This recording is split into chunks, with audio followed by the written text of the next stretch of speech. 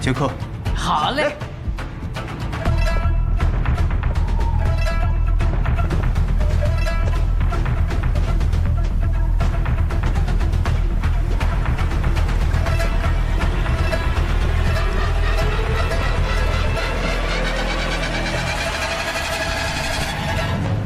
这位客官，打尖还是住店？就这儿了。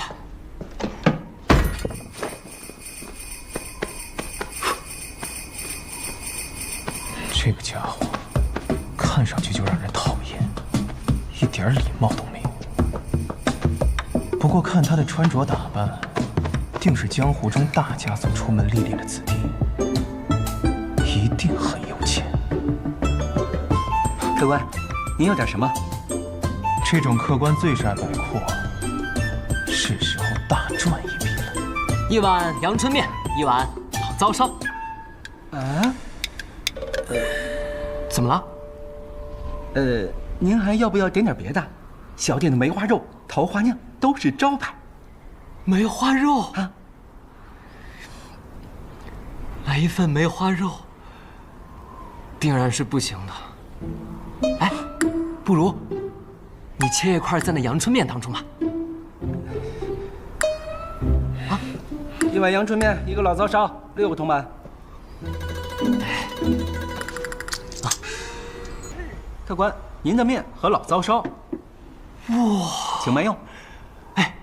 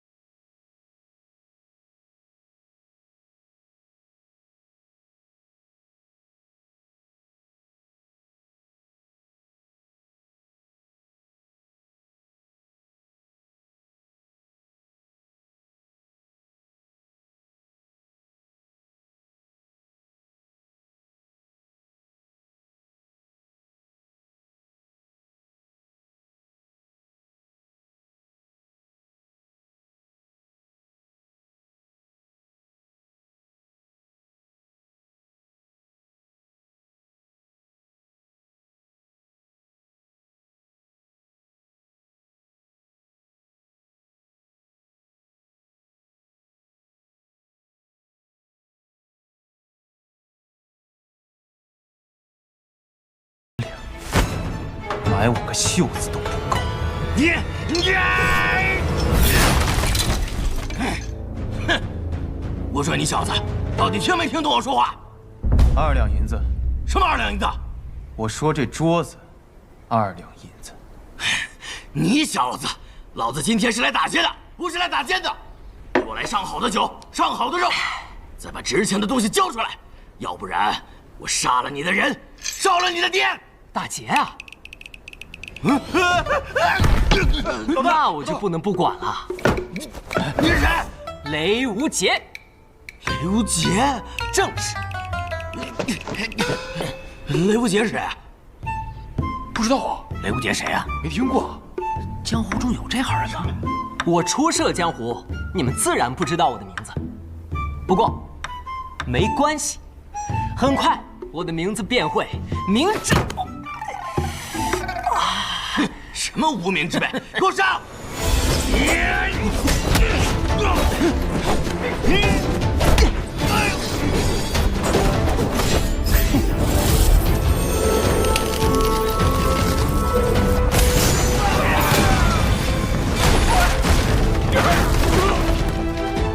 风刀挂镜，江南霹雳堂，雷门，雷家，雷无杰。给我剁了他！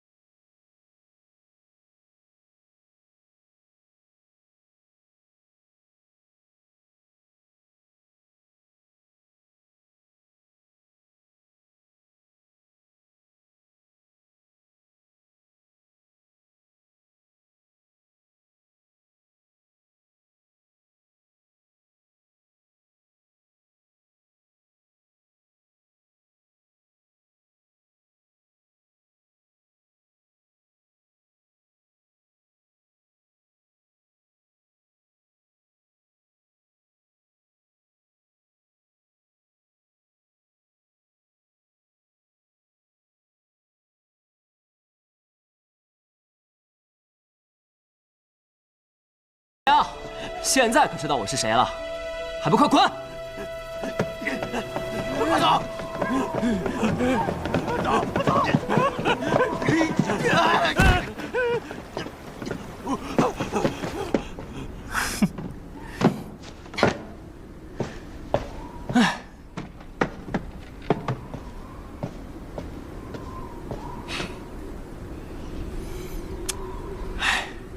有道是大恩不言谢，路见不平拔刀相助，这些都是应该的，不用太客气了。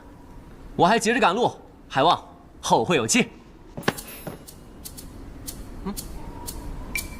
大恩不言谢，拔刀相助。那当然，哎，要不是我，那帮大汉早就砸了你的店，搞不好你们连命都没了。这难道不是大恩？你看看我这店，跟被砸了有什么两样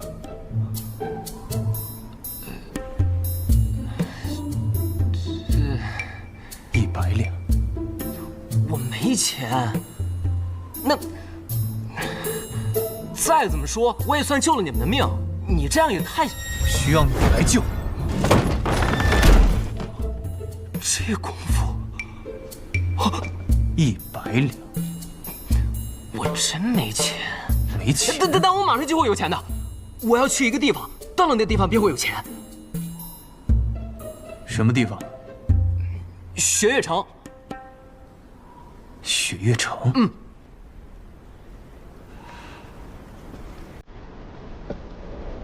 雪月城被尊为江湖第一城，其实是几大世家门派组成的联盟。江南霹雳堂就是其中之一。要想拿回该拿回的东西，雪月城也是我必须要去的一个地方。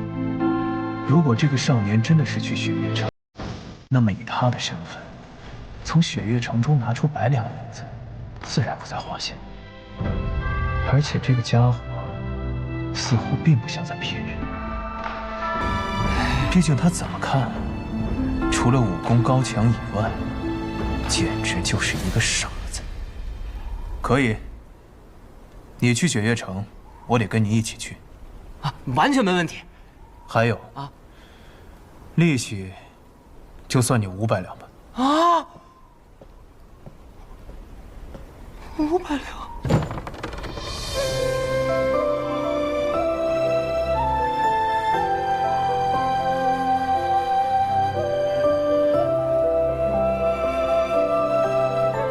也是好多年没出去了。雪月城的几位城主，我们也该见面，聊一聊当年的事。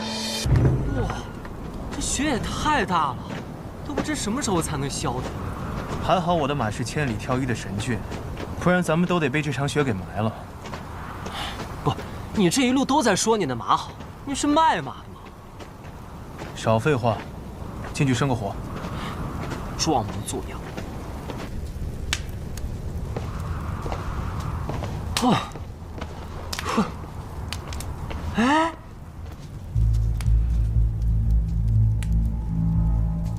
刚刚有人生过火呀。哦，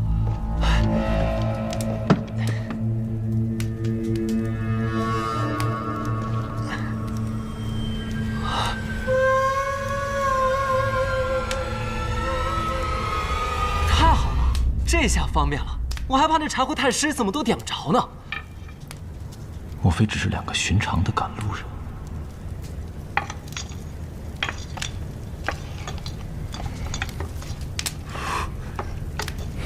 快点！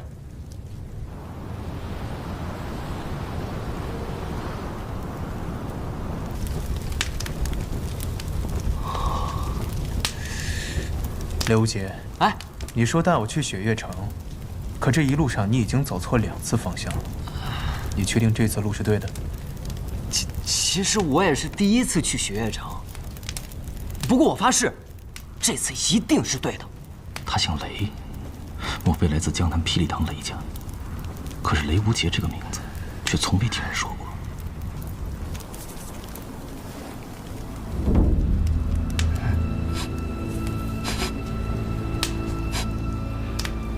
你属狗的吗？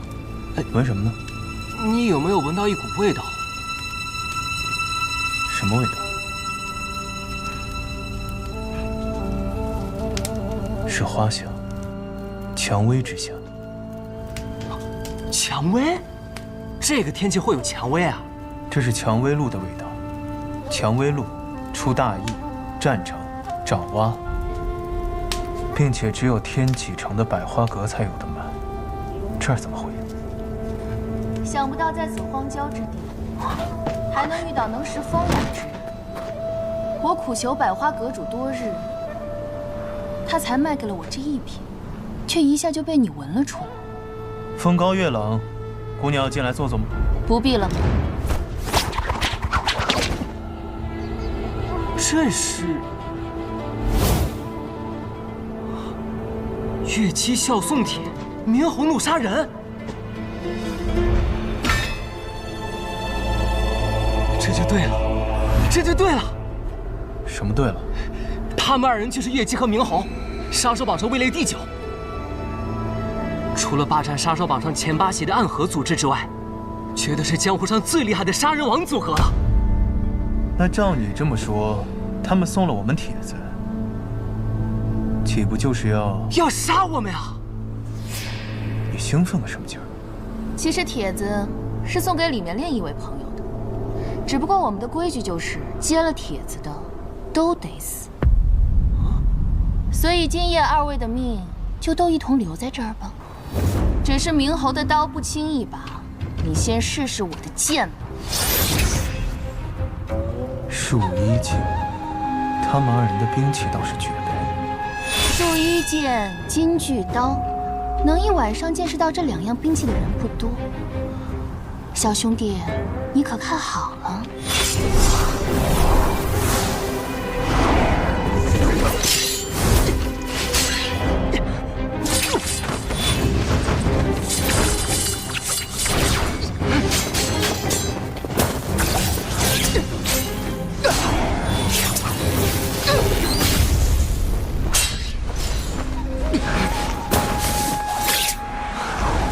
素闻江南霹雳堂雷家火器天下第一，却没想到小兄弟的内力也如此惊人，竟能赤手握住我的树衣剑。哼，你的剑我见过了，可我的拳你还没见过呢。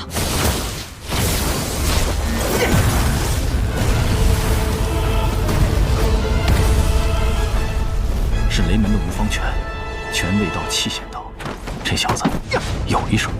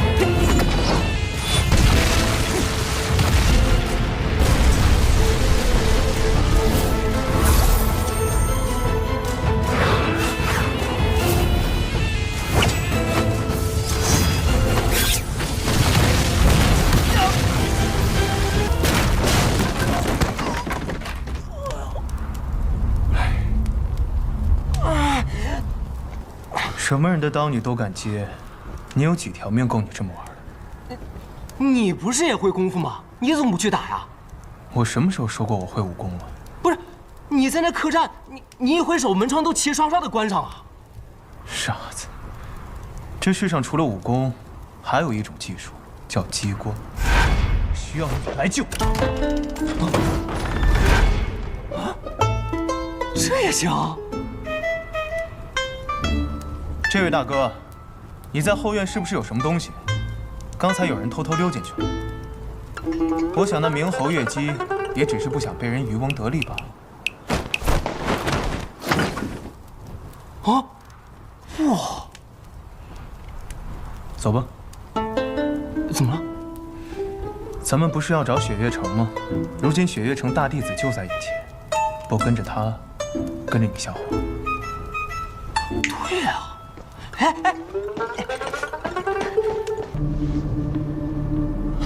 哎，你想做什么？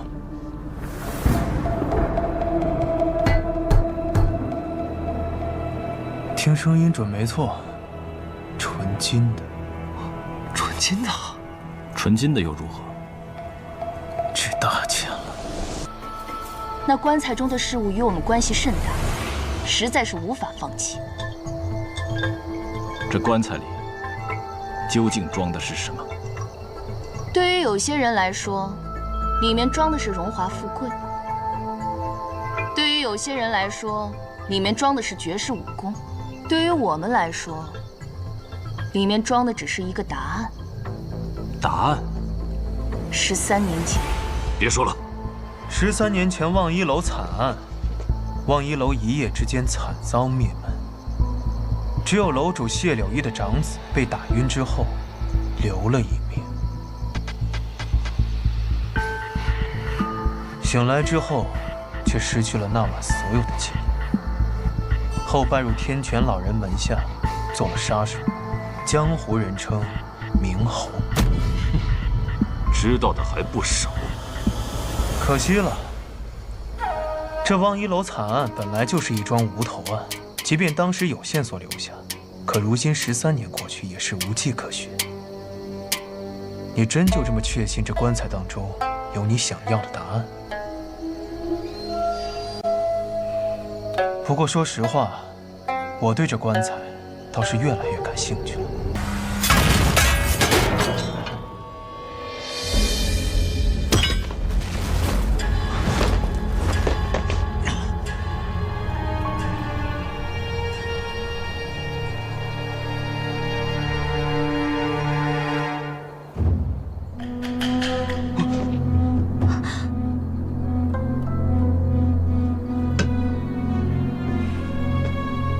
这是越来越有意思了。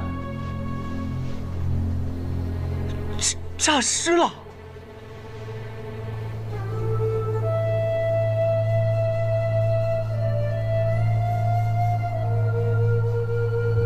哎，还是个和尚，还是个活和尚。没有结巴，不是和尚。先把他带走再说。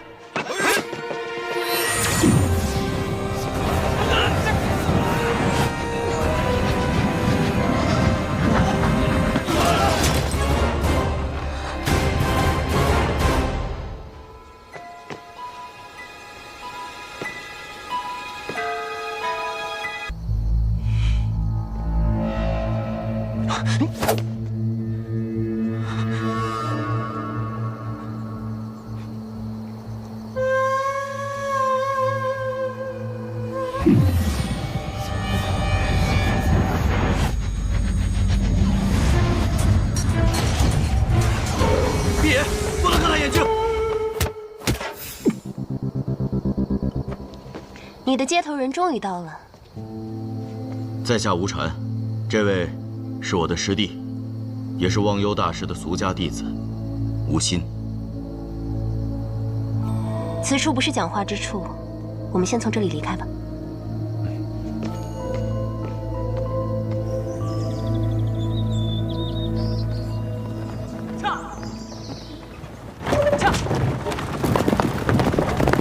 并未提及这几位朋友，请问他们是？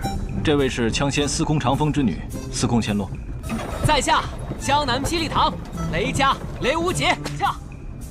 我只是个小客栈的老板，同外面那个雷门的小兄弟一同去雪月城办点事情。这位是美人庄天女蕊，此次他们2人与我同行。那你的师弟为什么会躺在黄金棺材里啊？ 这黄金棺材乃寒水寺镇寺之宝，可压制所躺入之人的浑身内力。压制。我师弟修习罗刹堂32秘术，大觉师傅觉得师弟十分危险，故要求以黄金棺材为压制来护送。传闻罗刹堂的秘术，习得任意一门便能身具神游。想不到你的师弟竟一下学了个全。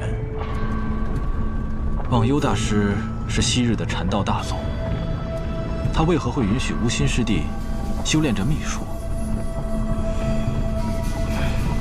这些就得从忘忧大师本人说起了。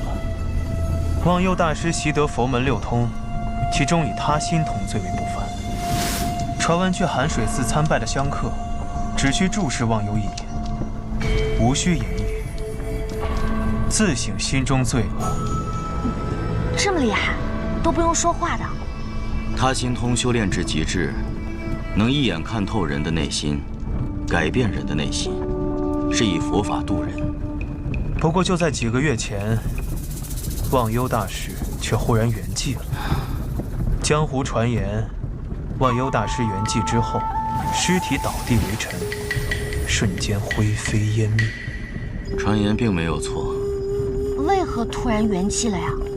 还是江湖传言，忘忧大师是被人逼至极致，忧思而死。这位兄弟知道的很多。是的，有人一直在逼师傅交出师弟，因为我这师弟也曾展露过师傅那窥探人心之法。他练的是心魔引。心魔引，这又是什么武功？我从未听说过。他心通窥人心，悟其道。可心魔引这门武功，窥的不是人心，而是心魔。若是我没猜错，你这师弟无法正常修习佛法，所以忘忧大师安排他去罗刹堂修炼秘术。如今那32门秘术，只存在于无心一人身上，又是这般厉害，难怪会引来这么多人的争斗。大觉师傅想用伏魔神通消除无心身上的禁术，这岂不是要废了他？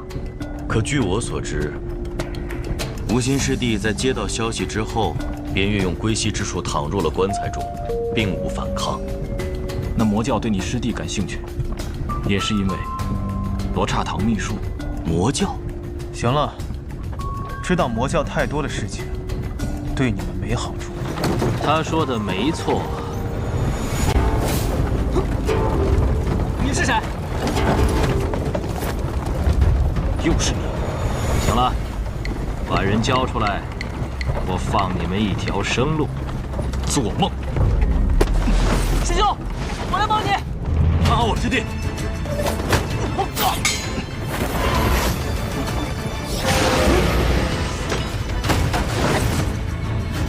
你不去帮忙吗？我又不会武功。看好无心。那白发仙的武功已入了逍遥天境，又岂是你们几个能讨得到好的？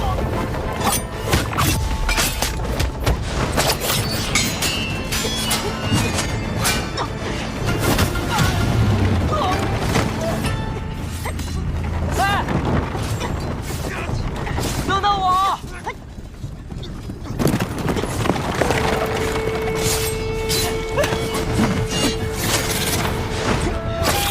哎，等等我，我还没上去呢。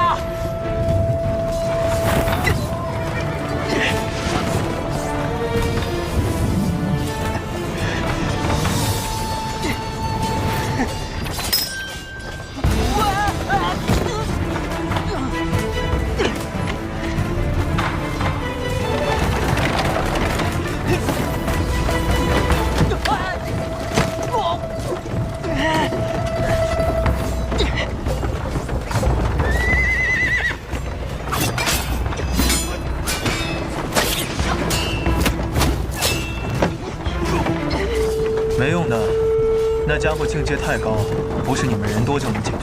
那怎么办啊？用这个呀。你知道那个是什么？像这种形状的火器，应该是雷门的麒麟火牙吧？那可是号称麒麟一怒剑仙不出的大杀器。那玩意儿制作方法早就失传了，现在仅剩那把还在门主手里，怎么可能给我呢？啊，不对，这事门主好像不让说。雷门不幸啊。不过你说的对，也只能用那个了。我不想和你们几个晚辈纠缠。再说一遍，把人交出来，我的耐心可是有限的。让开！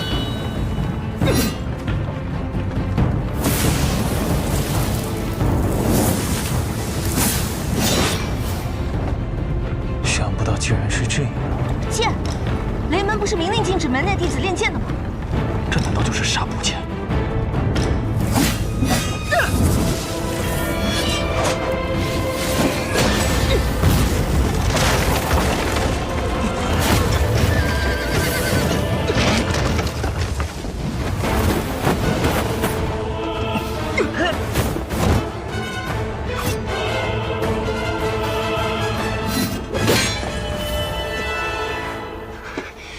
长剑纱布，你是雷轰的弟子。好啊，一个个的当真以为我不敢杀你们。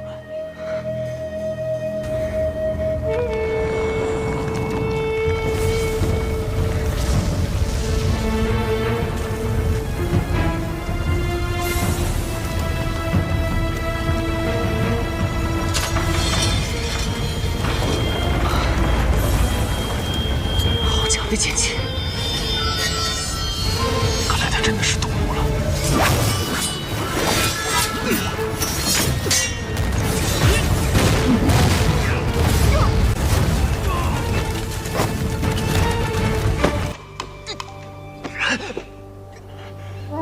不想落个终身残疾的话，别起来。喂，你还能不能站起来？别看了，只有你能听到。如果你还有一点力气的话，那就站到我的面前来。还看什么？再看那个白头发的家伙就要把我带走了，赶紧的，站到我的面前来。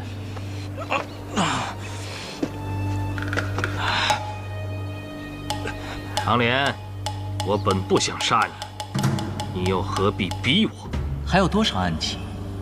透骨钉、铁蒺藜、龙须针，你只有一击的机会，全部放出去。万术飞花的手法不是每个唐门人都能掌握，但你是唐莲，你一定没问题。既然你执意如此，那就再接我一剑。就是现在！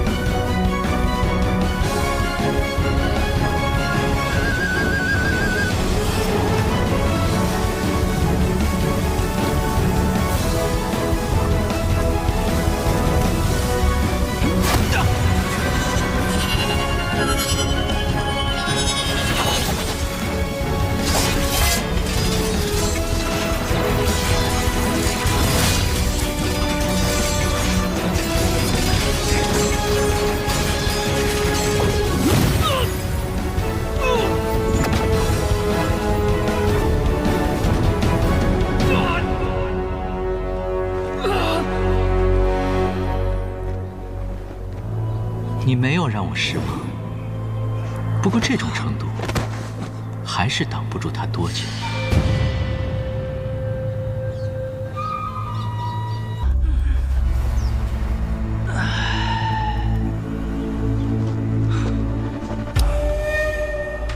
见过了这一场万术飞花，也不枉我假睡这么一场。无心师弟，师兄，好久不见。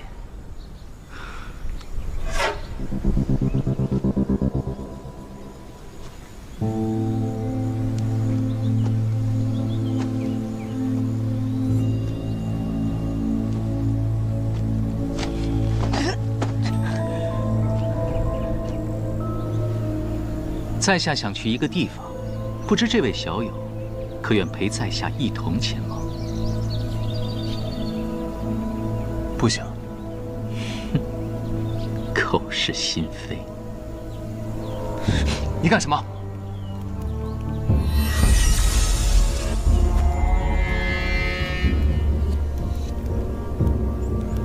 什么意思啊？看来这位小友也愿意一同前往，真是太好了。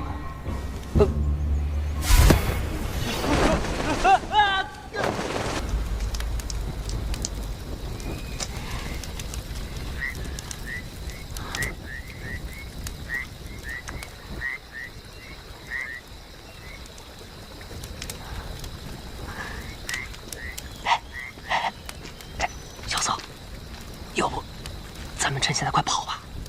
好啊，祝你好运。哎，那你怎么不跑啊？你有看见他的轻功吗？你觉得咱俩跑得过他吗？那我就把他打晕了再跑。好啊，祝你成功。那打也不行，跑也不行，堂堂7尺男儿，需要在这里做人质啊！我没说不能跑，但要找一个跑了之后能生存的地方。这荒无人烟，什么都没有，你又身负重伤，万一迷路了，咱们俩都得几天。你这个德行啊，还真想不到你就是雷轰的弟子。你知道我师父？当然了，当年的雷门4杰之一，虽说是外门弟子，但年纪轻轻就凭借残本，还原出了早已失传的火灼之术。鼎盛之时，名声犹在如今的门主雷千虎之上。我师父很少跟我讲起关于他的事情，他总是喜欢一个人待着，要么看天，要么就看花。哎，你还知道多少关于我师父的事？都跟我说说呗。据说，雷门先祖曾举行封刀挂剑的仪式，立志要摒弃这武林中最常用的2种兵器，从而专注火器研制，走上了完全不同的道路，名震江湖。可你师父违背祖训，改练剑，并融合了雷门火药，打造了一柄纱布剑。剑出之时，雷声炸响，火光滔天。他凭借此剑行走江湖，名声在外。最后败在了雪月剑仙李寒一的手上，从此销声匿迹。有人说他是回了雷家堡闭关，号称不入剑仙永不出关。还有人说，他因违背祖训，被门主雷千虎逐出雷门。那些都是谣传罢了，我师父才没被逐出雷门呢。他只是……不方便说就不用说了。我对雷门的隐秘不感兴趣，只要他没有被逐出雷门就好。听你的语气，你还认识我师父？不认识。那你怎么听说他的事像松了一口气的样子？他若是被逐出雷门，雪月城也好，雷家堡也罢，谁来帮他那个丢了纱布剑的傻徒弟还钱啊？你说来说去，你就是为了那500两银子啊！哎，不对，你刚刚说什么？还钱？不，前面那句。丢了纱布剑的傻徒弟。纱布剑？哦，完了！我怎么能把纱布剑给弄丢了呢？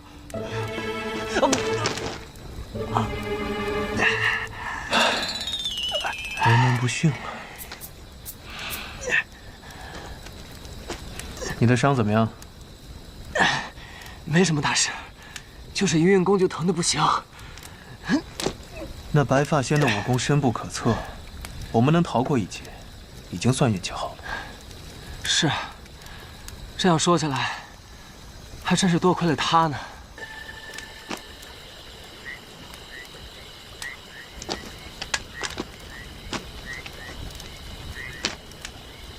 我看过一本书，上面说世上有神人，脚踏云雾，身着白衣，引路西风，能御风千里而行，与日月同冷。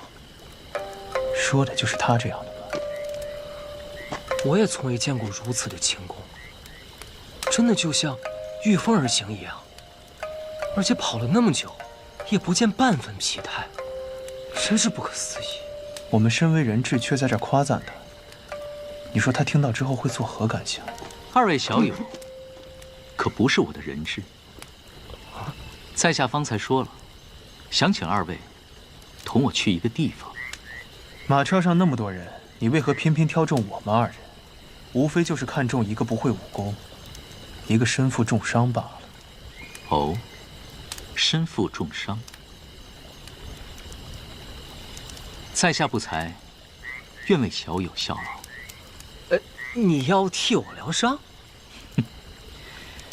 这一路还要靠二位多多相助，疗伤这小事，何足挂齿啊？不，这还是算了吧。小友被白发仙的真气所伤，若是一运功，两股真气再次相冲，势必会伤上加伤。在下这就帮你将那道真气逼出。世上竟真有如此神奇的轻功！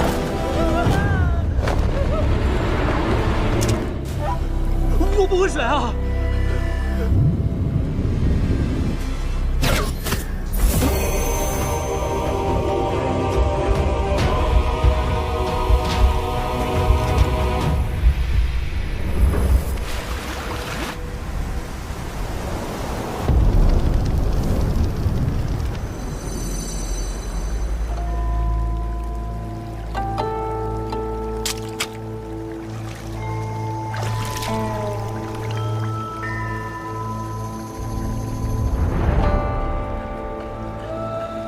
什么功夫，竟能让他人也凌波虚动？这与我无关，是他自己。梅无姐自己。老和尚说，世间有人心有玲珑，可与自然相合，倒真没有骗我。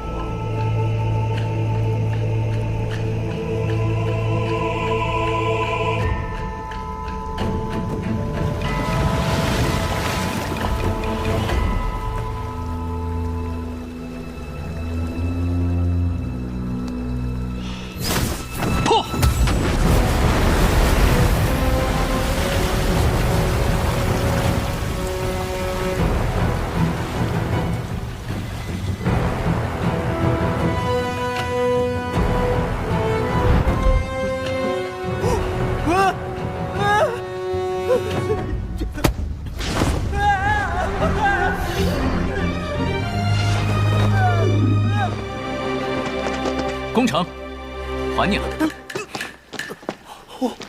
感觉怎么样？酥酥的，麻麻的，哎，还有点舒服。雷门好歹也是江湖大世家，怎么就出了你这么个小夯货？哎，那个叫笨货，续上笨货。我乐意喊夯，夯货。哎，笨货，你可真念笨。我就念夯，夯货。笨货，夯货。你怎么那么护着我？善哉，善哉。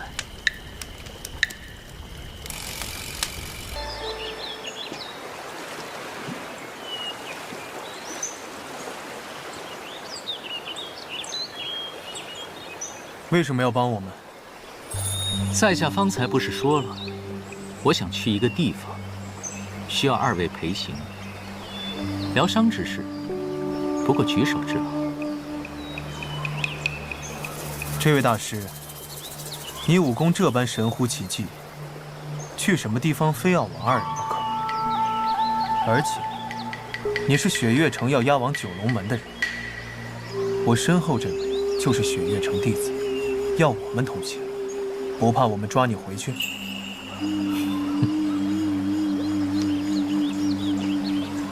在下斗胆问二位一个问题：方才在马车之上，说起来，也算是在下救了二位。现在只此一个小小的请求，都不能应允吗？唉，还真是令在下心寒。我陪你去。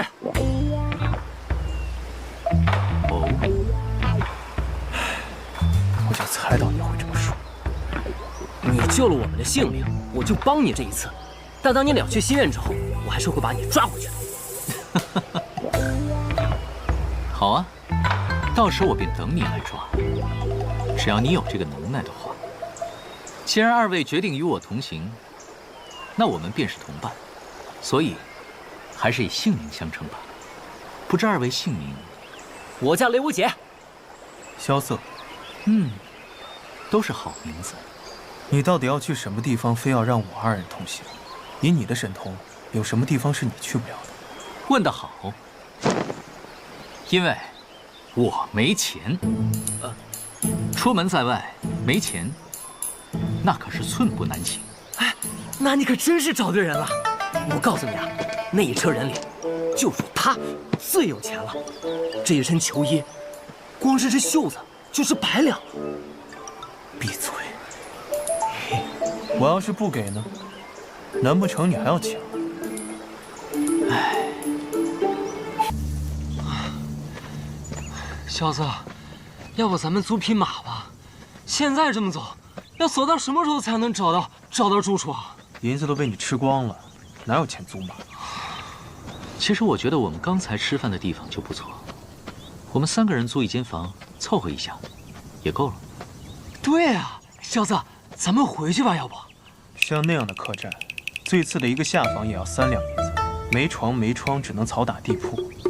晚上闷热潮湿，蚊虫叮咬，你们俩受得了吗？哎，其实我就是做这行的，客栈这门买卖比你们想的水深。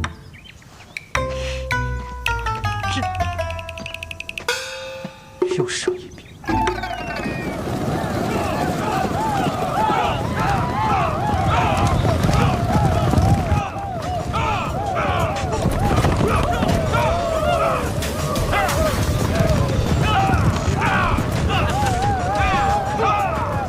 长弓追忆，百鬼夜行。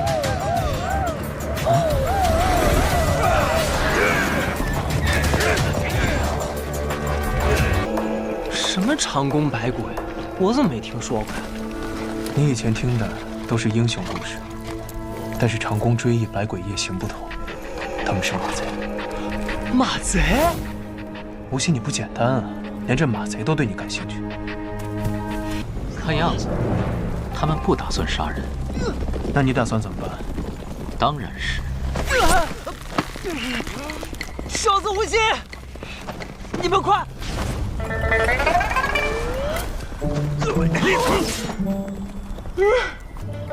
被2个不靠谱的朋友给坑了。你小心点，咱们现在可是在长弓追忆、百鬼夜行的营寨中，稍不留神，别说救雷无节了，咱们俩得撂在这儿。话说，咱们也不知道这儿有多少的高手，就你我2人，我又不会武功，你打算怎么救人？走一步算一步呗，总会想到办法的。不过当前最重要的是要先抓个舌头，好问一问雷无节到底被关在哪儿了。真开心呐！吃饱喝足，咱们去看星星。好，舌头来了。罪过，罪过。什么时候想回答我的问题？告诉我一声，我拉你上来。你不是会心魔引吗？怎么不用啊？累。你真是在寒水寺长大的？不是寒水寺，还能是哪里人？你身上有罗刹堂的武功秘诀，这的确会引起江湖人窥伺，但还不至于让无双城这样的势力大动干戈，更别说是天外天了。12年前天外天战败，与中原各大派签下锁山河之约，为期12年。12年之内，天外天的任何人不准踏入贝里。我没记错的话，当年还有一个5岁的稚子。其实事情没有想象的那么复杂。你们总觉得我是什么大人物，但其实我不过是寒水寺里一个有些顽劣的小弟子罢了。抱歉，是我唐突了。无心，什么？你要是再不拉他上来，他就死定。糟了！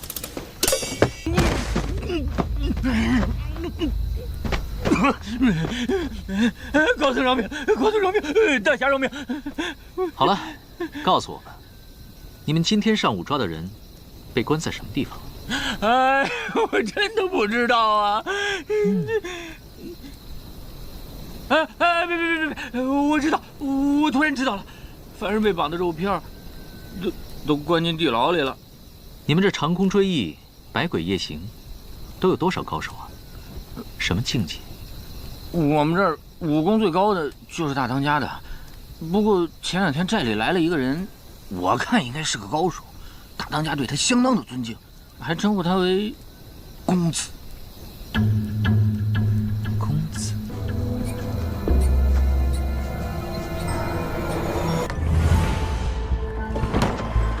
刘无杰，刘无杰，小子，我在这儿。钥匙。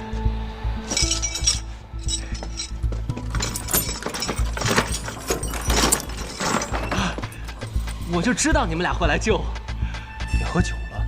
哦，对，刚有个兄弟去关在我隔壁，就是他给的我酒。我还说把他救出来来着，他就被人给带走了。你这小日子过得不错呀，在牢里还有酒喝。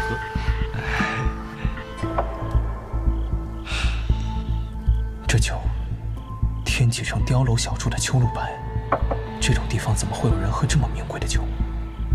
不过他这酒是怎么来的？对啊，他为什么会有酒呢？难道是？好了，不提他了。接下来，我们就要开始真正的行动。我就知道，以你的神通，若是白天出手相助，这小夯货绝不会被抓了。你放任他被抓走，晚上又来救他，一定是另有所谋。说吧，什么事？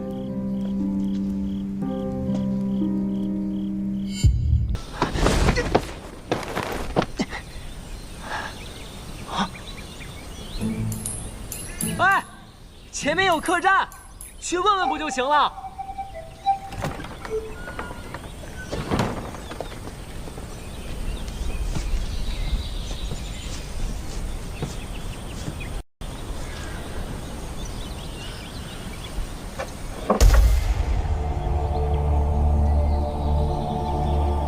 这是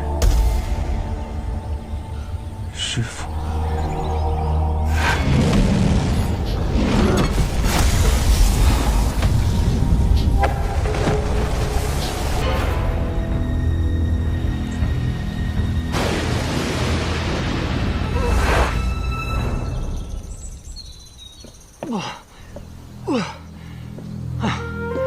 小子，这地方太破，根本就没法住人啊！眼见就要天黑了，不如我们今晚就打扫一下，在这里歇歇吧。啊？你刚刚不是跟我说这客栈出现了突兀，事出反常必有妖，让我们赶紧上路吗？我改主意了。萧瑟，你说呢？我没意见。嗯。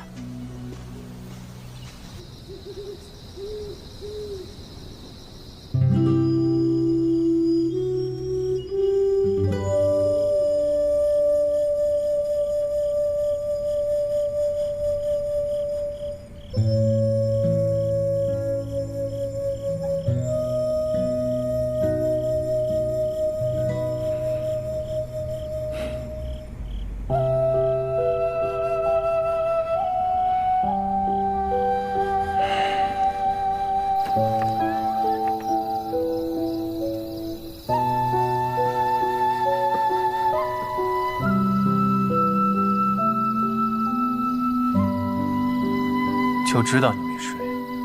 白天那个记号是江湖白晓生的吧？你是他的弟子，算是吧。怪不得你知道这么多江湖的事。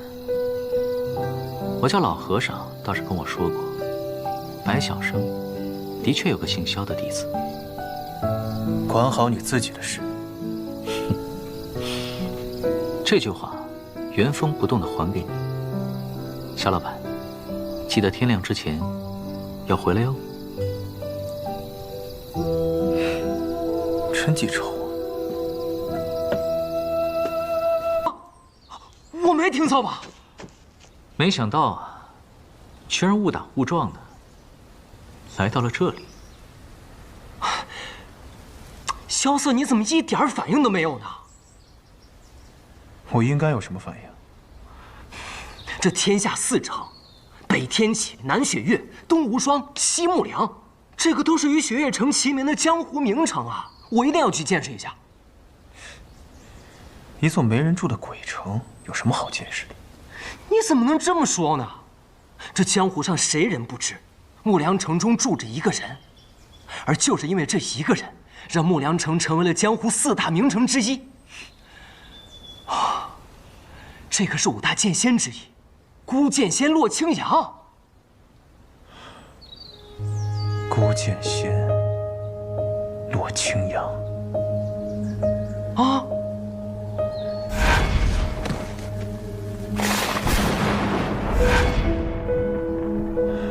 好了，这些江湖传闻，他怎么可能会不知道呢？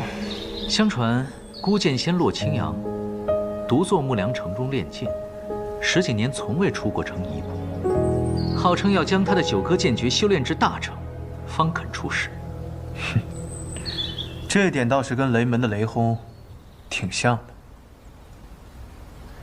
雷轰、洛青阳，再算上那个望城山上从出生开始就没下过山一步的赵玉珍，这3个人也算是江湖3大宅了。不是你，不过像这种江湖传言也多有不实。雷轰和赵玉珍好歹还有雷门和望城山供养，可这木良城内就只有洛青阳一人。10几年来，他吃什么喝什么，真当剑仙是神仙啊，不是人间烟火。你说的好像也是啊。传闻或许有夸大的地方，但是洛青阳剑仙的名头可是实打实的。不少人认为，洛青阳的武功可当5大剑仙之首。刘姐，刘姐啊，你怎么了？啊，没，就是我们已经到了这地儿了，要不就顺路去看看。萧瑟那个家伙，一听说我要去木良城，吓得脸都变色了。吴昕也是，什么叫多一事不如少一事啊？我只是远远的看一看，又不是要去挑战孤剑仙，小题大做。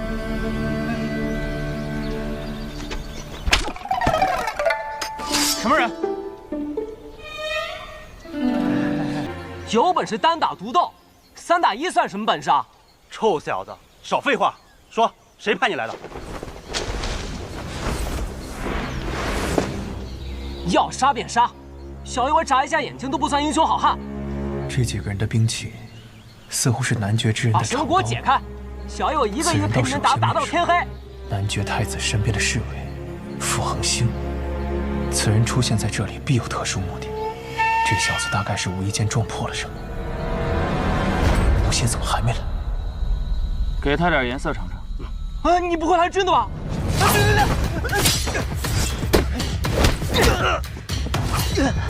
刀下留人！萧瑟，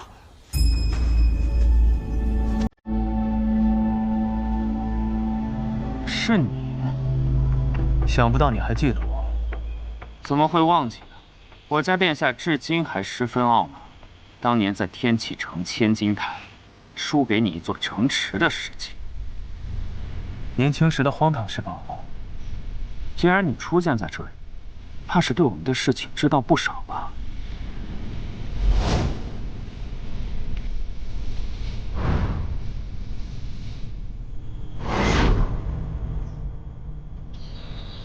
我那个不成器的弟弟，现在怎么样了？看来你是都知道了，才带人来拦截我们，真是神机妙算呢。可不是我神机妙算，毕竟在这北夷之内，什么事瞒得过那一？你是奉命来的？我只是传个话，希望你们回去告知你们殿下，有些切，踩不得。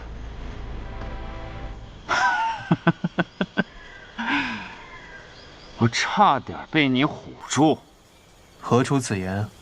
据我所知，你已经被贬出天启城了。你们的情报不假，不过这天启城的水，比你们想象的要深。你若不信，可以试试。好，我愿意一试。哎，出手啊！你只会躲吗？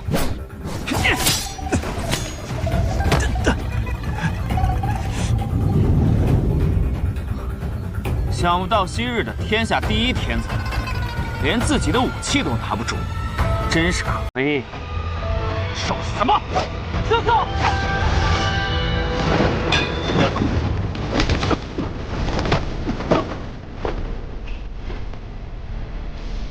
不信，还不快走！什么时候到？就在你刚刚和那人对峙的时候。既然到了，为什么不早点出手？本来是想出手的，后来看你聊起年少的荒唐事，觉得有趣，就多看了一会儿。哎，那个能不能先把我放下来？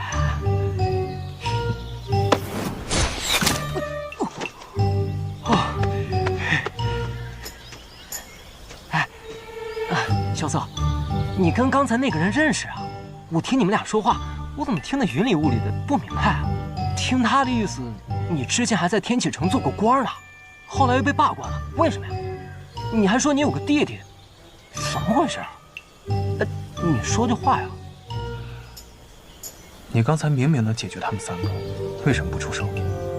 哎，怎么能妄动杀念呢？他们要是发现被骗了，一定会追回来。咱们还是赶紧走吧。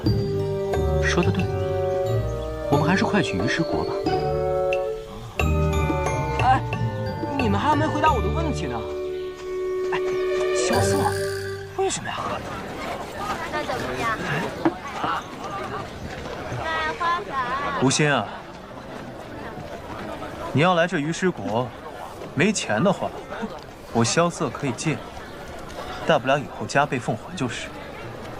若实在没有钱，武功秘籍拿来充数也不是不行。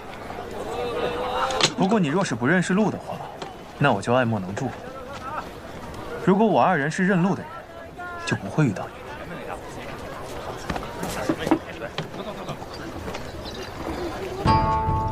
给我来一份吧。花布。再教一下。别看了。他不是和尚，带不了你去大梵音寺。嚯，这人海量啊！这壶酒在我们雪落山庄也能值个3-2两银子。3-2两银子，那得买多少老糟烧？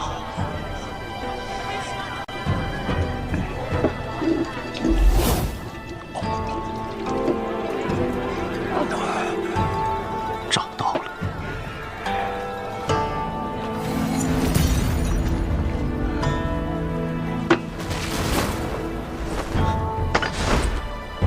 高手啊！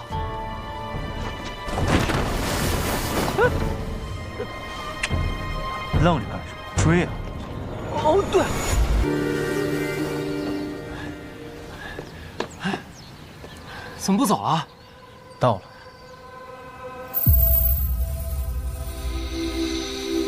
哦，长相大气，还真是人生何处不相逢啊！我说吴昕呢，怎么你一到哪都是1等1的高手，而且还是一副要打架的样子？1等1的高手要打架了吗？雷门好歹也是江湖大世家，什么出了你这么个小行货？是笨货，行货，笨货，行货。既然来了，那就下来吧。咱们是不是已经被发现了？闭嘴！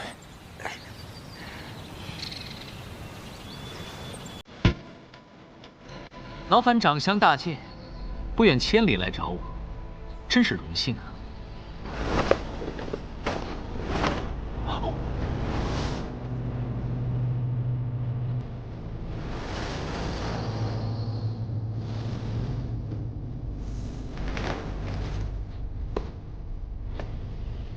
大剑，别叫我大剑，大剑可是宫里那位才能叫的。锦仙宫，你这么恭敬，我倒是不习惯了。那年跟我品茶论道的白衣小友去哪儿了？那时你来找我，是品茶，可这次来，却是抓我。宫里那个人的命令我不得不听，但是保住你这条命，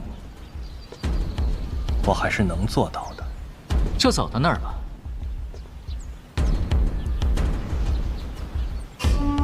这一路上，雪月城、九龙门、无双城、天外天，他们都来找过我。他们中的每一个都说不会杀我，所以你这个条件吧，似乎也并不特别。雪月城也好，无双城也罢，我跟他们代表的势力是不一样的。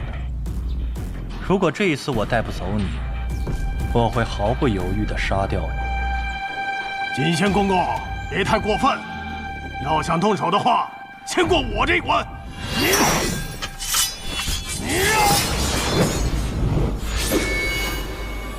你怎么了？这回你砍不下去了。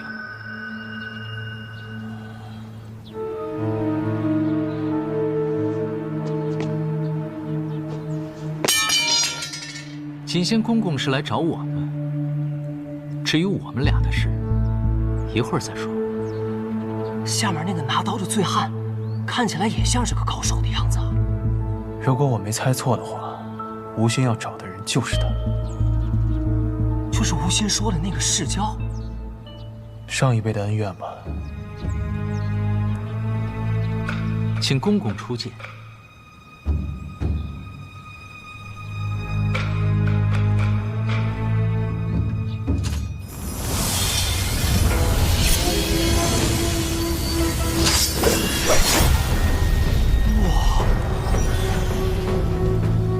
风雪剑、神境咒。吴昕，听说你学会的奇奇怪怪的武功有很多，这一次打算用什么呢？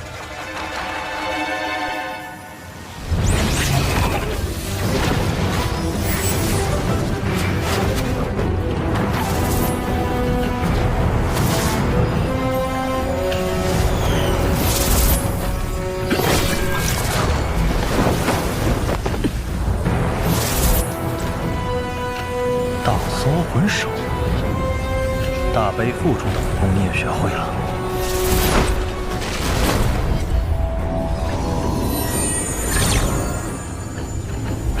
珠儿，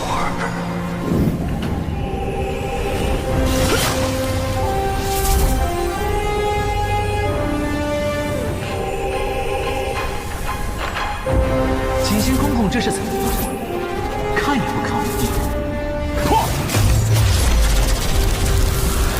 风雪剑、神境咒，果然名不虚传。锦仙公公在17岁时进入江湖，以风雪剑成名，如今的母亲也是17岁。吴昕，我最后问你一句，你到底跟不跟我走？这么有趣的人，杀了还真是可惜。想杀我，没那么容易。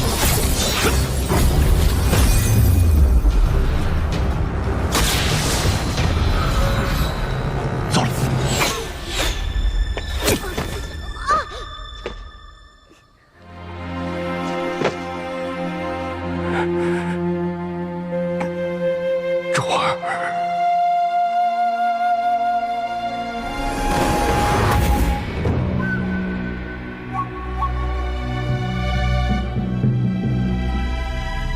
心魔已对我们有用。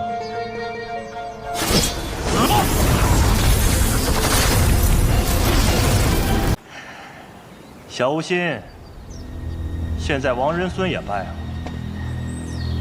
你要不要让你上面那2位小朋友来帮帮你？躲躲藏藏的，以为我没发现你们吗？小策，咱们是不是已经被发现了？嗯。停！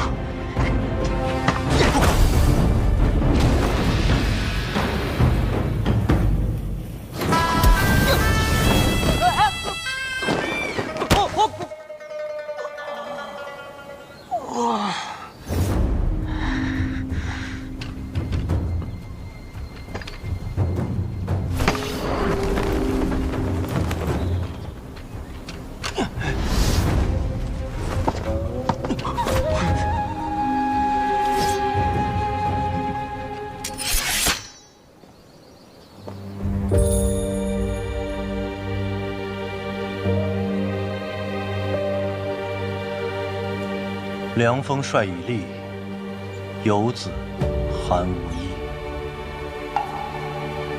我们走。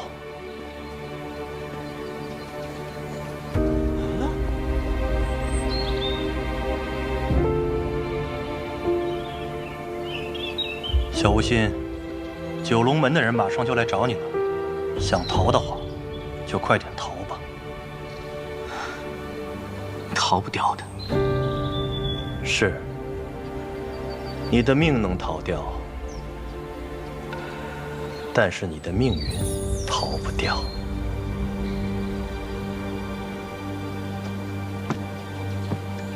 睡觉。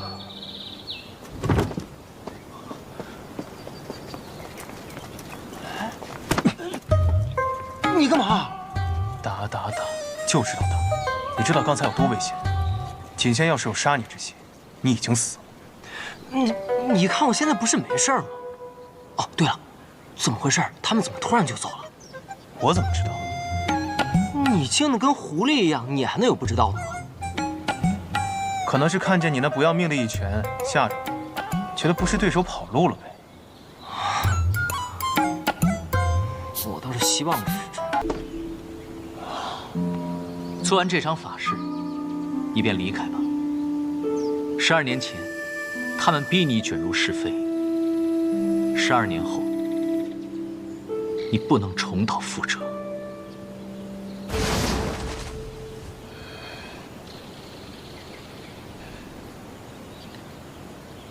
我说刘杰，你有没有发现这家伙每次走的时候，都没想带上咱们呀？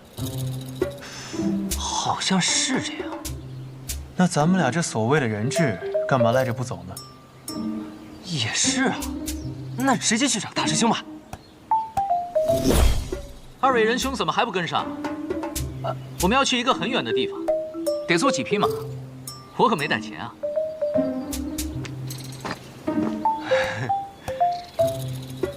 这家伙真邪门。无心，你这是什么吃法？我怎么从来没见过呀？少见多怪。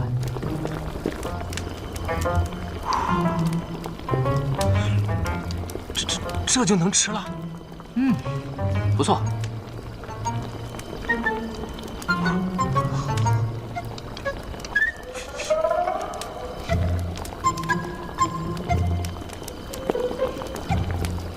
怎么样？我这个吃法还不错吧？真好吃。要是里面再来点肉就好了。哎，无心，你这门手艺在哪儿学的呀？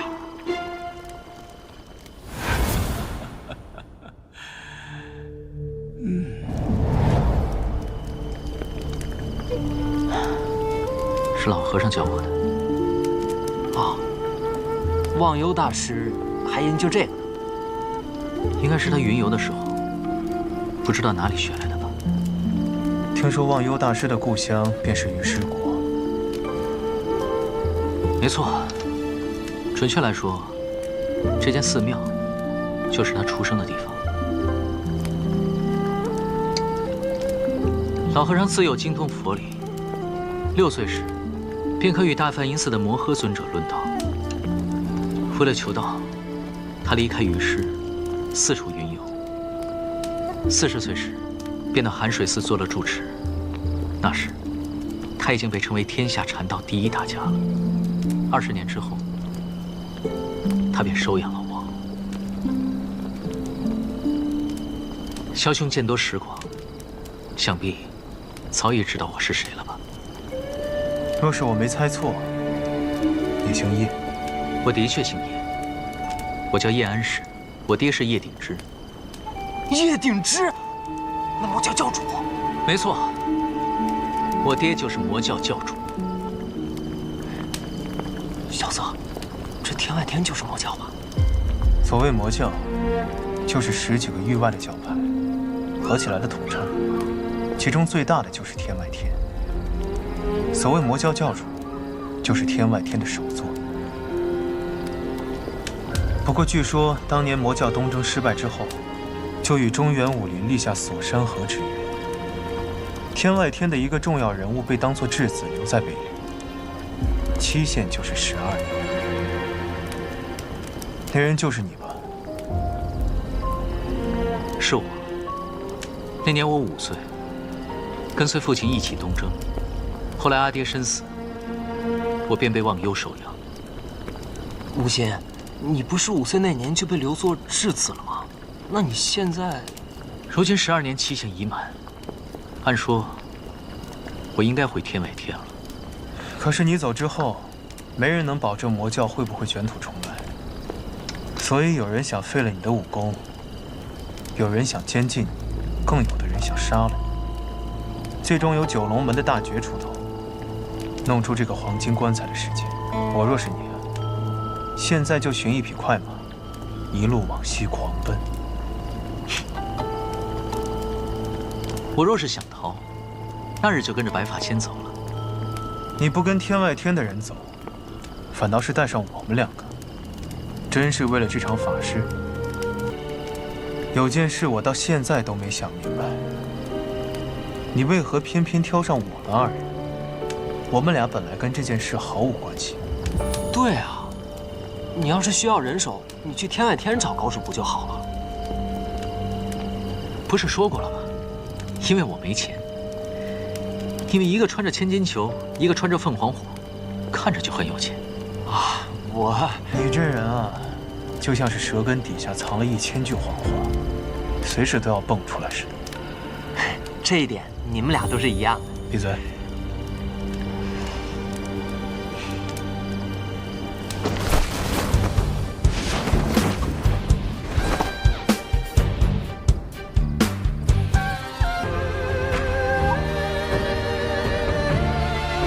高不高手不重要，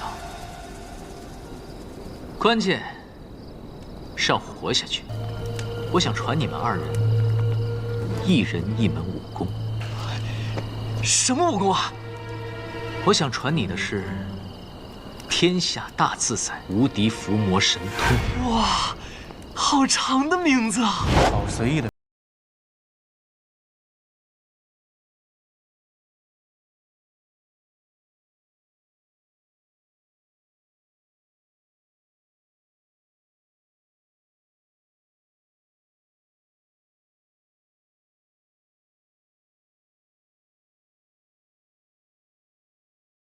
雷家的弟子，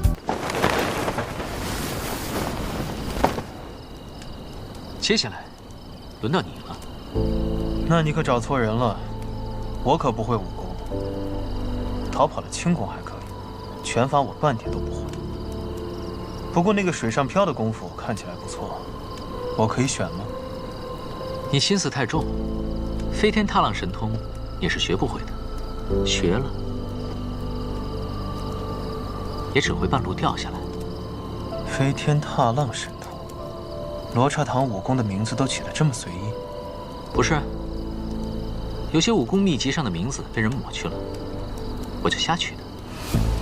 那你可找错人了，要传授武功，你传那个小夯货。啊！我没有找错人，我要教你的这门武功，不需要什么基础，需要一点时间。我今日教了你，你怕是很久之后才能学会。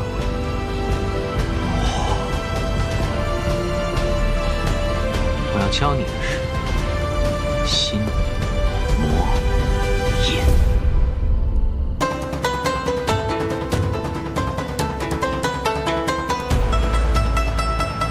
无心，我最后一次提醒你，这次法事势必会惊动整个云市，到时候会有很多高手赶来，你有信心吗？那又如何？老和尚已经不在了，谁能管得了我？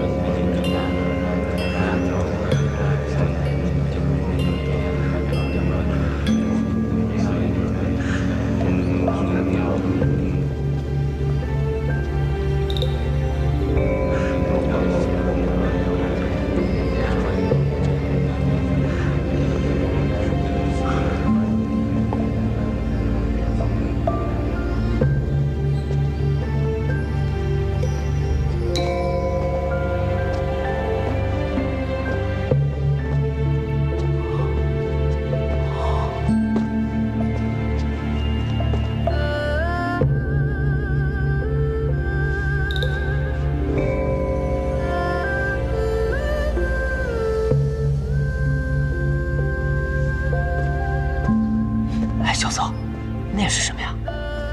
难不成是舍利？舍利？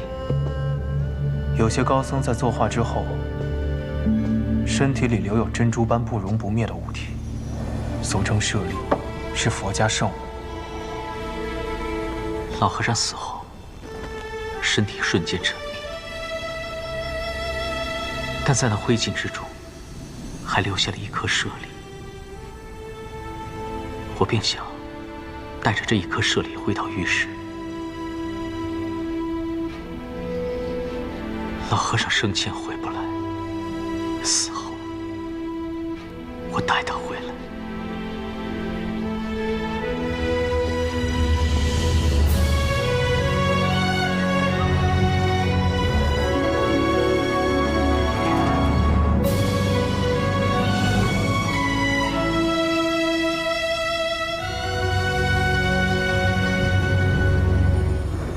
傻孩子。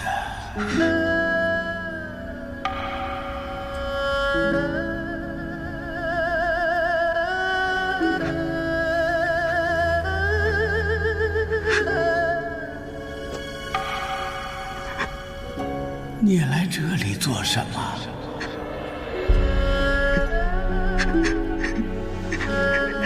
师父，莫哭，你该回你自己的家了。无心的家是寒水寺，这里是寒水寺，以后就是你的家了啊！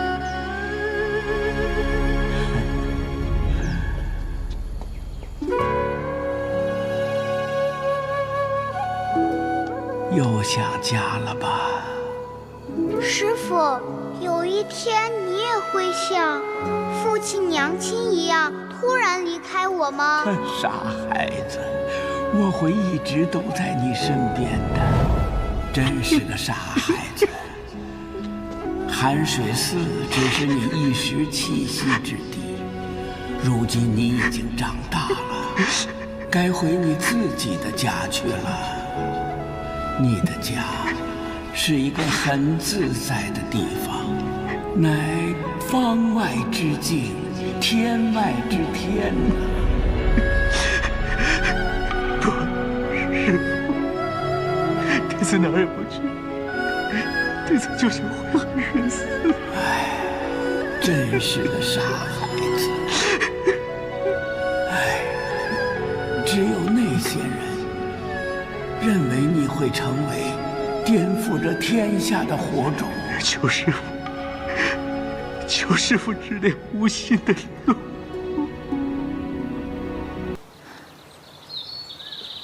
走吧。现在就别装出那副白衣胜雪的样子了。我们都看到了。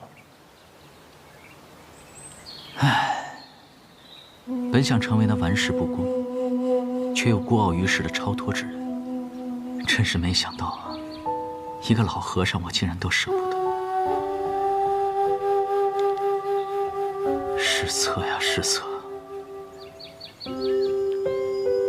但是老和尚说了，前面的路还是得自己走。忘忧大师佛法奥妙，但有一句。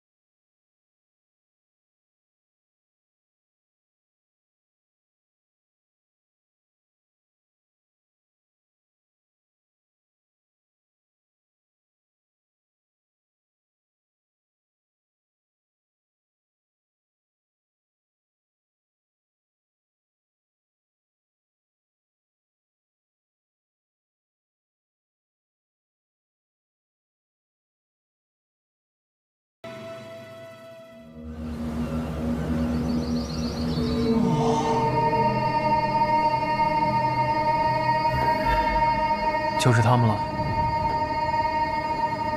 就是他们。要不我来破阵？你一个雪月城弟子要与名门正派正面为敌，这不还没过门吗？要是大师兄来了，我立马就跑。那可是本相阵啊，九龙门的阵派神通，难破得很。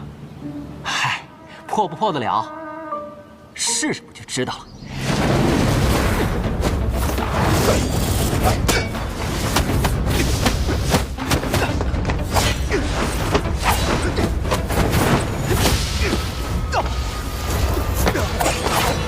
阁下是谁？雪落山庄副庄主，萧无色。滚！不知阁下为何拦路？这里只有一个要回家的人，拦路的是你们才对吧？好机锋！啊？什么？什么机？哎呀，什么机不机锋，听不懂。阁下是雷门的弟子。什么雷门啊？啊？我刚说的你没听见吗？我乃雪落山庄副庄主，行不更名，坐不改姓，萧无节是也。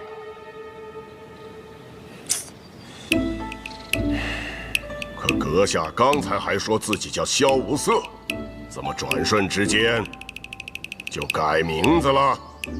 我那只是一时说错了。那阁下到底叫什么？你没听清吗？雪落山庄副庄主萧无心。要不你还是把他拉回来吧。不，还是让他被打死算了。也行。阁下，要不要再想一想？哎呀！江南霹雳堂雷家雷无节前来拜会九龙门本相阵，请指教。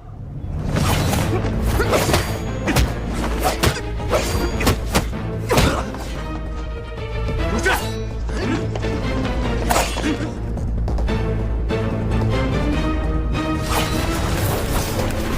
你觉得这小子能破几个人？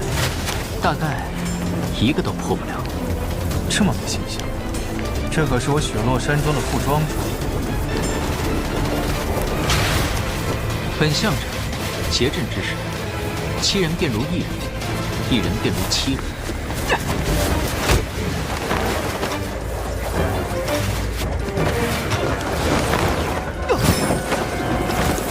雷，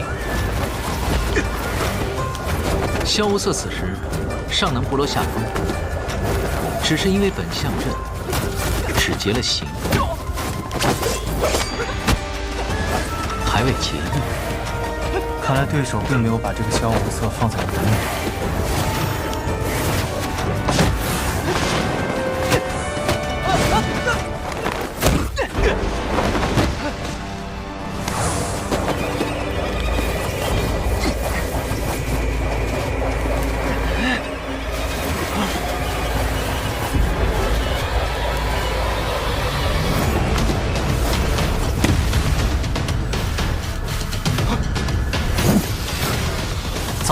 阵成了，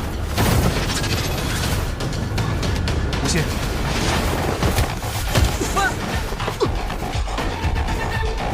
别在这碍事了。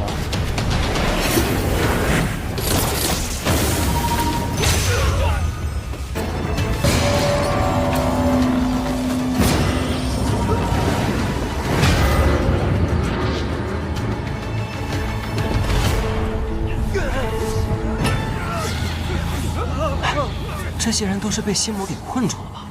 看来这九龙门的人也不怎么样嘛。无心用的并不是武功，不能相提并论。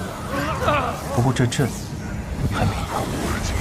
大觉掌门，你若再不睁眼，你的师弟们可就要死了。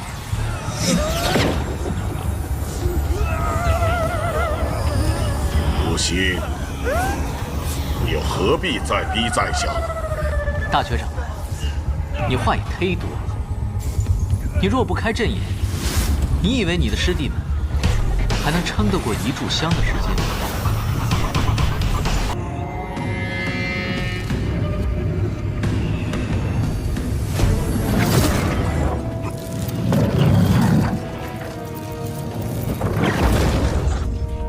这又是什么武功啊？无坚不摧，万毒不侵。金刚不坏，至刚无敌，这便是九龙门10大绝学之一，将伏魔神通练到极致所成就的金刚之体。这便是老和尚说的金刚之体。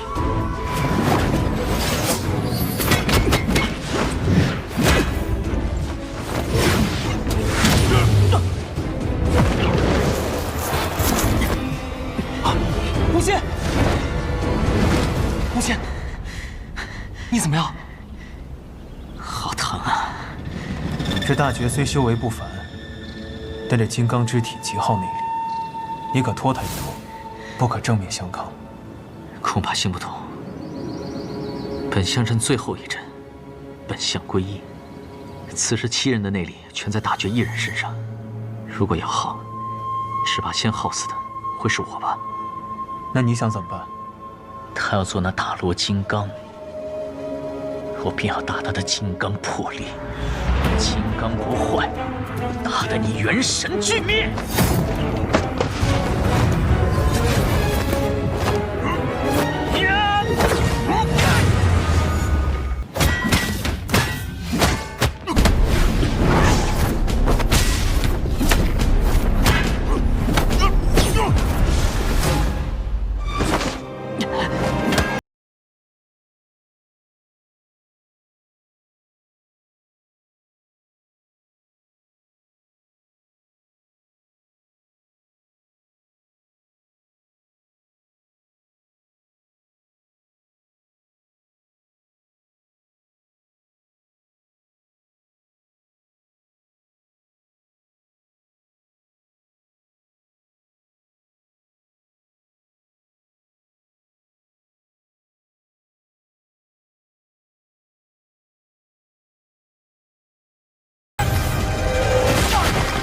无心，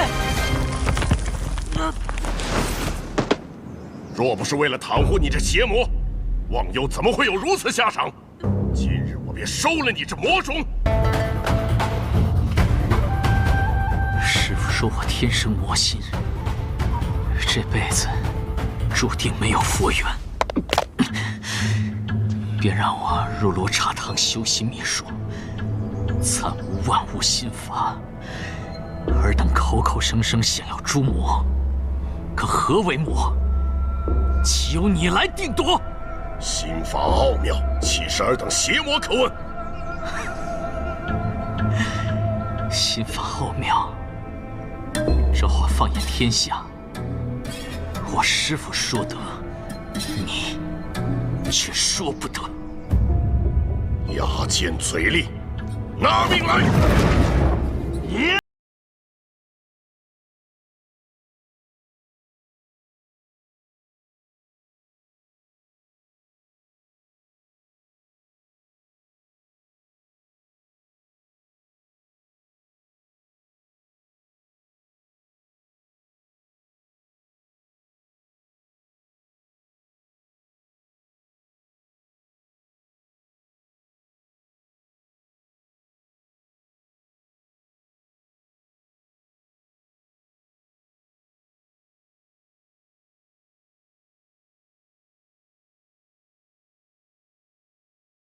什么？大觉师父，不要误会，这是我个人行为，并不代表雪月城的立场。我觉得吴昕并不是什么大奸大恶之徒，还望大觉前辈能够慈悲为怀，放过他吧。大觉师父，吴昕师弟他真的不是魔。你们这些人正邪不分，我大觉为了铲除魔教的余孽，何罪之有？大觉师父，这魔教东征之时，吴昕才5岁啊，当年的那些仇恨跟他又有什么关系？小心点，大觉状态不对。你们这些魔教的余孽，全都该死！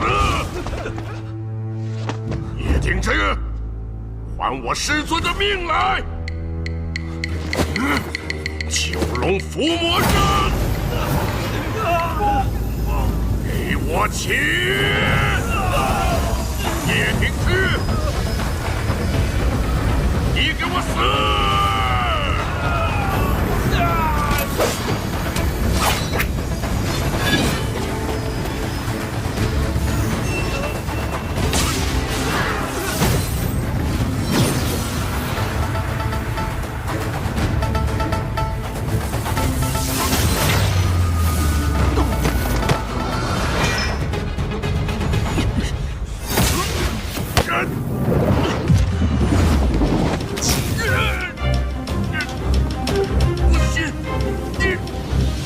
当年我父亲率领天外天入侵中原，塑造杀孽慎重，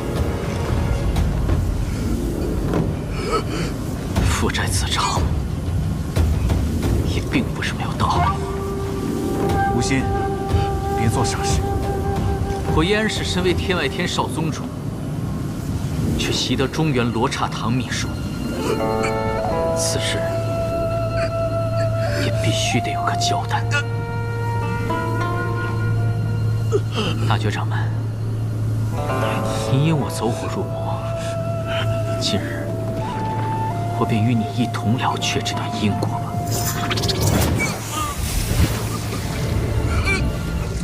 大觉的功力在消散。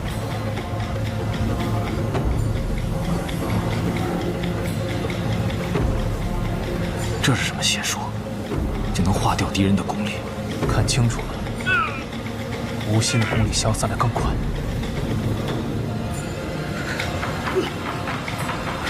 吴昕，别瞪我了，我也不知道这武功叫什么名字。封皮被毁去了，我便自己起了个名字，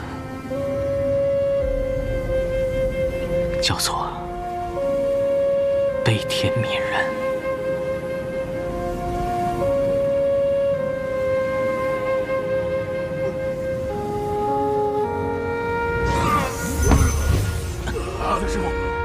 大觉师傅，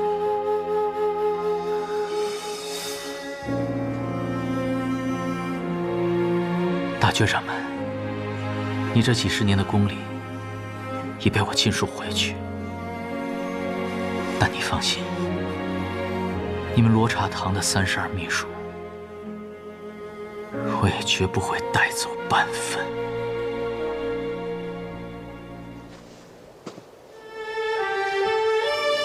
吴昕，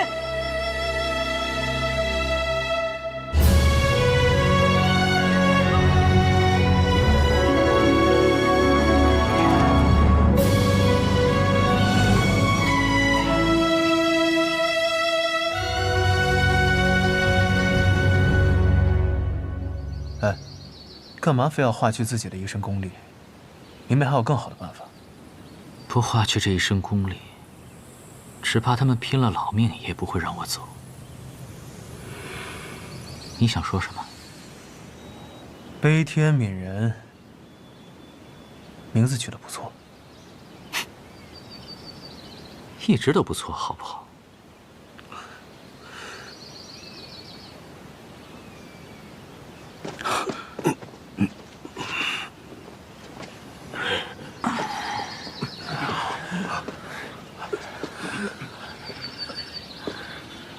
大爵掌门，这架也打了，吴昕的功夫也没了，咱们是不是该把这路给让开了呀？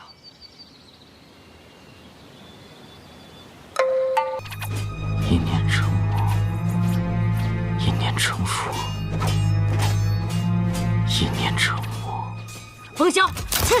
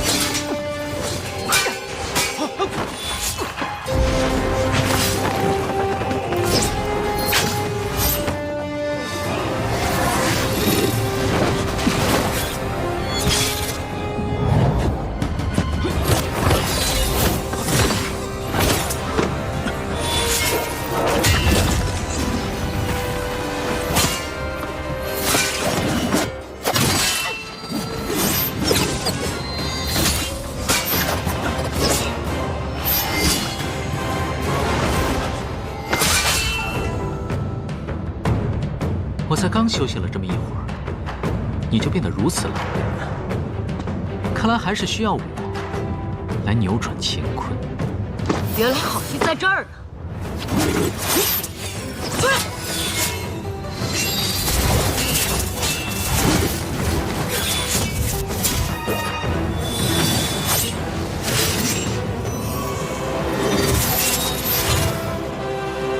小左，这吴昕不是被废去了一身神通吗？他这感情都是骗那个老家伙的。他这次用的功夫不一样。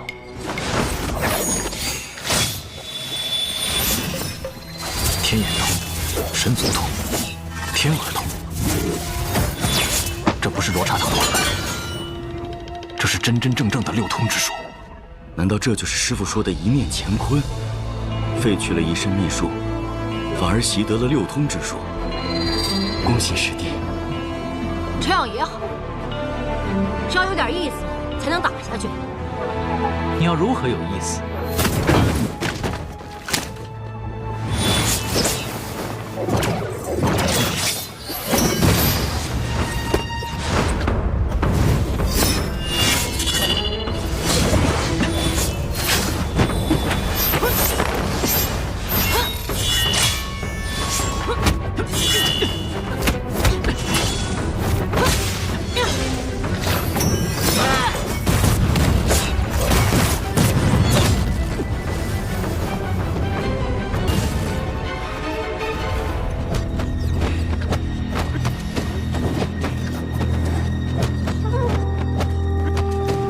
有什么感觉吗？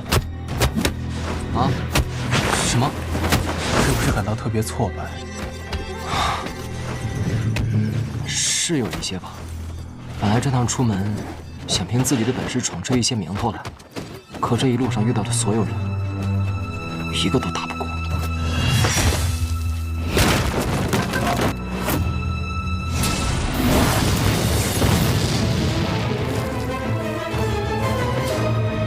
你可还记得第一次对阵明侯月姬的时候，你说过什么话吗？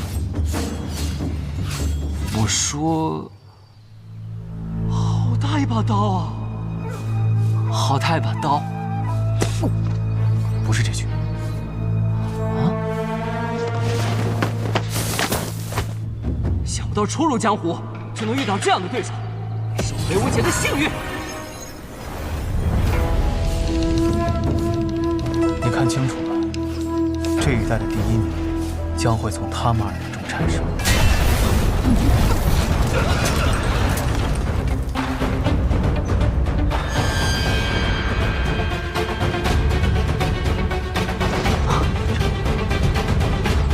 谁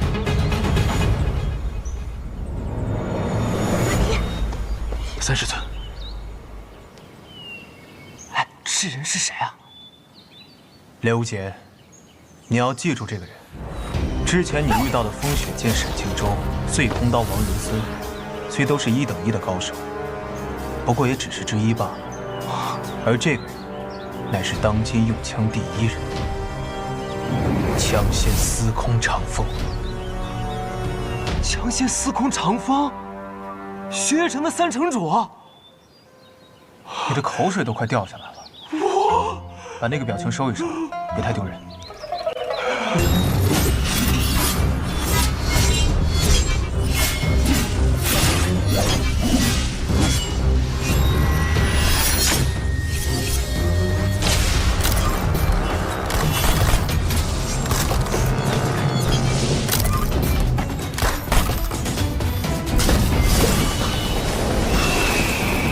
萧总，这把剑是……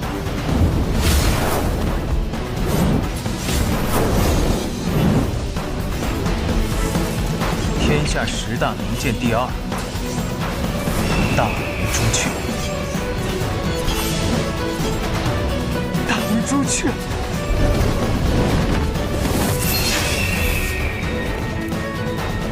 哇！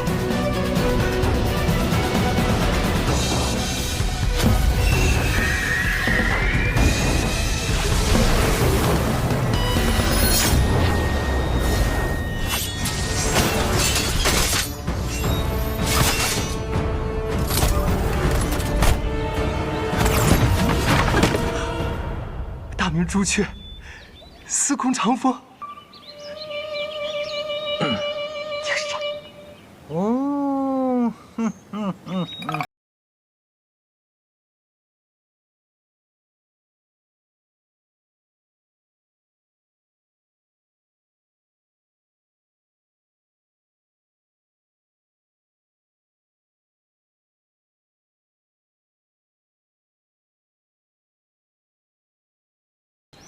在下江南霹雳堂雷家堡雷无节，正要去雪夜城拜师呢。小伙子，看上去也是一表人才了。啊！别在这丢人了。他说我长得精神呢。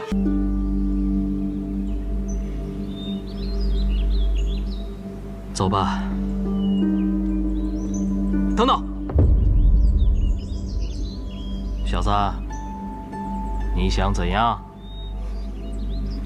你要带他走，可问过他同不同意？他本就是天外天的少宗主，不回天外天，难道回那寒水寺吗？那他若是真想回这寒水寺呢？小子，你找死！当真以为我怕了那躲在雷家堡的雷轰，不敢杀你？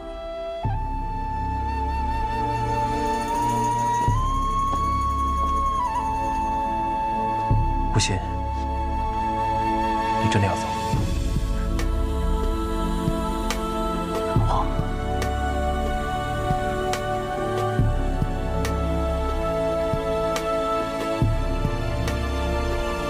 12年的契约已满，你本该就走的，为何还犹豫？锁山河之约，为期12年，那期间他是质子。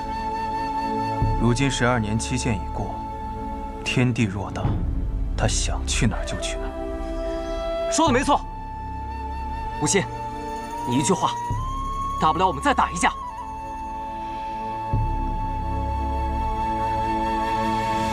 你就要拜师雪月城，又如何能与枪仙动手？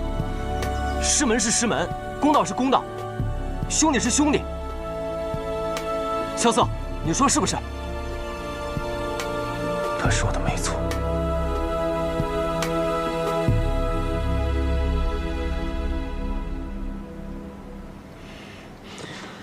少宗主，莫叔叔，莫叔叔，你这是做什么？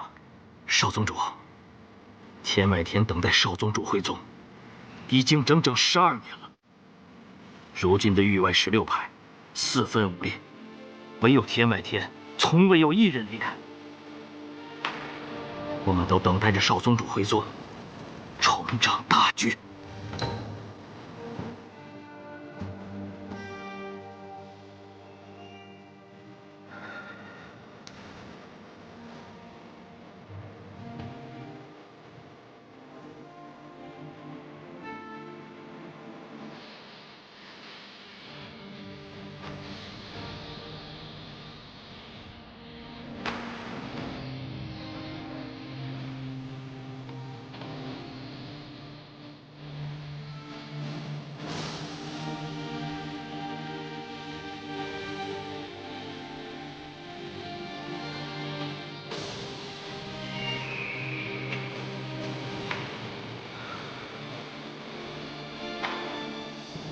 莫叔叔，我明白了，我们走了。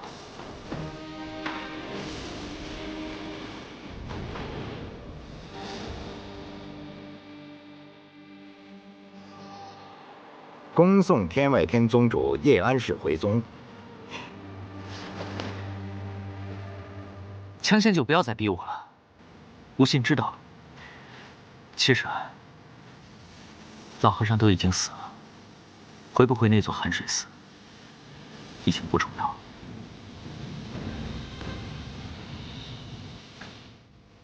不过老和尚说的对，我的家是那方外之境，天外之天。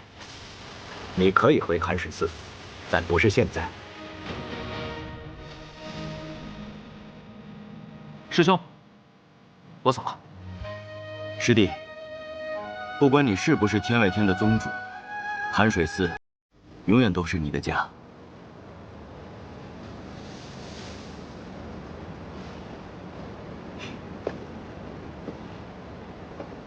教你的拳，要记得打。那道拳看似普通，千百万遍打下来，水滴石穿，聚沙成塔。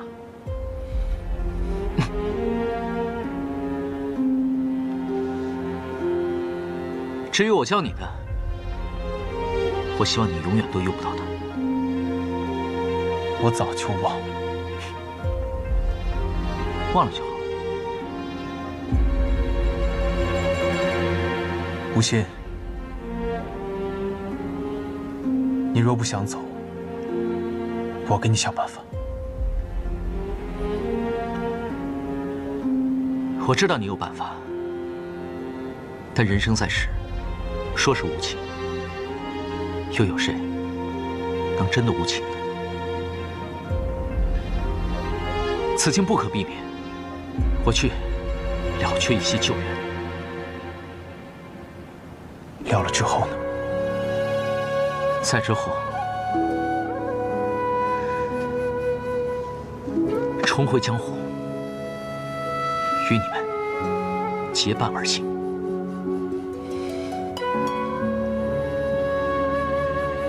山下那口棺材怎么办？就地埋了吧。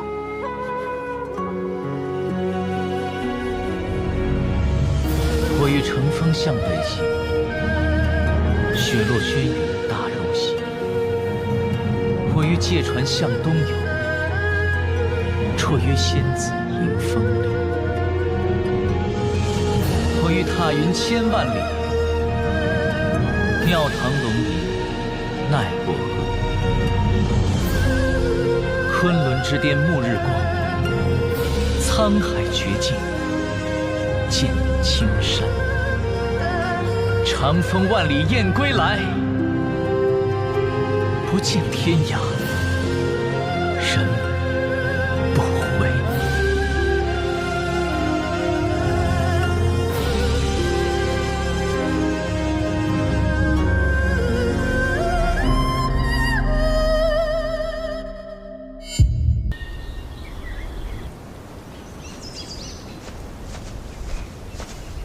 咱们这是要去哪儿啊？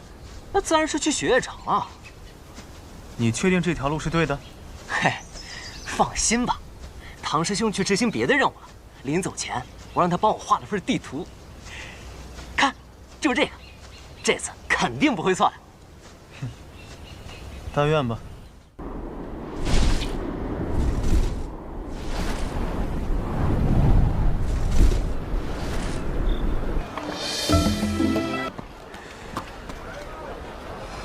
萧瑟，我就要去闯登天阁了，你不给我点鼓励就算了，你还臭着一张脸，你想什么呢？你还好意思说呀？这次来雪月城走错3次，多走了1个多月，就为了那500两，要不然连本带利，算你800两。啊？哎呀，我得去闯登天阁了，祝我好运啊！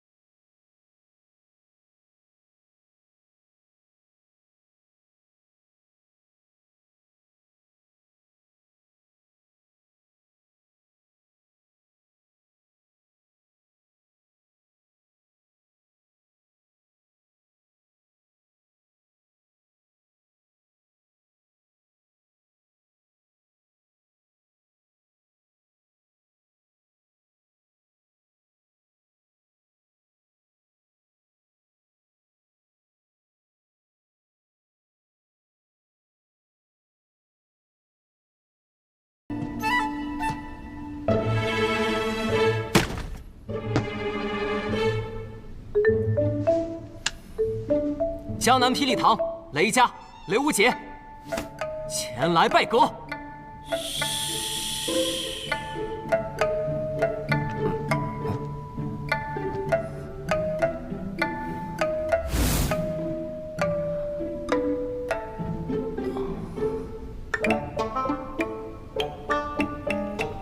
这是什么呀？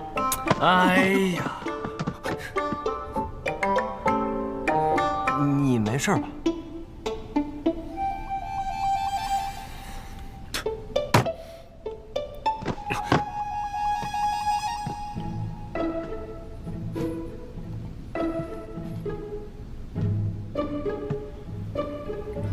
没事儿。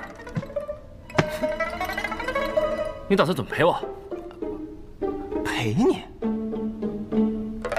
你知道那是什么吗？不知道。仙人揽六柱，对搏泰山鱼。据说这是一局残局，残局之上蕴藏着绝世武功，若是能够从中参透，胜过苦练20年啊！我刚刚看出些什么门道，你就进来了。说吧，打算怎么赔？不会又要赔500两银子吧？上当，给你打个折，300两就行啊。那能不能比试完之后再给啊？行，哎，痛快，那就得罪了。你要赌什么？啊？6博牌九，宣和马吊。问你要赌什么？快点选一个。这些我都不会啊。都不会？你不会上这儿来干嘛呀？我只会一个，玩骰子，猜大小。唉，比大小就比大小吧，没意思。来吧。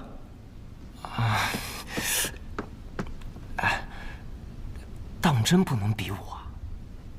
不能。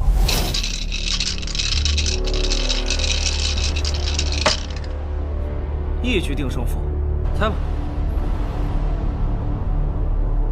大。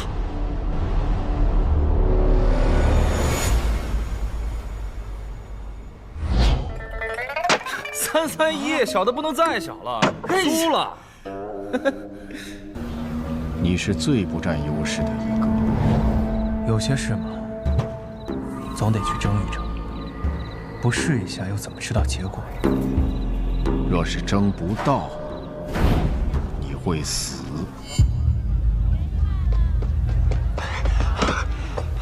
小子，才13层就下来了，你比我想象中要弱呀。我还没输呢，那13层那家伙他不跟我比武，他跟我比摇头子。你赌术比我高，教教我呗。教你可以，但是得加钱。多少？加300，一共800。行。你遇到的应该是雪月城尹落霞的弟子。尹落霞，苍兰江边一场断剑的落霞仙子，将会美人榜上常驻10年的神仙人物啊！你还听不听？听。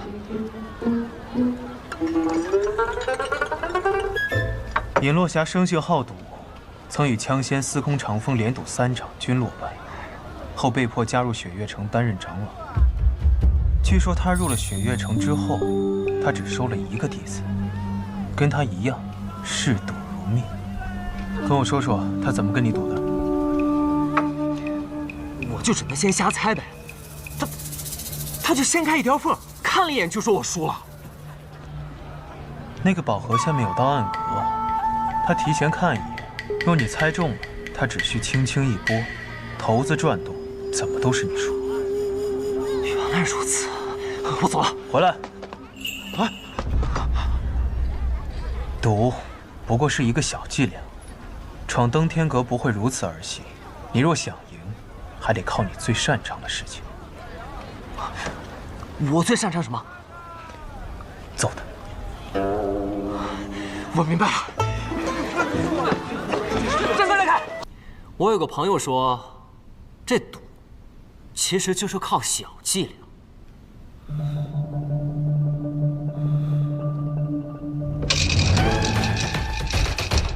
所以我还是赌他。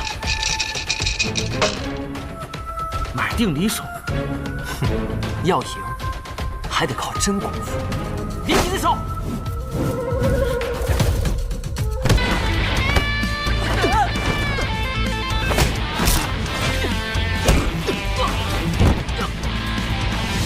！116，8点，是13点，大的不能再大了。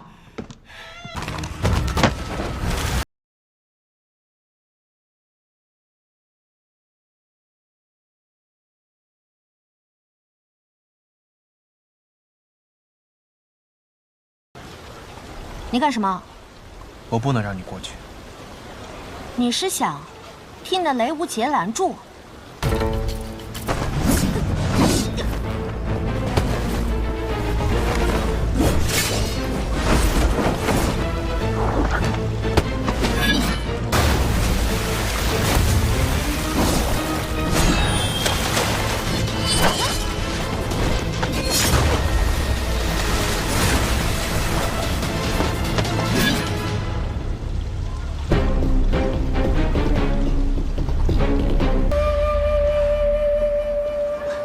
小子，钱老师姐，你怎么又下来了？我刚跟大师兄打完，他让我下来先休息，明儿再去。这么听来，你还赢了？惭愧。雷无劫，你这3脚猫的功夫怎么可能赢得过大师兄嘛？定然是他放水了，是不是？怎么会呢？大师兄说他全力以赴了的。这次先放你一马，等你入了门，我再好好跟你比试比试。不说了，先走了。行吧，就听你大师兄的话。正好我也累了，马上带你去喝一杯。哎，行。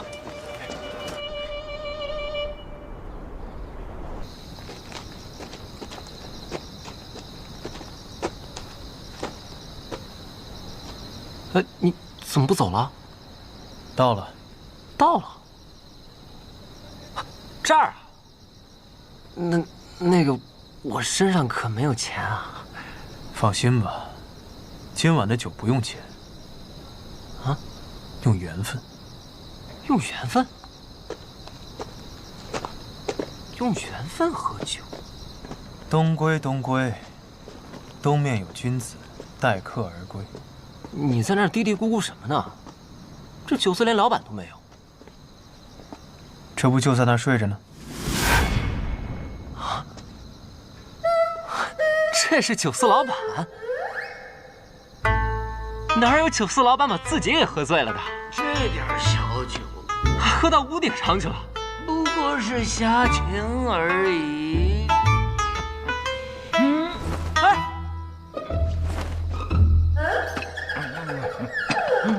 哎，你站都站不稳了，还没喝醉呢。酒不醉人人自醉。我这位小兄弟想求饮一杯，不知今晚可有缘分？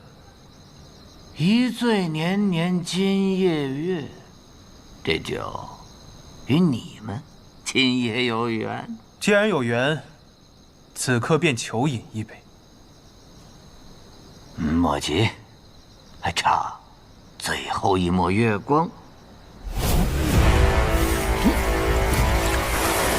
玉梦清虚贵此飘，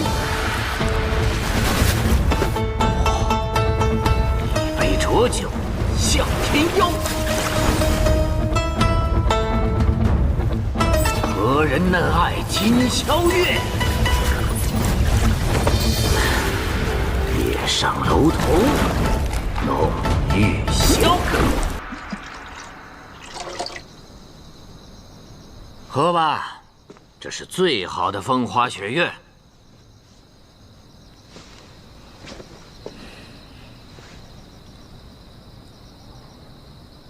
怎么样？疏凉如风，柔美如花。寂静如雪，畅凉如月。好酒能品1味，碉楼小筑的秋露白号称能品3味，我这酒能品4味否？在我看来，人间百味也不过如此了。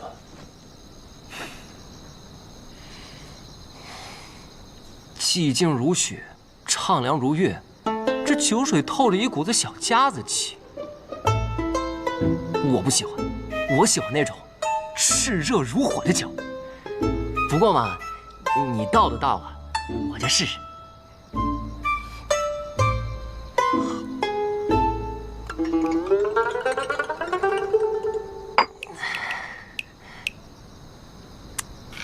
这酒。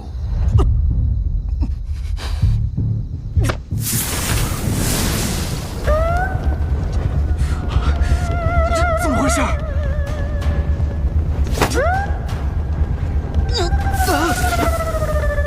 感觉如何？你到底是谁？这又是什么酒？我是一个酒肆的老板，这是我的风花雪月。我现在问你，这第2碗，你还要不要喝？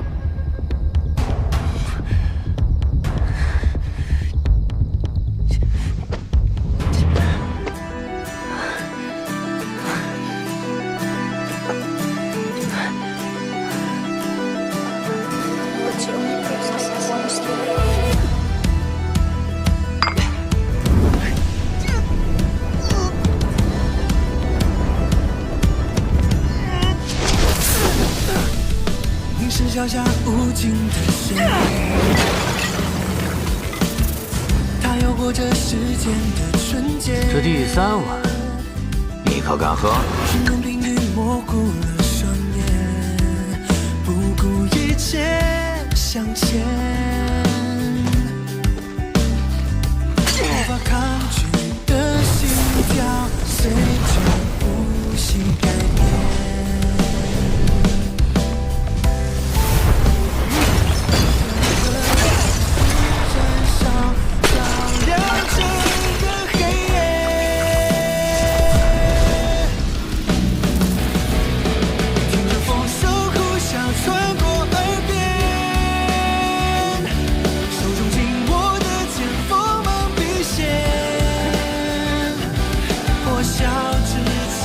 4碗，你还要不要喝？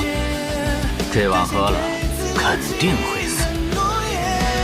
死的话，都不需要上那登天阁了，直接就登天了。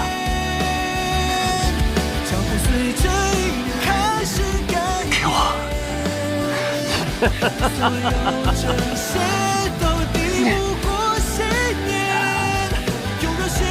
你醉了，睡吧。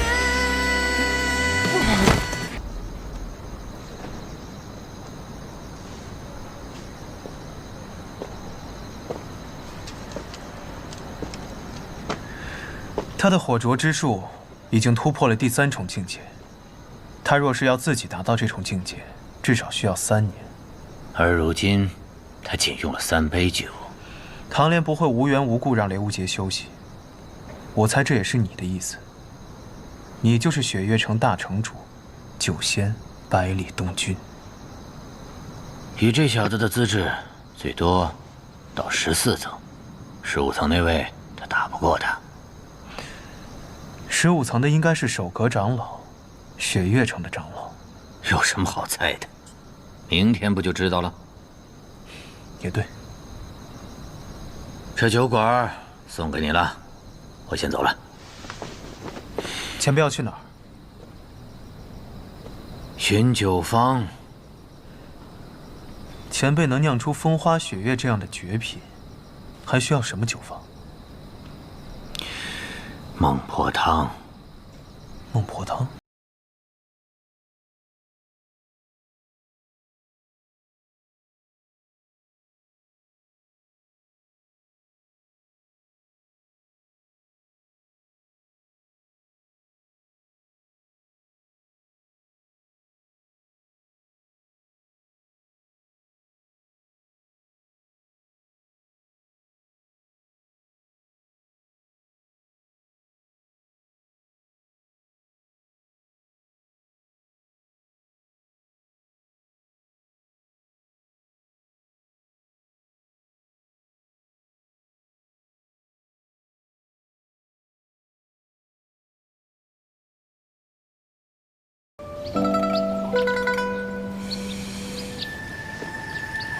醒了。萧子。哎，那老板人呢？走了，寻酒坊去了。寻酒坊？他到底是什么人啊？你管那么多干嘛？人家助你连开3门火灼之术，你只需要记得他是一个高人，也是一个好人就够了。哎，说得对，走，闯登那阁去。哎，吃个早饭再去吧。哎，也对，吃饱了才有力气嘛。走，走，吃早饭去。马上就要分道扬镳了，最后一顿早餐我请你。萧瑟，你这话说的就有点惆怅了。一点都不惆怅，只是这一趟回去又是那么遥远的路程，仔细想想，竟然只是为了800两。你又来了，我去登阁去了。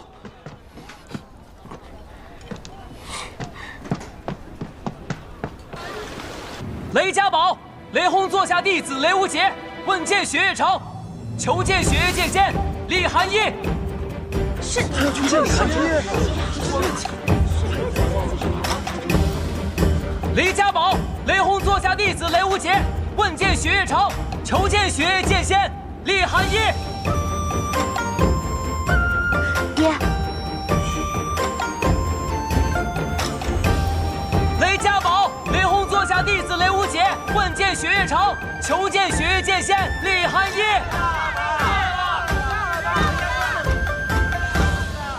喊了半天，一个人影都没有。别喊了，可真是有些尴尬。不管了，好不容易闯到这阁厅，一定要见了他。雷家宝，喊什么喊？吵死了！问见雪月城，就凭你手里的这把杀猪剑。这是纱布剑。哼，我现在已经来了，你出剑吧，让我看看。你到底有什么底气说出“问见雪月城”这句话来？好。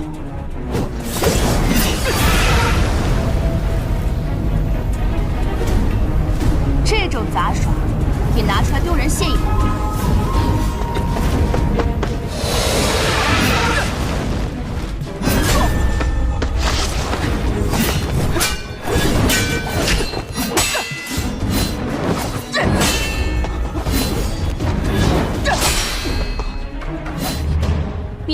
橙子雷轰，大开大合，威力不俗，确实需要更扎实的基本功，不然就会破绽百出。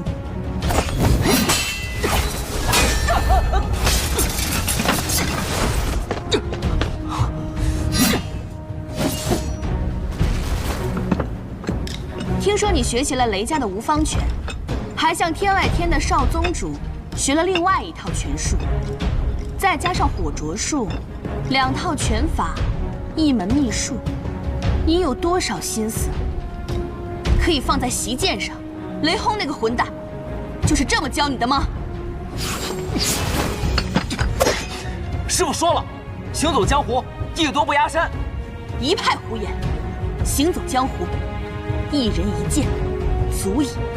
看好！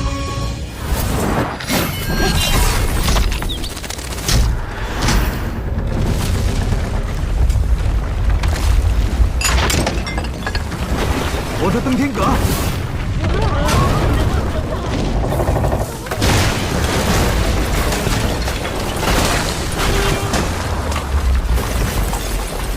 李寒一，你这个混蛋！混蛋！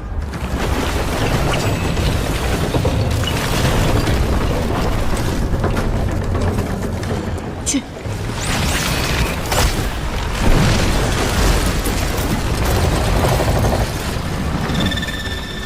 这就是剑仙一剑的威力。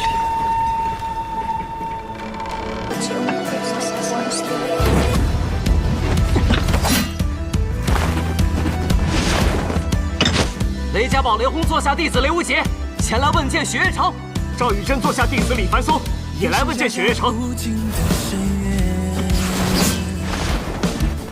他有过这世间的情节，模糊了双眼，不顾一切向前，无法抗拒。无极还有一剑，请剑仙试之。樊松亦有一剑，请剑仙试之。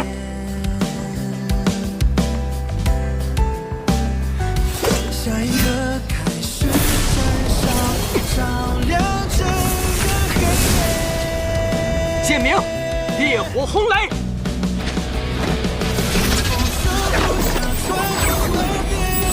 剑名无量天罡。我也有一剑。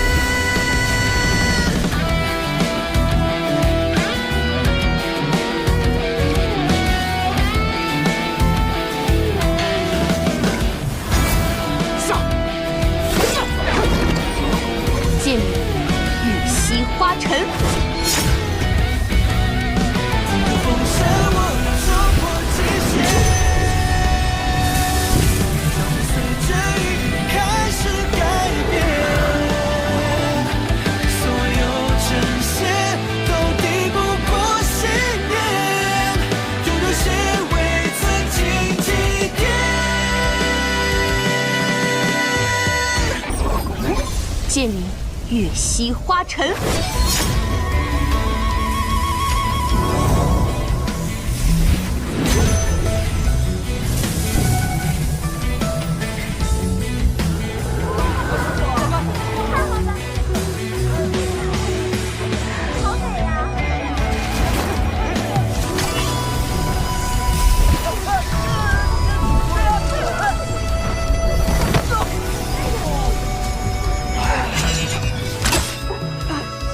剑仙一剑，冠绝千古。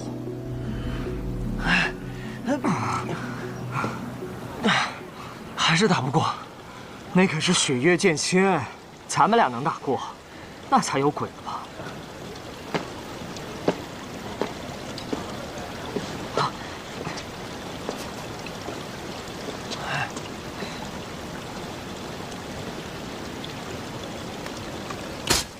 这柄剑叫什么名字？啊，回雪月剑仙。这柄剑是我自己用桃木雕的，还没来得及取名字。要不剑仙您给取一个？懒得取。你为何来见我？啊，那个，我听师傅说多了雪月剑仙的大名，有些神往。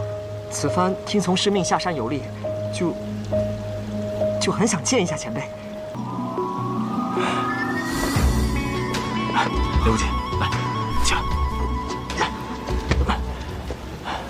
雷无忌，别晕呐，钱还没还。啊！哎，雷无忌，他这一战消耗太多，身体已经透支了。既然你都这么说了，你现在也正式成为他大师兄了。你这个师弟欠我800两，要不然你这个做师兄的帮他把这笔钱还了，我也好回我的雪落山庄。我没有钱。谁有钱？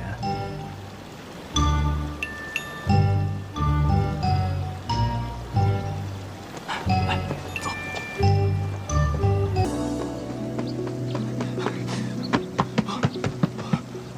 少佐，醒了？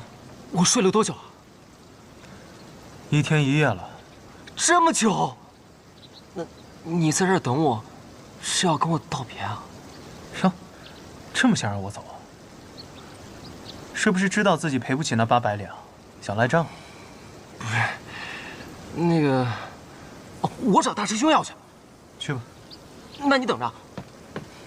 要什么呀？三师尊已经给他钱了，小心被他骗了啊！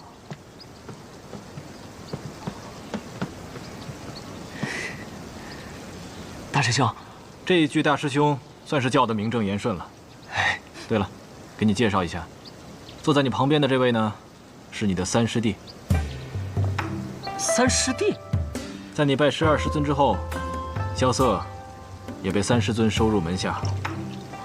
虽说这雪月城内大家都是师兄弟，3位城主也只有我们3个徒弟，但是不管是从入门的先后，还是师傅的辈分，都应该这么办。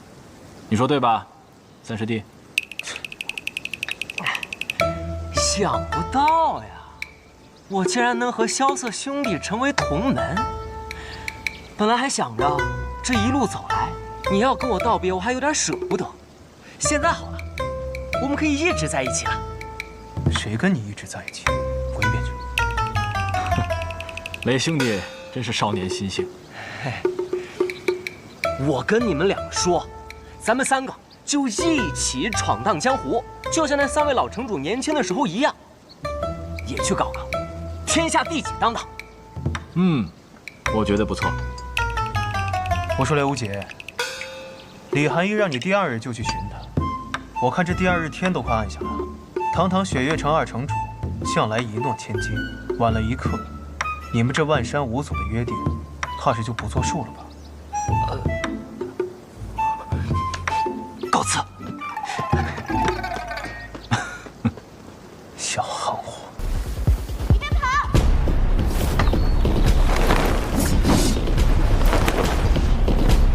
嚯，你是比日快。萧瑟，踏云部果然是天下第一奇谋。这萧瑟没有半点内力，却有逍遥天境级别的高手所拥有的轻功水准。你给我小心点！知道你划的是什么吗？这是云烟细棉，1000两银子一匹。我管你是什么！雷无忌，哎，来了！找我有什么事儿，萧师弟？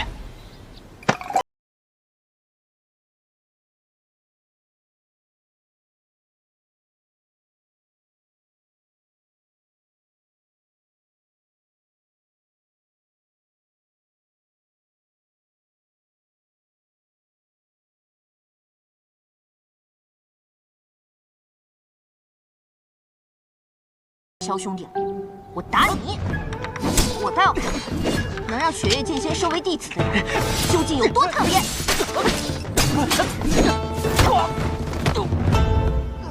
萧瑟，打不过啊！你把他给我打趴下，我给你800两。啊？8000两。把我打趴下，今天你们2个谁都跑不掉。萧瑟，你到底怎么招惹他了？谁没事招惹这种人啊？萧瑟，你说清楚，哪种人？就是那种整天追着男人跑不要脸的人。梁无邪，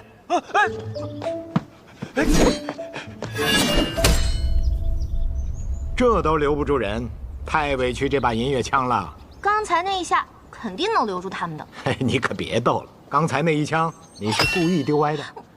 不止今天，过去4天，每一天都是扔歪的。哦，好，看我今天怎么收拾他。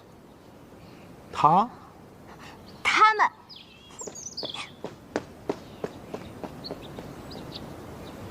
应该没追来了啊，没受伤。没事儿。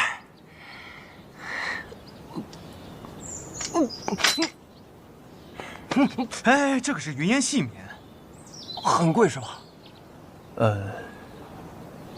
倒也不是，主要这个不吸血。哦，走吧，带你去找点水擦一下。走。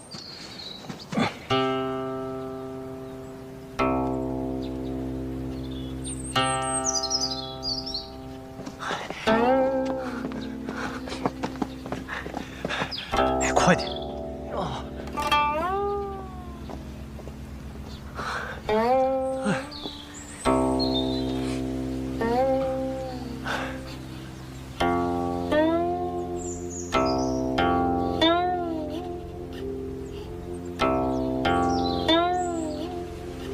路过此地，冒昧拜访。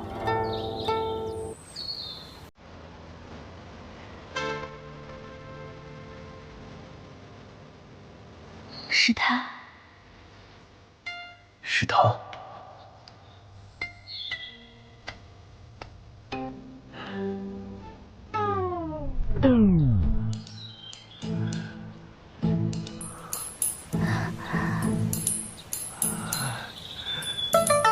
梁无邪，你流鼻血了。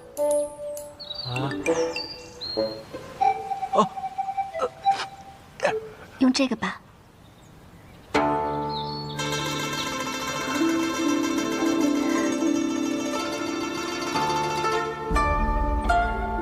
不要，我自己可以的。这是罗姐，这条手帕至少80两。不要，真不要。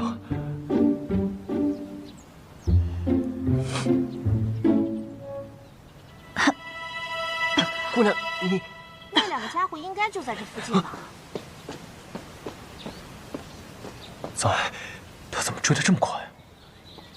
哦，等一下，你们去我房间吧。哇，雪月城处处都是高手啊！走。哎。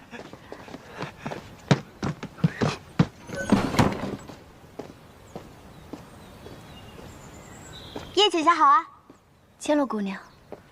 叶姐姐可有看到2个臭小子逃到附近啊？是什么样的2个臭小子？一个穿着红衣，拿着剑；一个穿着青衣。反正看起来就不像什么好人的样子。啊，倒是没有见到。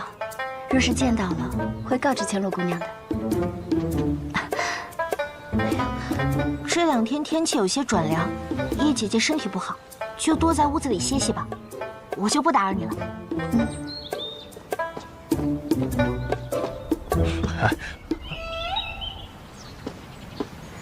叶姐姐好好休息，我过2天再来看你。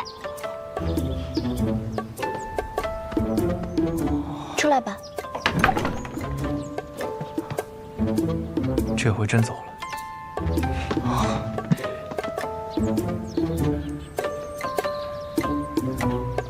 多谢姑娘，感恩姑娘尊姓大名。举手之劳而已。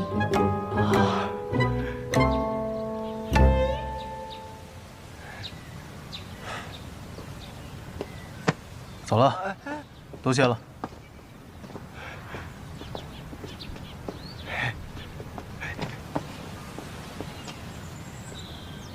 许久不见了，小楚河。你刚才为什么拉我走？我再不拉你走，你是不是就该问姑娘今年芳龄几许，是否婚配？我没有。人家姑娘不回答你的问题，那摆明了是不想跟你多聊。你留在那讨什么嫌？再说了，你若想再见她，这有何难？司空千洛不是认识他吗？你问唐莲啊。啊，对呀。有什么事要问我啊？大师兄。周瑟，你这又被大小姐追着满城跑，你就不能消停点？这事怎么能怪到我头上？现在雪月城这么大一堆账要我来管，他还天天缠着我说是要跟我切磋，我又不会武功，怼他2句算客气。昨天是学他解我棺材的时候捏着鼻子说话，今日又怎么气着他了？今日是说千洛师姐是那种追着男人跑的女人。你还好意思笑？连个千洛都打不过，真不想当你这个大师兄。谁说的？若是杀不见在手，我至少能跟他打个平手。这听雨剑怎么了？师傅说，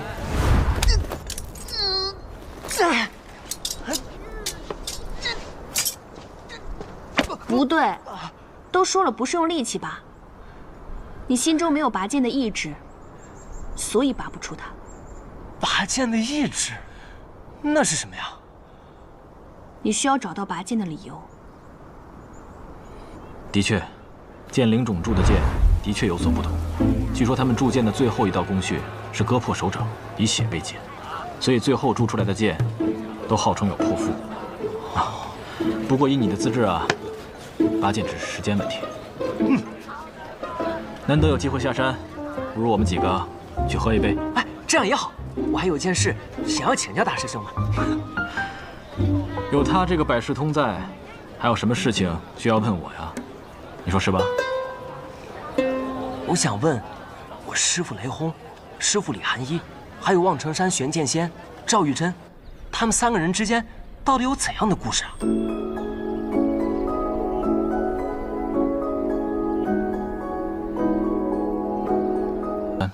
就在你师叔雷云鹤拜山不久之后啊，具体的我就不太清楚了。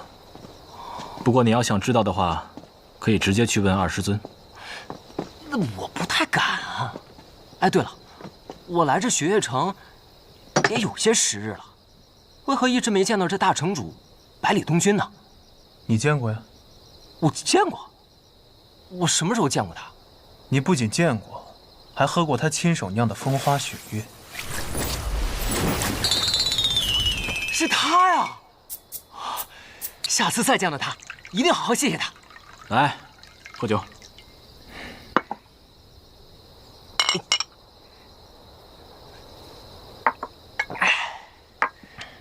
哦，对了，我还有一个问题，这赵玉珍为什么不能下山啊？江湖上关于赵玉珍的传言很多，传说在她出生之时，一道霞光照进屋内，望城山老天师亲自下山迎接，因为他是神仙转世。之后便把他接回望城山，从此再没下山一步。有人说这赵玉珍不能下山，是因为老天师吕素贞的一道真言，说是如果让他下山，便会引起市局动荡，甚至会影响天启城里那一位的位置。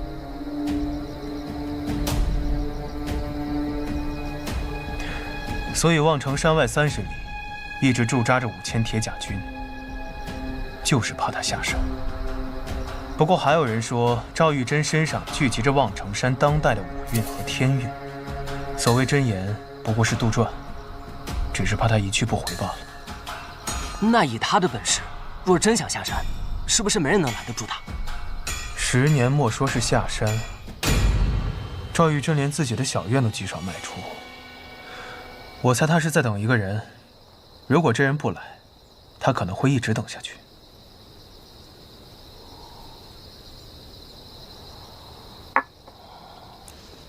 你有心事？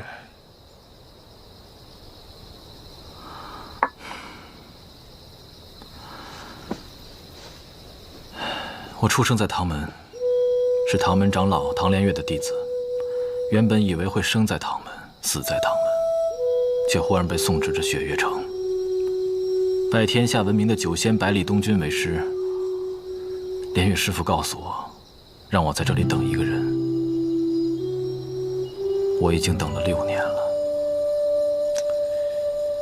你们唐门的人总是这样，从一出生开始就被赋予了太多使命，所以活得一个比一个累。雪月城的事你要管，唐门的使命你又不能忘。这个世界上这么多人，每天活着，不过也都是为了自己活着，哪有那么多的事情要想？话说你留在雪月城，真的是为了银子？毕竟事关银子的事，都是大事。800两，还真是大事啊！错了，是800万两。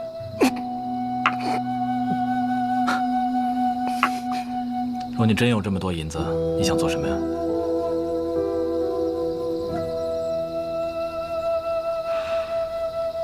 招兵买马，踏碎了天启城。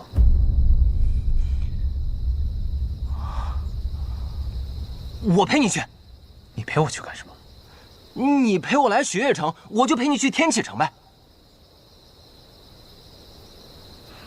好。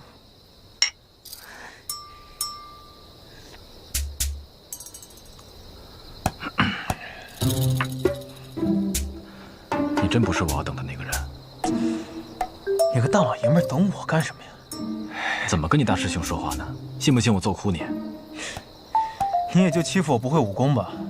敢不敢比个别的？好，比什么？你是酒仙的徒弟，咱们就比喝酒。好。那我去搬酒。来。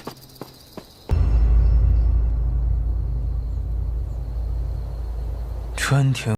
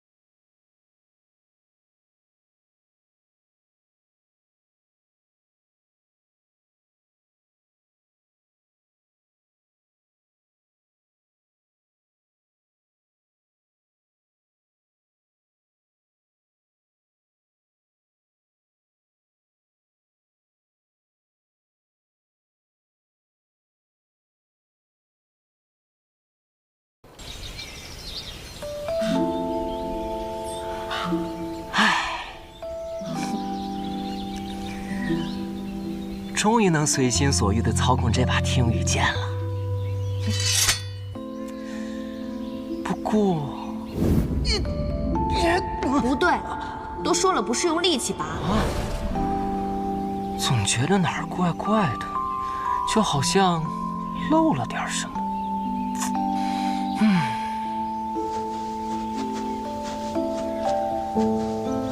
哎，萧瑟，大师兄。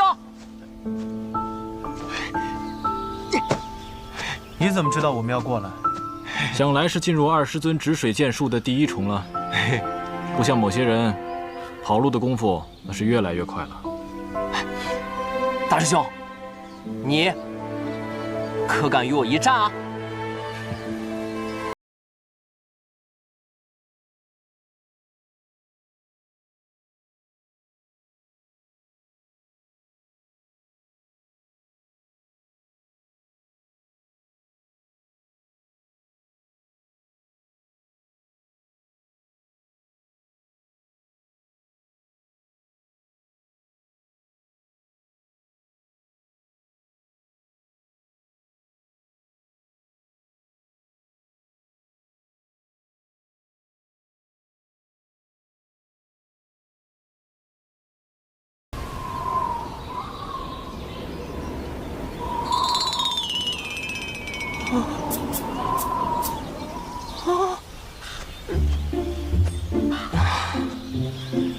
你说这叫月溪花尘，20尊可同意了？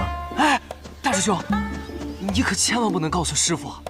这2日跟着师傅练剑，稍有差错，那真是当头一棒。不对，哎呀，小杰，跟你说了多少次了，刺剑的时候要平。你这是3才剑法吗？小杰，小杰，你别哭啊，小杰，姐姐给你买糖葫芦吃好不好？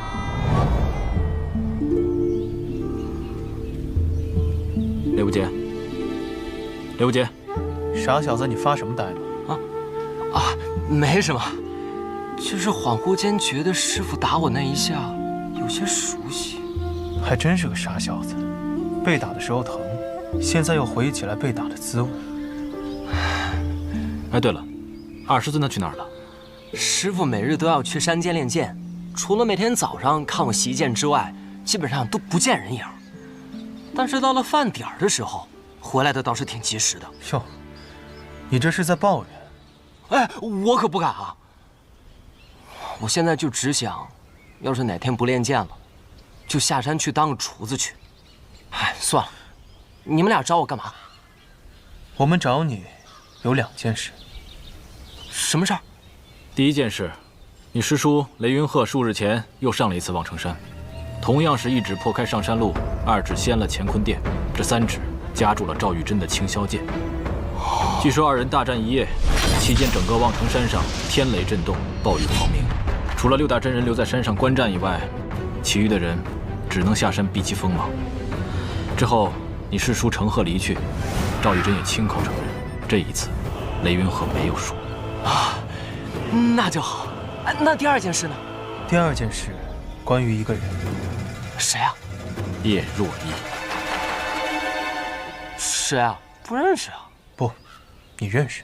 你不仅认识，他还给你手帕，让你擦鼻血呢。你提他干什么呀？我又没问。行，那我们走了。哎，继续说，继续说，继续说，继续说。叶若依是和我同一年来到血月城的，她是当今镇国大将军叶孝英的女儿。大将军的女儿？那她来血月城做什么？养病。具体什么病谁也不清楚。3师尊他医术了得，可这么多年过去了，却依然没有好转。据说钦天监里的天师们也帮他看过病，但都没有用。想来这个病也没那么简单。先别想这些了，我就问你，想不想认识他？认识啊。 3日后是血月城1年1度的百花会，到时全城的弟子都会参加。平时不出门的叶若依也会来，你要不要去？这百花会，师傅他会去吗？这件事千万别告诉你师傅。3师尊说了，谁来都有可能，李寒衣千万不能来。为什么？大概是害怕你师傅一出剑，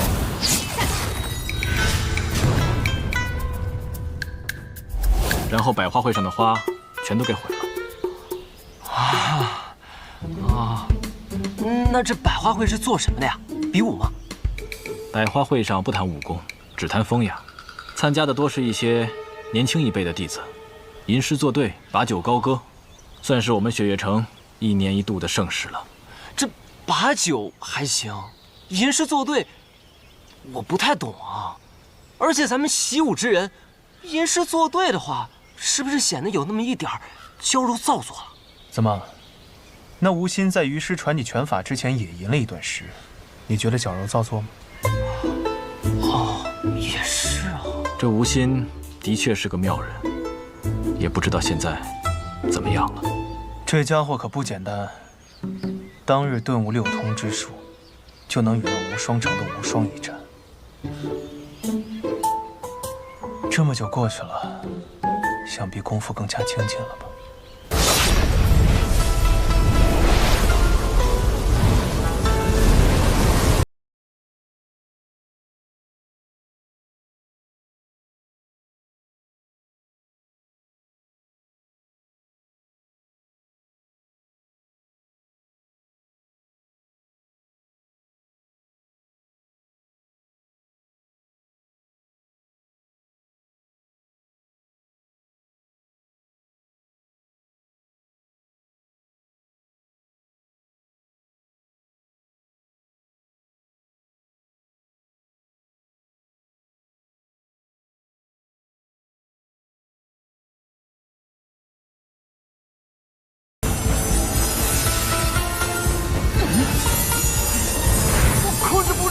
泄气了。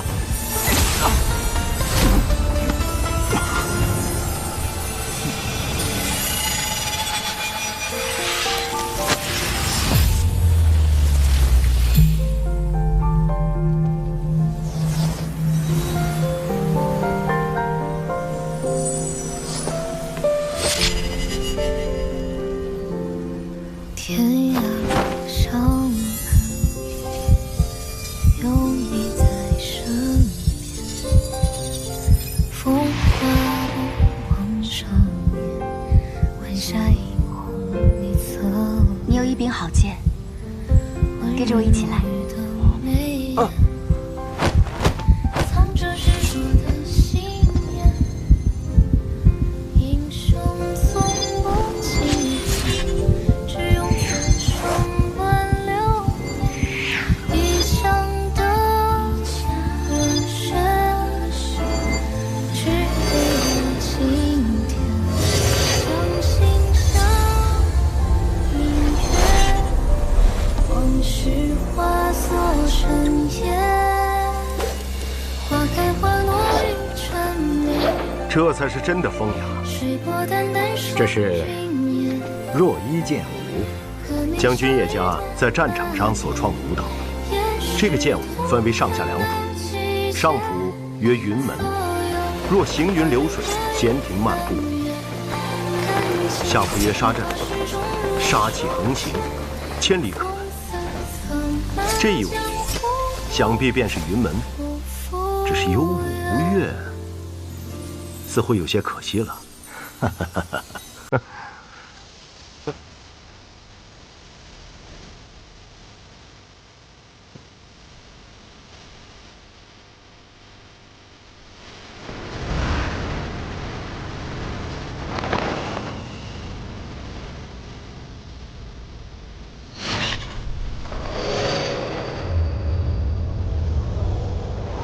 好琴技啊！的确是好琴技啊。子贡兄，我觉得我寻到了一个答案。你要的东西，我会给你。真的？借小乙用。如剑靴，谢靴。不用顾虑我，此生能见一次真正的若一剑舞，是我的荣幸。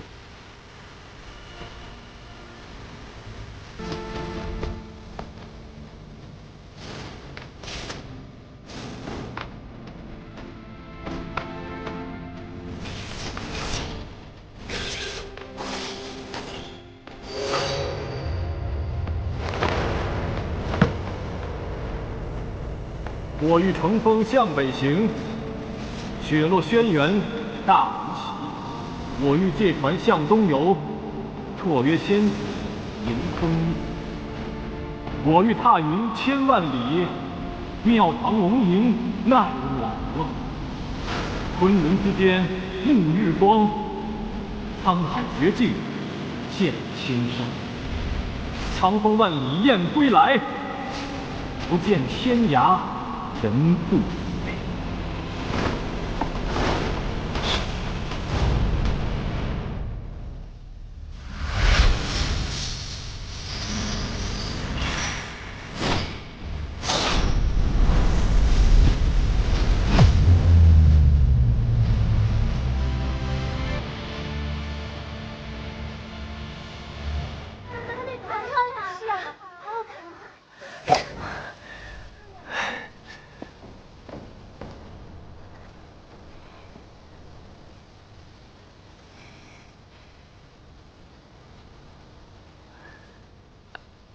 好巧啊，又见面了。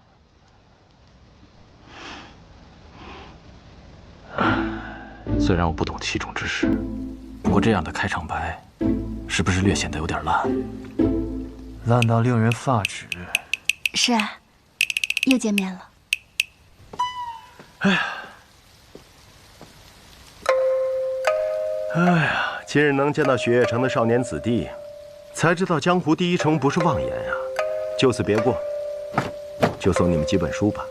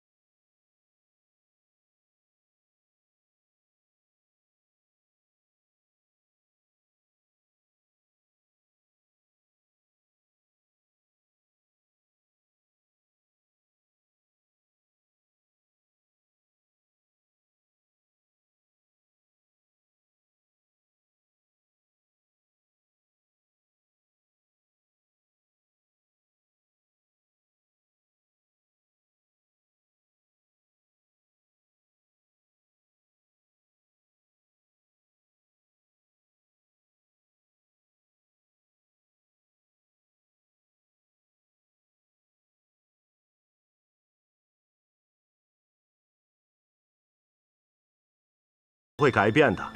多谢谢兄了。好了，我要走了。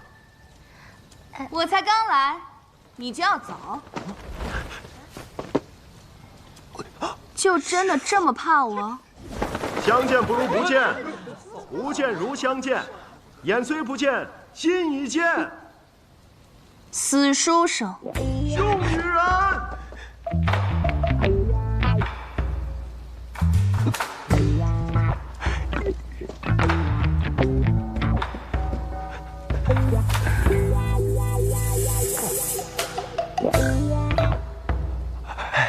师傅，晚上好啊。刚刚我在苍山上，忽然望见此处有一道剑气，这一剑不错。师傅，你夸我呢？但是，是谁允许你下山的？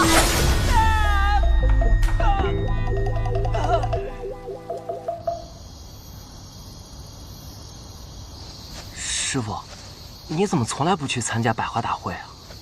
再美的花，看了10几年也就看厌了，有什么好看的？哦，对了，刚才那个人是不是就是读书个剑仙的谢轩啊？还真如传闻中一样，儒雅又霸气。哼，死书生。他还送了我本书，叫《晚来雪》，但他送给别人的书都挺特别的，我的那本好像听竹书轩就能买得到。你喜欢那个叫叶若依的女子？啊？为什么？因为她长得好看。就这一个原因？好像也没有别的原因了。哼，你也倒是坦诚。师傅，我说她长得好看，不是因为我喜欢全天下所有漂亮的女子，只是我见她的那一面，就觉得自己有些不对劲了。但仔细想想，我不了解她的过去，也不知道她的性格，连她喜欢什么、讨厌什么也不知道。想来想去，或许也只有那一眼的心动吧。又或者是，她长得好看，可是长得好看的人都喜欢骗人。哎，师傅，您这么说，您被漂亮的人伤过？师傅说，这漂亮的人都会骗人，果然是真的。师傅，我错。我第3次来望城山的时候，你随我下山。啊？那我便1年后再来。哎。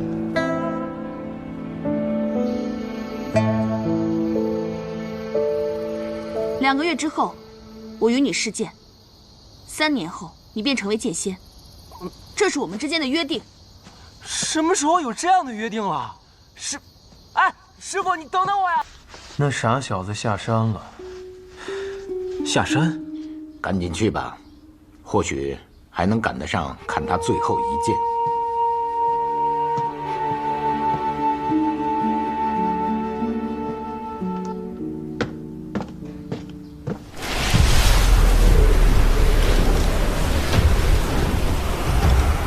很好，雷轰在你这个年纪，剑术不如你。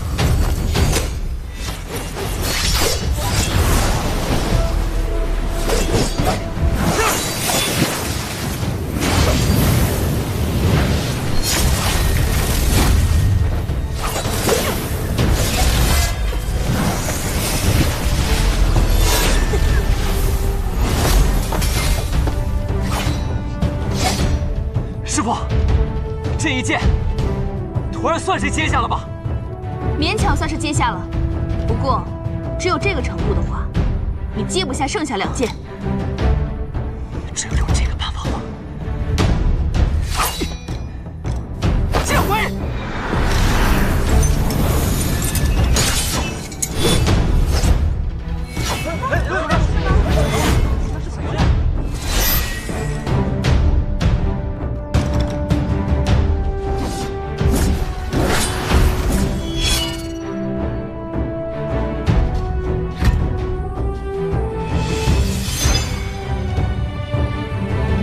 剑相通，能到这个地步，你们的这个师弟啊，若自在地境了。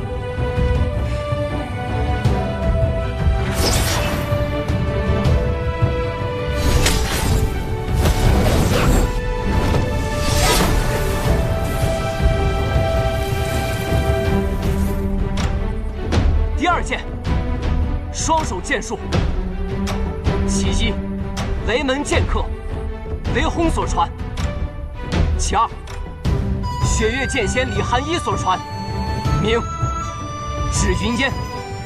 这第二剑，请师傅试之。好，为师也赐你一剑。这一剑也有一个名字，叫平地一声雷。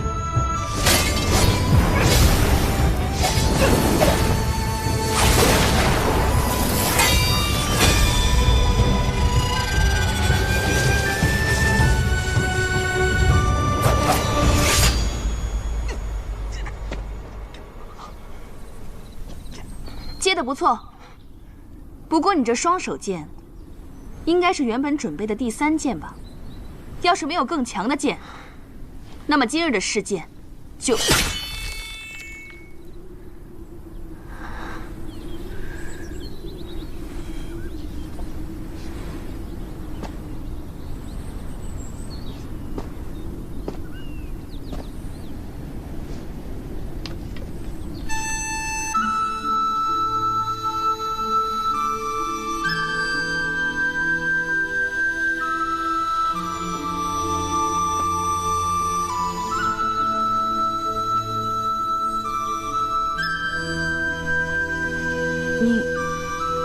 这是什么？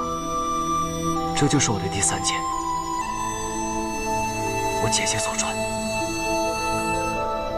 走，刺剑，你的右腿要弯一点，眼睛看前方。好。3才剑法，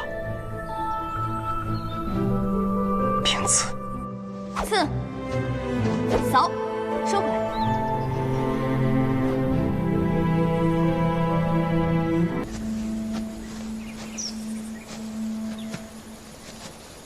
3师尊，这是怎么回事？刚才2师尊他……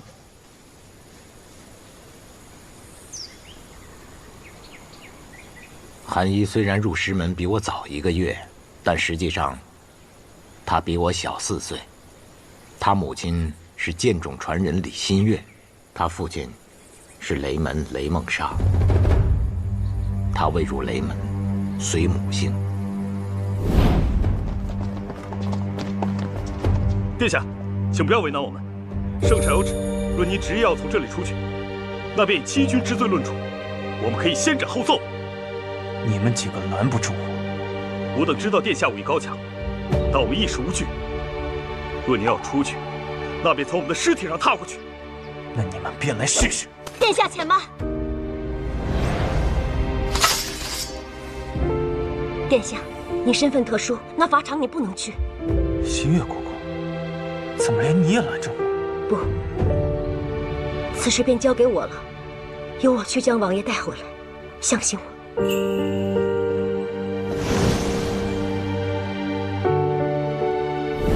雷门4杰，雷梦莎。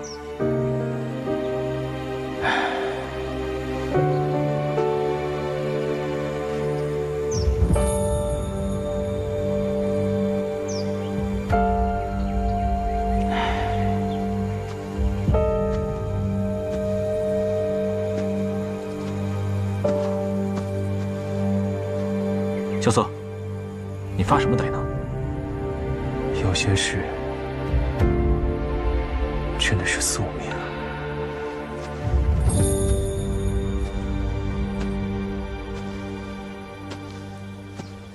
姐，这个是……这个是母亲的青龙令牌。20年前，父亲母亲保着当今圣上，杀入了平清殿。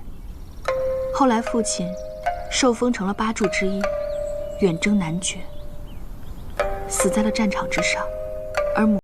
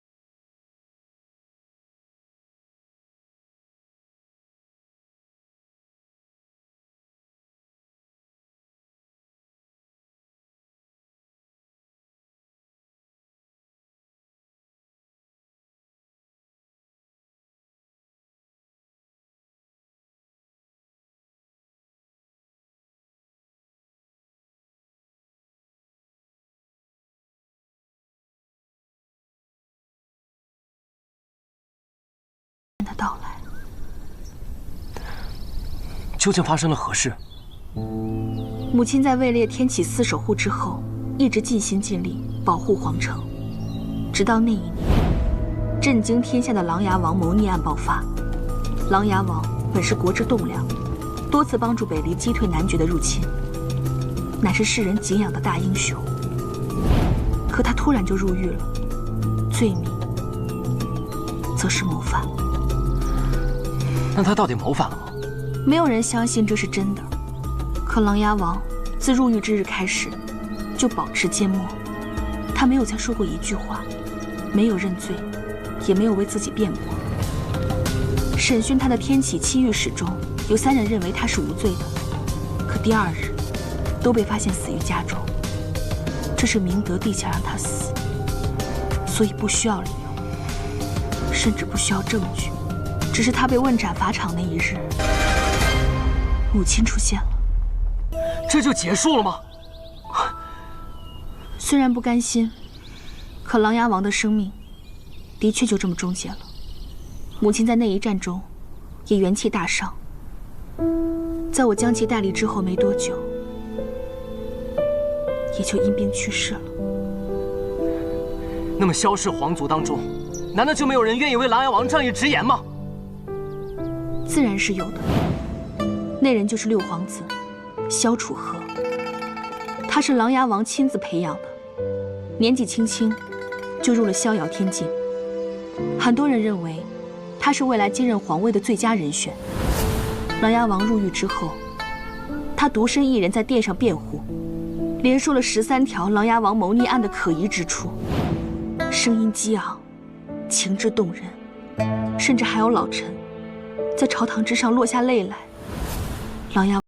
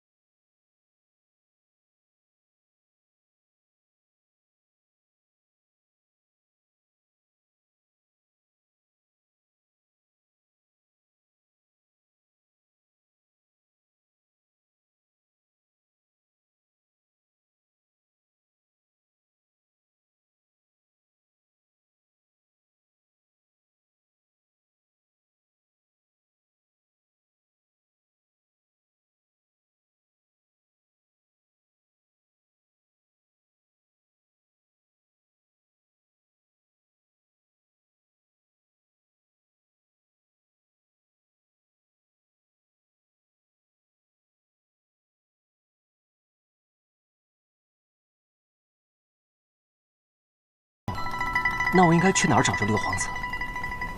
你不知道？我应该知道吗？那位皇子不过比你大上几岁，传说被贬出城后，就遭遇了仇家的伏击，一身功力全废，此后便下落不明了。下落不明？那我岂不是还得到处去找？罢了，现在也不必知道这些。或许像现在这般走下去，才是最好的结果。阿姐，你在说什么呀？没什么，你不必去寻他。相信我，当他遇到真正的危险之时，你一定会出现在他身旁。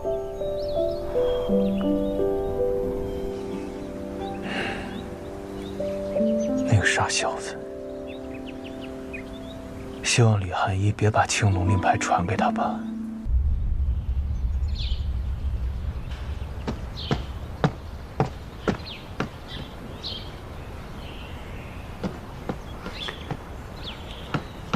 嘿，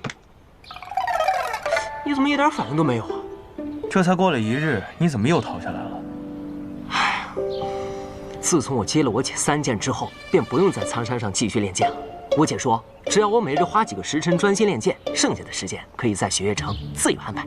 嘿嘿。摘下了师傅的面具后，相认了姐弟的身份，倒是变得宠溺起来了。看来这天底下的姐姐都是一个样子，雪月剑仙也不能免俗。哎，你怎么对雪月剑仙是瓦解这件事情一点都不感到惊讶呢？这有什么好惊讶的？你是雷门的人，李寒一是雷梦莎的女儿，你们本就是血亲，只是关系亲疏的问题罢了。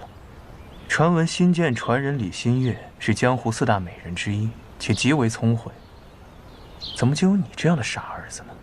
哎，那不是还有我爹吗？哎，我爹雷梦莎怎么样啊？战场之上身披银甲，脚踏神驹，是个鬼神般的人物。那战场之下呢？话痨起来闯祸，琅琊王对其十分头疼。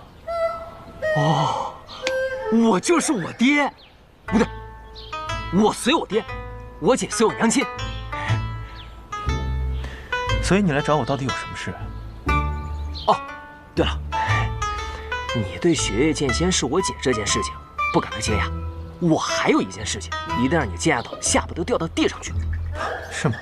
萧老板，我天下白小，能让我惊讶的事可没几件。千落师姐要嫁人了，哎，你看，是不是很惊讶？从哪儿听来的小道消息？那自然是听我姐说的呀。所以千落最近忙着找夫婿，哪来的夫婿啊？他最近抓紧练武呢。刘姐，我有点不太习惯我们现在的对话方式啊，总感觉你我的身份好像反了。以前那个平时一问三不知的人，不应该是你吗？哎，那是平时我都让着你的。哎呀，罢了罢了，我就一口气说完。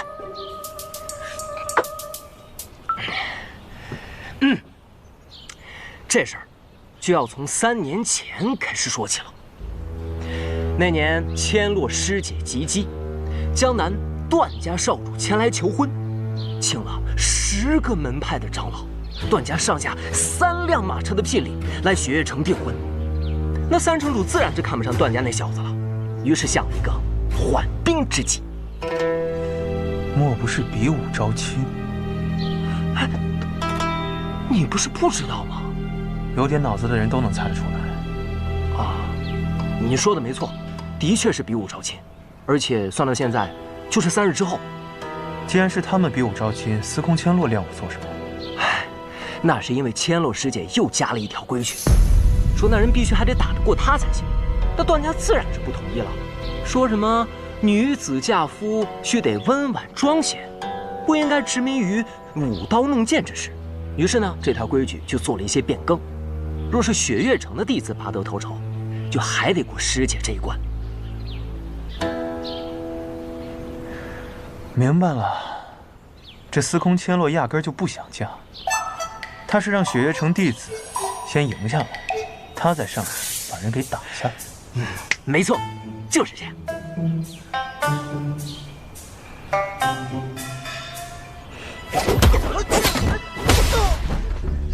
你们这一个个家伙，平时不好好练武，一到关键时刻，就这么不堪一击。千落师姐不仅自己勤学苦练，还帮其他弟子训练呢。击败那个姓段的没什么难的，我那天看到他出手了。他最后一道暗器虽然将唐莲逼入绝境，但其实是因为唐莲不愿出手伤其性命，故意放手。哦，若论实力，唐莲远在他之上。我怎么听见有人在夸我呀？哎，大师兄。我只是阐述事实罢了。哎，既然你们大小姐遇到了大问题，你这个做大师兄的，是不是该出手相助一下？我不能出手。为什么？若我出手，最后就剩下我跟千洛一战。以雪月城的威严和千洛的性格，众目睽睽之下，我自然不能像登天阁放水雷无节一样放水千洛。再说了，这么多年，我跟千洛早已如兄妹一般，总不能真的让我娶了她吧？哼，哪那么多理由？我看你就是怕参加比武大会，被天女蕊知道了，破坏你们俩的感情呗。你再乱说，我可揍你啊！我相信大师兄是真心的。还是雷师弟懂我。相信什么呀？对天女蕊是真心的。我看你小子也欠揍了。哎，我不说。不对，我不能去，雷无节你可以去。那我不行。为什么？那我说实话，要是若依姑娘知道了，她以为我中意的是千洛师姐，到时候我解释不清了。那你想多了，人家叶姑娘根本不会在意的。那万一呢？你们在聊什么呢？我们在聊，想让雷无节帮你打擂台。啊！本小姐的事儿，要你多管闲事儿。千洛，千洛。我忽然有个想法，雷无节。大师兄，看到此情此景，就连我都很难不产生这个想法。萧瑟，你快下去吧。跟这种人打，脏了我的手。现在再不上，怕是来不及了。对啊，你看，没人应战了，这都没人上了。萧瑟，下去。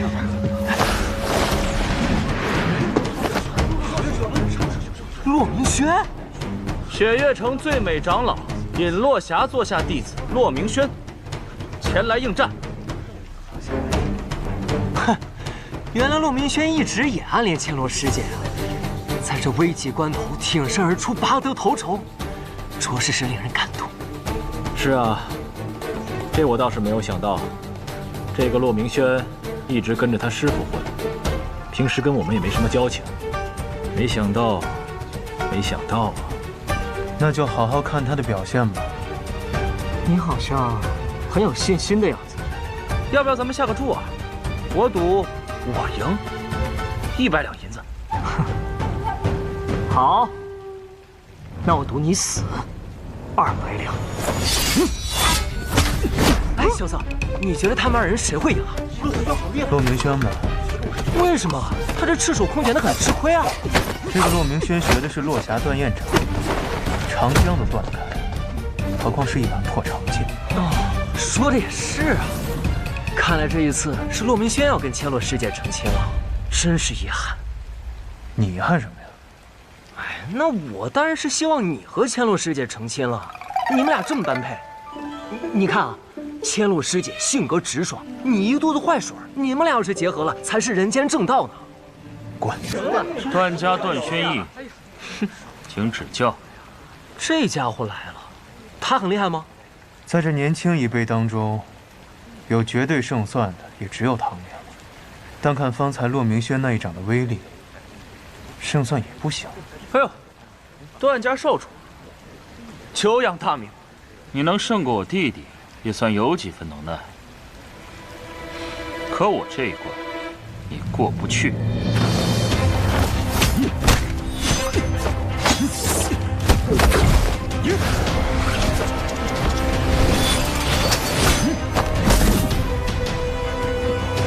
怎么回事？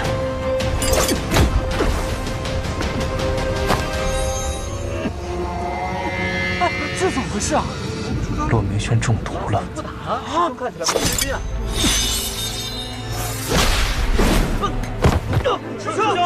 师兄，没事吧？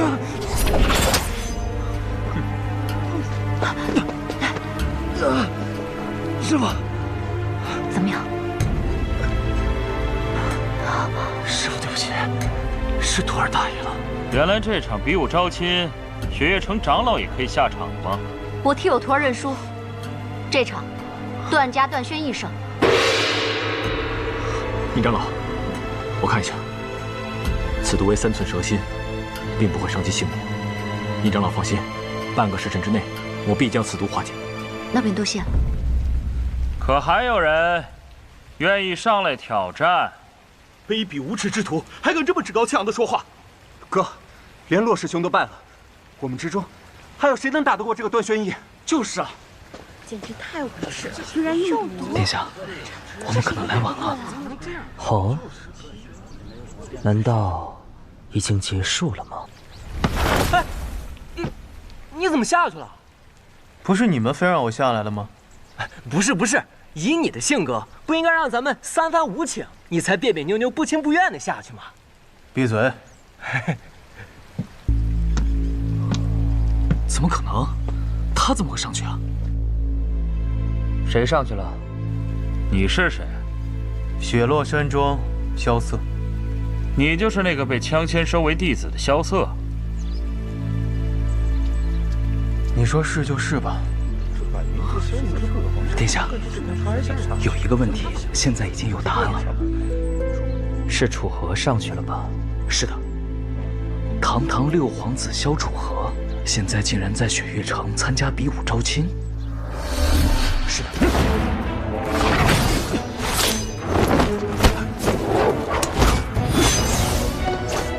我听着那个拿扇子的人，武功不是很强。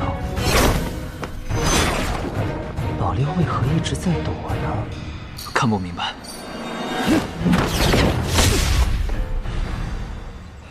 24乔扇，阁下轻功卓越，见识也广，只可惜光靠着躲是赢不了我的。赢不赢得了，走着瞧。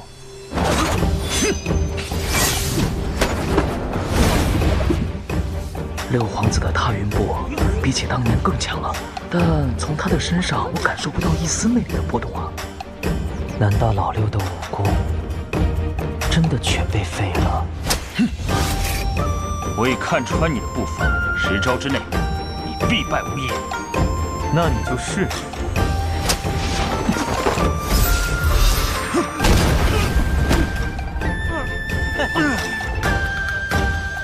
雷门霹雳子，1颗让你们脑袋开花，2颗送你们回家。吹不吹？回家！说谁的？你说什么去？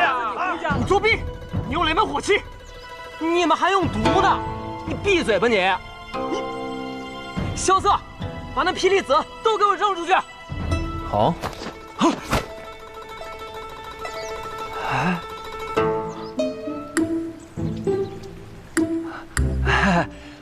我路上用的太狠，就这2颗了。你去死吧！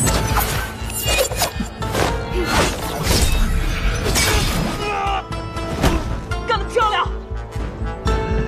好，这道阎王帖挥得果然漂亮。来，我和大师兄商量了一下，决定拿出我们各自的法宝，助你旗开得胜，拔得头筹。什么法宝？我的2粒霹雳子和大师兄的3道阎王帖，可值1000两银子呢。这3日呢，就由我和大师兄教你使用这火器和暗器。一个会着天下第1轻功的人，同时拥有着雷门的火器和唐门的暗器，你说谁能胜得过你？对。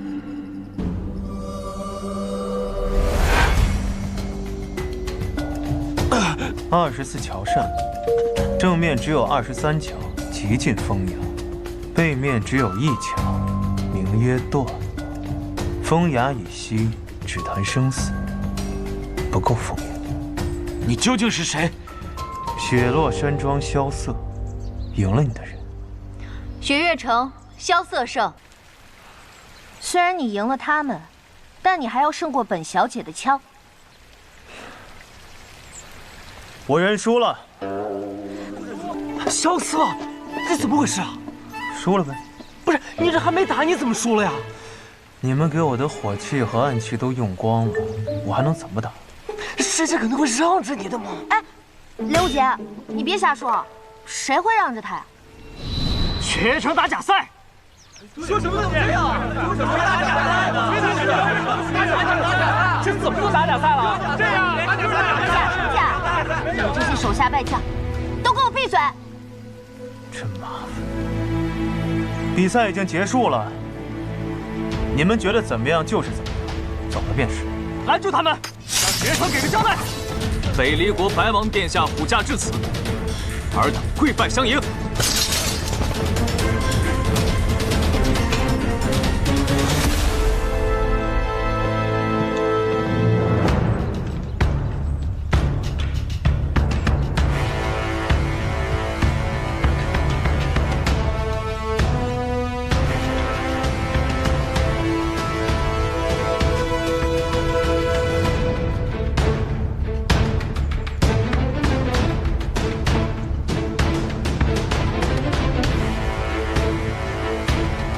拜见白王殿下。要死了！许久不见了，朱雀石。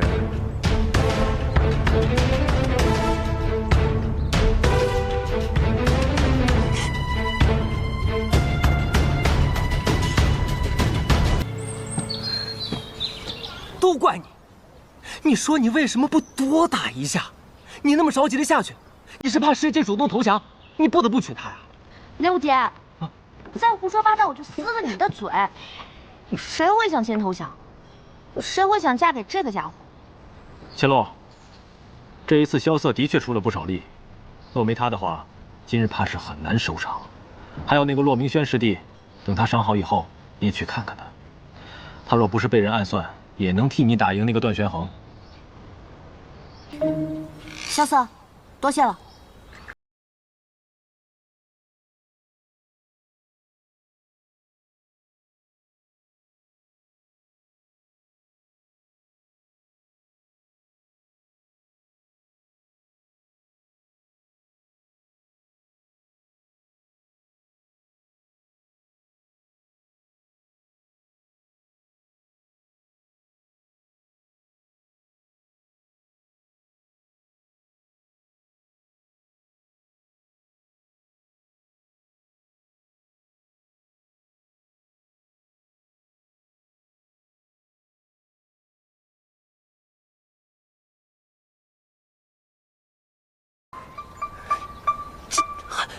啊，好了好了，不说这些了。比武招亲这件事呢，总算是过去了。白王殿下也能当场证明这场比武的公正性，想来他们日后也不敢再说些什么。对啊，大师兄，那个王爷好威风啊！现场几百人一下就跪下了。但是，为什么城主是半跪呢？三师尊曾经是天启城4大守护之一的朱雀使，面圣都可以行半礼，一个王爷，自然也没有资格让他行全礼。哦，原来城主是朱雀使啊！哎，那乾隆时期岂不是朱雀令的传人？阿爹跟我提过此事，我才不感兴趣呢。我又不认识那个人，凭什么做什么守护啊？对了，我阿爹可以半跪，萧瑟你为什么不跪啊？对啊，我腿脚不太好。这师兄，你看他又在那胡诌。我祖上有些荣印，可以面圣不跪。你看这个答案可以吗？真的？看你平时抠抠搜搜，还是世家出身呢。哎，对了，大师兄，你说他一个天启城的王爷来我们雪月城干嘛呀？应当是有什么重要的事情要和三师尊商议吧。毕竟三师尊曾经是朱雀使，当今圣上能够登基，三师尊也有一份功劳。但是天启城的王爷突然来雪月城了，总给人一种不安的感觉。父亲早就说过，最讨厌的就是那座城里的人了。我倒是觉得那个白王殿下挺不错的，不过就是眼睛有那么一点不对劲儿。因为他看不见。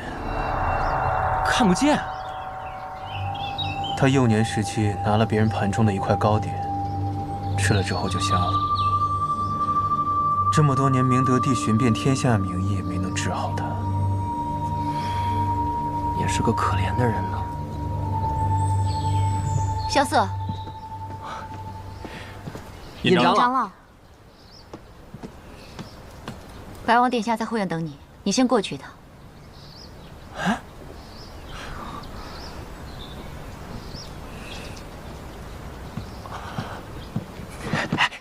长老，那个白王殿下找萧瑟干嘛呀？他们应该在天启学宫救过学。原来是同窗。哎，同窗。萧瑟，你这么着急拉着我去找叶姑娘，想好理由了吗？要什么理由啊？你就路过此地，有些口渴，讨口水喝。你若只想讨口水喝，那你可有口福。啊？什么意思啊？上好的红山朱颜，配上苍山上化开的雪水来烹煮，这味道……哎呀，听不懂，听不懂。也是，对牛弹琴。哎呀，哎，果然是好茶。对了，若依姑娘，昨日有没有见到楚河？见到了，不过他跟从前相比，似乎有些不一样了。哦，哪里不一样了？以前他说话总是朗声高语，眉眼飞舞着，似乎对这世上的万事万物都有着绝对的自信。可如今的他，变得沉默懒散了不少。是啊，楚河是变了不少。那他有没有和你说说，这些年他都去哪里了？他说他开了一间客栈，在一个背靠青山、面对绿水的地方。若依姑娘，我和萧瑟路经此地，进来向若依姑娘讨杯茶水喝。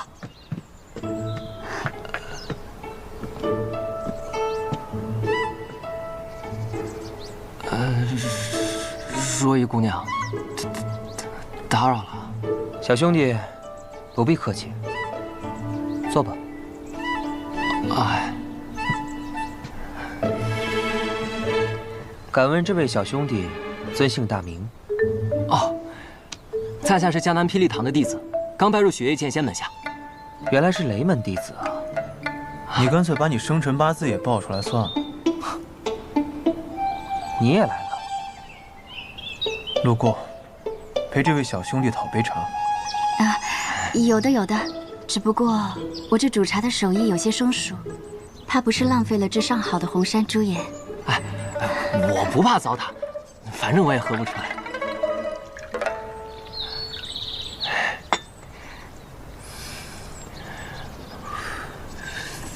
雷兄弟，你不怕烫吗？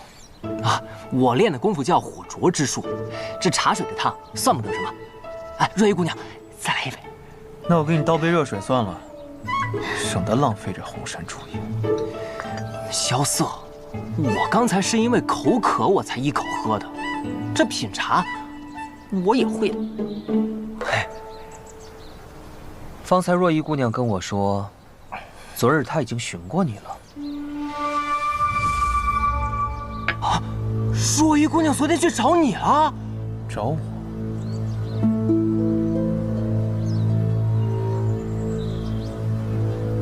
哦，昨天若依姑娘也路过我的小院，也进来喝了杯茶，顺便问了一些我关于天启的事。那便好。若依姑娘一个人在雪月城，作为天启城的亲人，就应该多关照关照。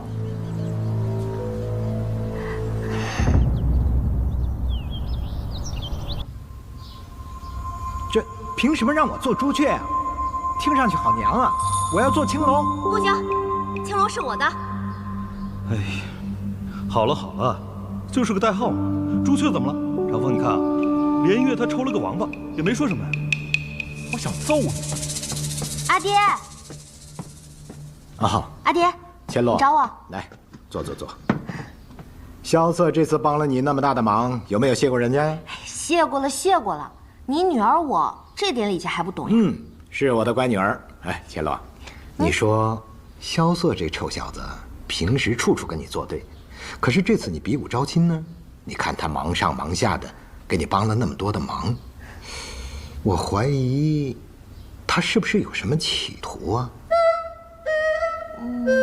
哎，你觉得萧瑟这小子怎么样啊？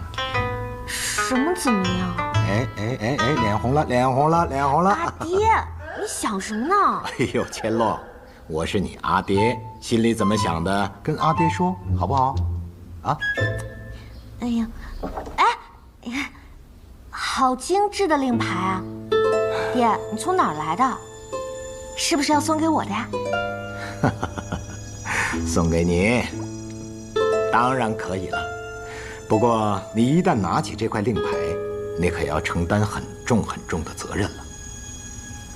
什么责任啊？说起来话长啊。若依姑娘，本王所托之事，还请多费心。啊，若依记下了。那本王就不打扰各位叙旧了，告辞。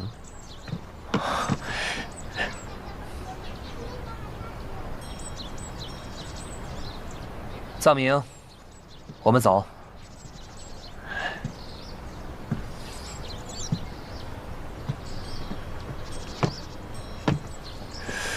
萧瑟，那白王的部下好像不太喜欢你啊。谁知道呢？可能我们合不来吧。你喝完了吗？喝完咱们就走。啊，不妨多坐一会儿吧。对嘛，若依姑娘都邀请了，咱们就多坐一会儿吧。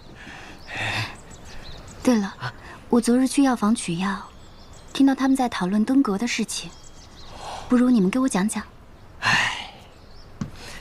说起这登天阁呀，我一人直冲16层，问见雪月剑仙的故事，那还真是有趣的很啊。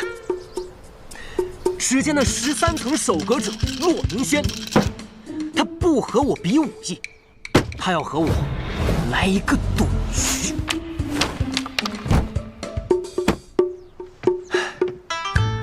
还有我见到我师叔之时，我用尽了雷门所有绝学，还有我师傅给我的那一柄纱布剑。到了16层，我登高一吼，霹雳堂雷无解，问剑雪月剑仙。哎，等等，这登阁是你一个人的故事呀？萧瑟兄弟呢？他在干嘛？哎呀，他呀，他在跟千洛师姐捉迷藏呢，还去算了个命。对，算命？算什么命？哎，对呀，萧瑟，你算命算了个什么呀？我算了一件事。什么事儿？龟。龟？那结果如何？没有结果，因为算到一半，我后悔了。既然你都去算了，为什么不问结果？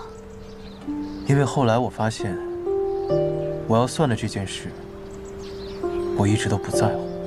那你在乎什么？他肯定是在乎钱啊！那望城山的掌教弟子算一卦得多贵啊！你说的对。啊，还真是因为钱啊！你这登天阁的事迹也讲完了，咱们走吧。真是3句不离走。行吧，行吧，若依姑娘，那我们就改日再来看你了。日日来也无妨的，我这院子里冷清，你们来了还能陪我说说话。行，那我明日就来。不，明早就来。走了。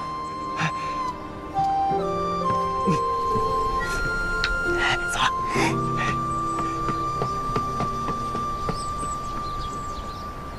龟。当年北离朝中皇子争斗，整个天启城无比混乱。琅琊王召集了4名绝世高手，组成了天启4守护，誓要重安天下。阿爹我便是其中的朱雀使，最终我们成功了。我明白了，就是说当年阿爹你拿到这块令牌时，就承担起守护天启的重任，而如今天启安稳了，王朝也换代了，所有的守护使也要找新的传人，而这个新的传人，将要守护的，就是6皇子萧楚河。千洛，你能够承担起这份责任吗？我的女儿就是聪明，三言两语就听得明明白白。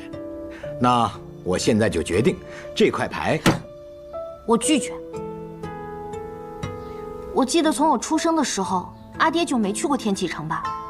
没有。那自然，你也不知道萧楚河了。可那萧楚河是琅琊王所看重的，他……我不管他看中的人是谁，我司空千落若要守护，只会守护我自己看中的人。你，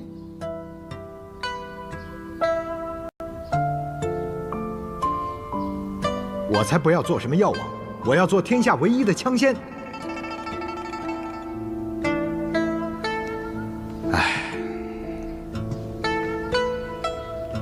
阿爹，我记得有一位大师跟我说过一句话。少年人要有自己的江湖。和若依姑娘认识那么久，第一次说这么多话。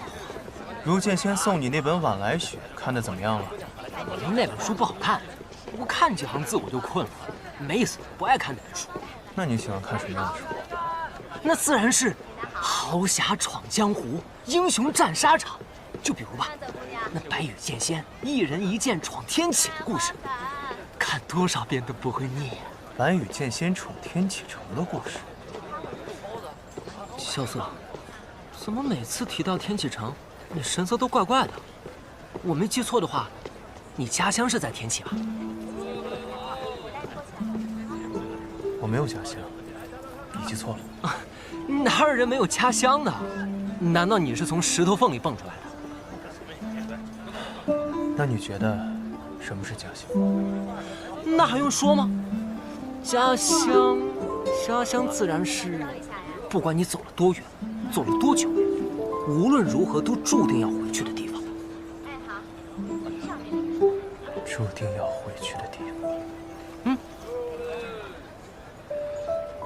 你说的对，我的家乡就是天启城，那是一个我终究要回去的地方。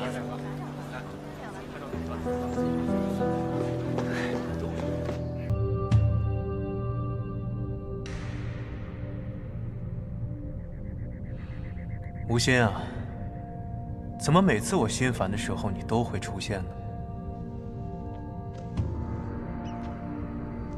说明萧老板心中还是信任我的。心烦意乱，只有见到至交好友，方能安神静心。在我的梦境当中，你还是这么自恋。我也不晓得，萧老板心中所犯何事？一件纠缠了很久的事，也坚持了很久的事。有些事情坚持很久，并没有必要。或许换个方式，会走得更加长远。你也这么觉得？而有些事则不然。世人皆认为不值得，也要坚持；一直看不到希望，也要坚持；就算到死，也要坚持。这样的事很少，但我想，以你的性格，一定会遇到。无心，可解了你心中疑惑？笑话！我只说过心烦，但我从未有过疑惑。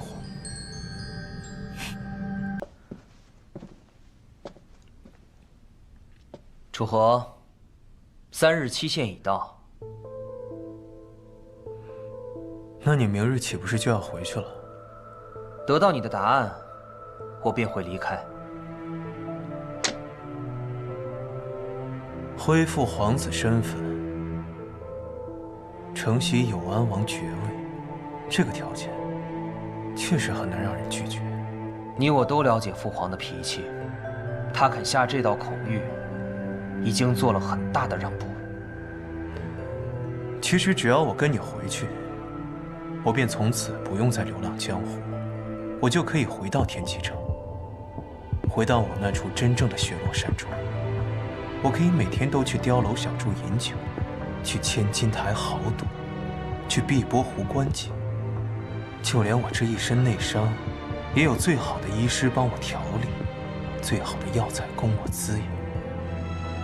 自然，甚至就连我最想查清的那件事，也有更多希望去调查。你只要告诉我你的答案，回到天启城之后，做什么，由你自己来决定。好，那我就告诉你我的答案。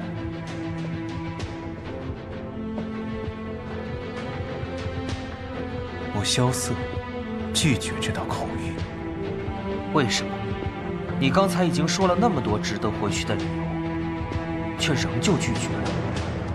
因为我一旦跟你回去，便等同于认同了我过往所做皆是罪错。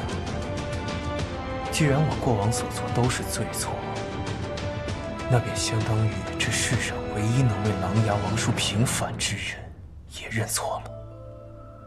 你知道这意味着什么？琅琊王谋逆一案，御史台早已结案，琅琊王也已伏诛。这意味着琅琊王叔一生清白，留在这世上最后的一丝希望也将荡然无存。他将背上叛国谋权的大罪，被钉在我北离朝的耻辱柱上，生生世世遭人唾骂。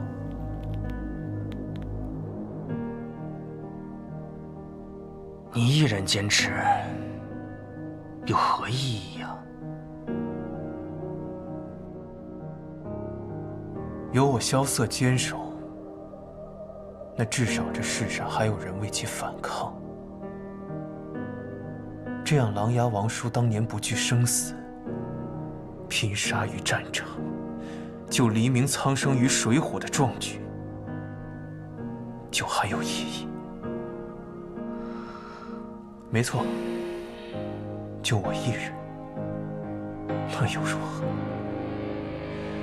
除非我死，我这辈子都不认错。抗旨不遵乃是死罪。那你敢杀我吗？你若是敢，现在就动手；你若是不敢，就回去找你的父皇，请一道取我首级的圣旨来。殿下，带他走。是。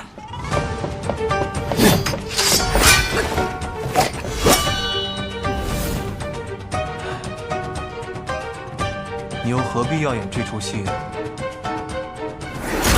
再来！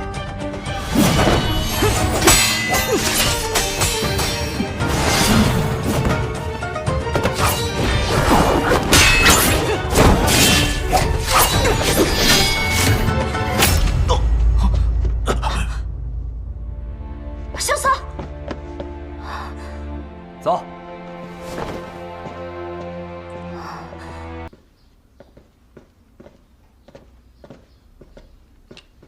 他走了。一刻都没有停留，或许是有别的事情赶着去做了。走了就好。你派司空姑娘来，是料到她有这么一出。有些事情的解决必定是要流些血的，我不宜出现，所以便让千洛去代劳了。萧瑟，我听千洛说你受伤了。小伤而已，不用大惊小怪。哎，唐莲啊，唐老太爷说他突然想到一个法子，或许能够治疗叶姑娘的病。我看这几天你抽空带叶姑娘去一趟唐门。是。哎，大师兄也要走啊？难道你也要走？哎，这雷家堡英雄宴就要开始了，而且呢，按照我跟我姐的约定，她必须要跟我去见一次我师傅。我倒是忘了，今年的英雄宴在雷门。那大师兄可要去凑凑热闹。此次回唐门，我若是无事，应当会随老太爷一同前往。那感情好啊！哎，我跟你们说啊，这英雄宴啊，据说还有比武夺魁。你要去参加？我定当夺得头筹啊！你大师兄曾经是三魁者，可别丢了你大师兄的颜面呢。哇，那萧瑟呢？萧瑟你要去吗？反正打擂台这事儿，你可比我熟啊。滚！他可去不了，雪月城的账本都快堆积如山了。我去。你要去？我倒想看看啊，这傻子怎么出丑。那不可能！我告诉你，我定当打遍天下无敌手。你去过天启吗？帝都天启？没去过。比起我们雪月城如何？没有雪月城漂亮，但是很大，大概有7、8个雪月城这么大。五湖四海的人齐聚，每天都很有趣。每年年中和年尾都会有一次大集市，集市上会有各种稀奇古怪的玩意儿。我曾经见过一块水晶，纯天然的，大概有一个酒缸这么大。还有一个地方叫做千金台，我曾经在那儿赢下过一座城池。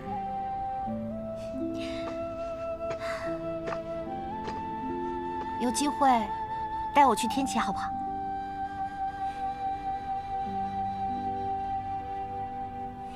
好。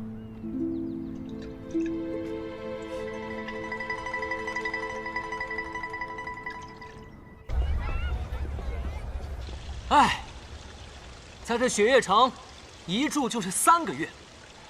今日一别，不知何时才能相见了。诸位，青山不改，绿水长流，我们江湖再见。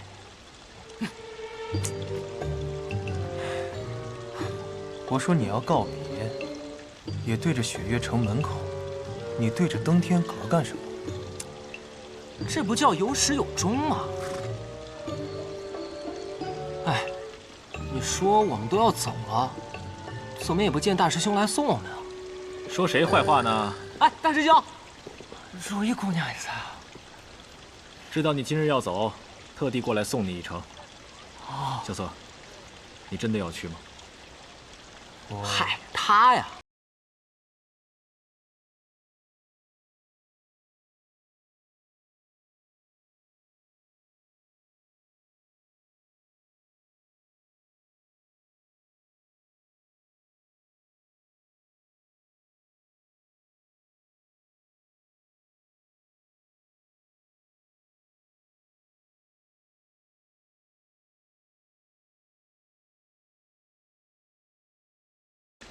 20尊呢？他不是也要去吗？阿姐说她能日行千里，让我们先行一步，之后她自然会追过来的。好。那，大师兄，我们先去雷家堡，你们可一定要来啊！放心吧，我还要看你夺魁呢。行，走了。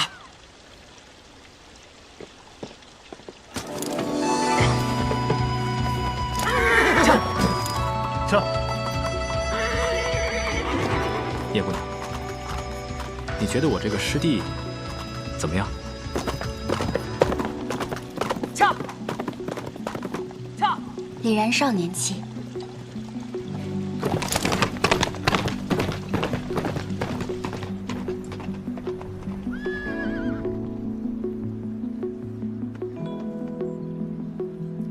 放心，他会回来的。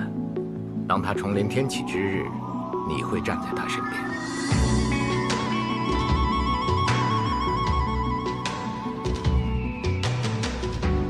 小子，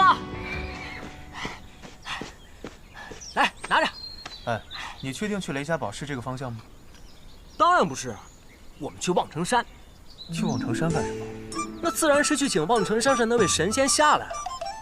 你想想啊，3位旧友齐聚雷家堡，多么有趣的一件事情啊！你脑子里面想什么呀？我只是在想，我师父、我姐，还有望城山上那位，这么多年好像都是把自己给困住了。其实他们不过是在等彼此谁先跨出那一步而已。那既然我都已经下山了，那么这个僵局也就应该打破。赵玉珍这么多年从未下山一步，你真觉得能为你这个傻小子下山？那你不试试你怎么知道吗？行，那你想怎么试？哼，那自然是一剑问王章。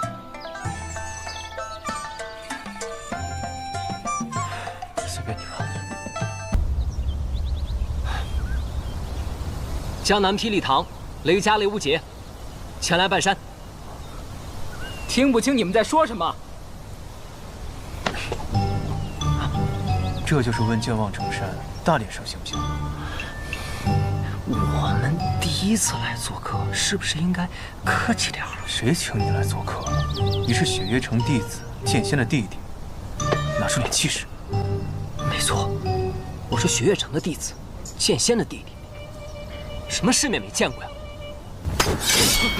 你们要干什么？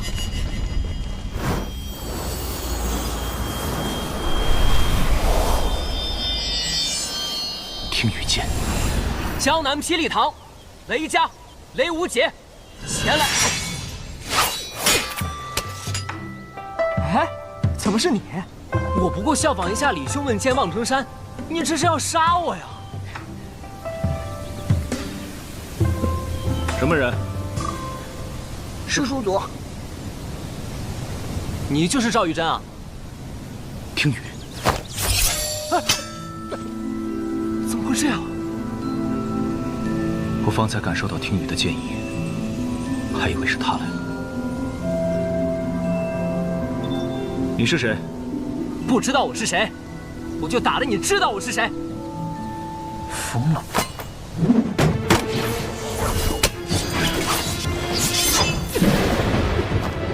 雷灭！看你的功法，应该跟齐鹤是同一门。你们姓雷的真的很有意思，没事老闯着望城山做什么？哼，那你再试试这招如何？剑仙所传，月息花尘。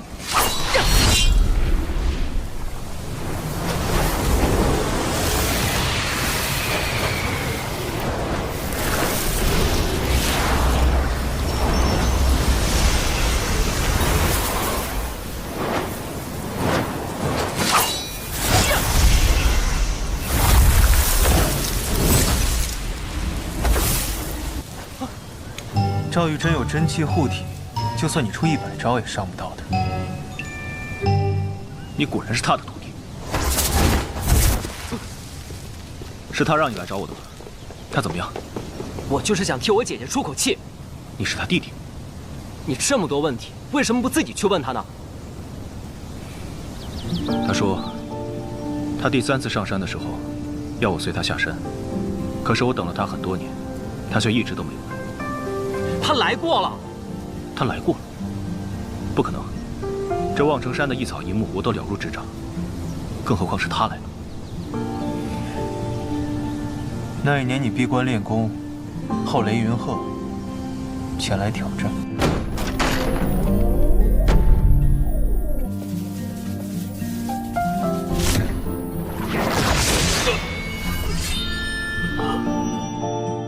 你断其一臂，将其赶下山，但自己也元气大伤，几乎走火入魔。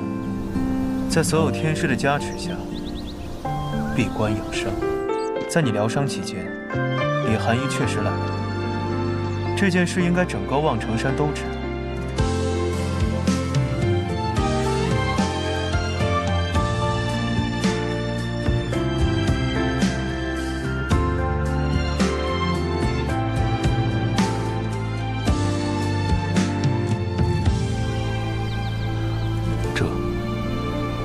我确实不知。接下来的事情你应该都知道了。最终，天道没能修成，你和掌教都负了伤。没过多久，掌教故去，此事就再无人提起。为什么不能提起？我姐那么傲气的人，来了3次都没能把人带走，她可能以后再也不会来了。赵真人，我们此行要去雷门赴宴，雪月剑仙会跟我们一起去，你去不去？还有我师父。我师父就是雷轰，他也在雷门。小子，我若不下山，会怎么样？我姐会跟我师父见面，我师父可能再也不会让他离。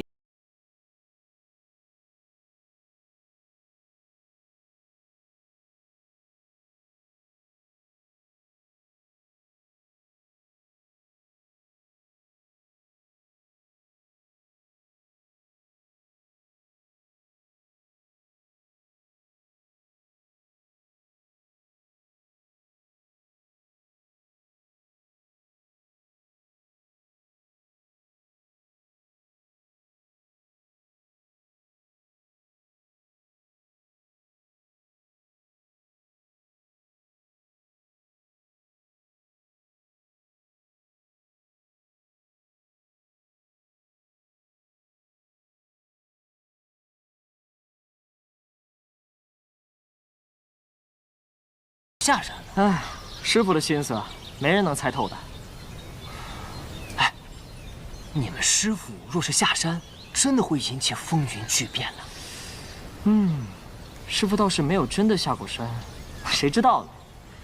也许只是师祖诓他的，想骗师傅一辈子留在望城山。师祖才没你这么无聊呢。掌教的命格是天命，师祖说的很有可能是真的。天命。行了，赵玉珍来不来，在于你姐，在于她自己，根本就不在于你。你已经把你该说的话都说好了，现在就走吧。我觉得不管是李寒衣还是赵玉珍，以他们日行千里的剑仙境界，去个雷家堡真不是什么问题。换做我们，再不等就成笑话。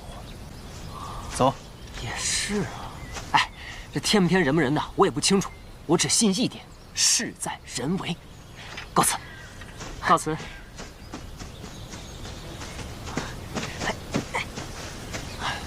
有个问题忘了问你啊，你是怎么说服你姐陪你去见雷轰的？以她的性格，她不会同意的。其实我骗了阿姐。哟，你还会骗人呢？我私下骗她说，我师傅得了重病，就快要不行了，临走之前想见他最后一面，了却心中遗憾。阿姐就同意了。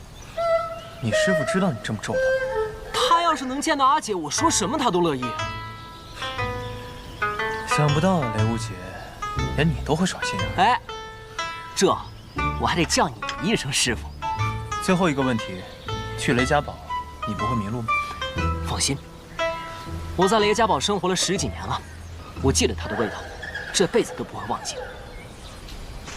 跟我来。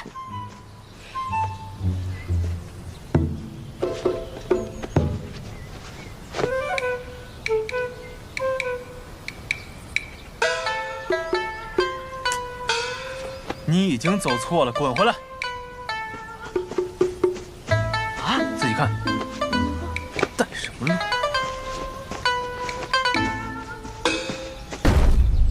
你们什么人？为什么要拦住我们的去路？雷无姐，这一次遇到的人跟以前的不一样，你要清楚一件事，他们是真的来杀人。那他们到底是谁？暗河。暗河？就是那个占据了杀手榜前8席次的杀手组织吗？没错，我姓苏，苏家，苏昌黎。自报家门的杀手还是头一次见。告诉你们名字，是因为你们很快就要死了。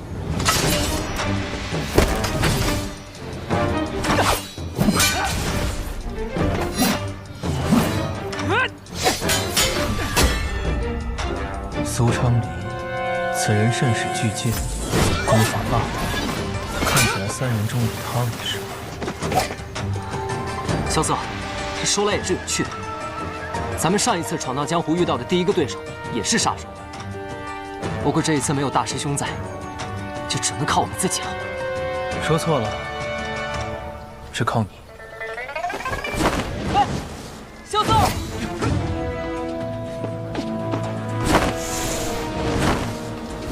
师傅。弟子以后闯荡江湖，需要注意什么事？只要记住8个字：天下武功，唯快不破。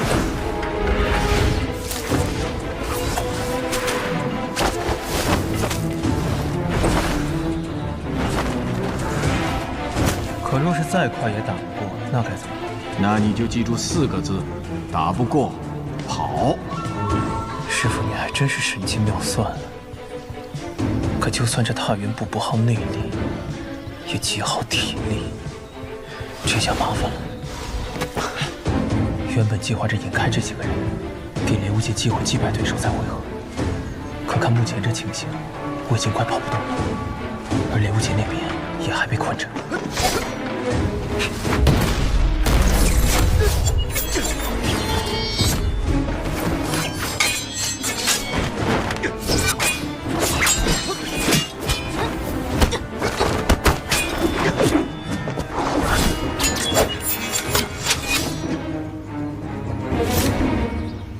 萧瑟这混蛋，只有我追他，你们追不得。小心那2个。你打不过这2个小贼也就算了，以为我也这般不济吗？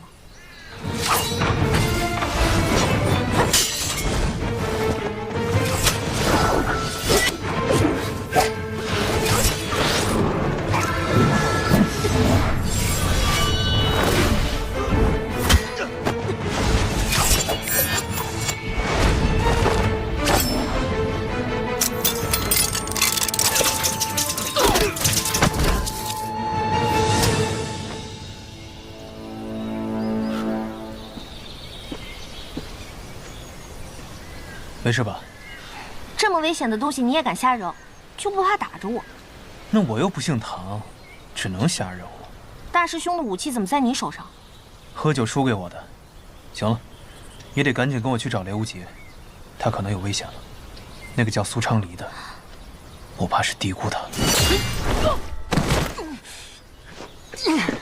不错，能在我剑下坚持这么久，你足以自傲。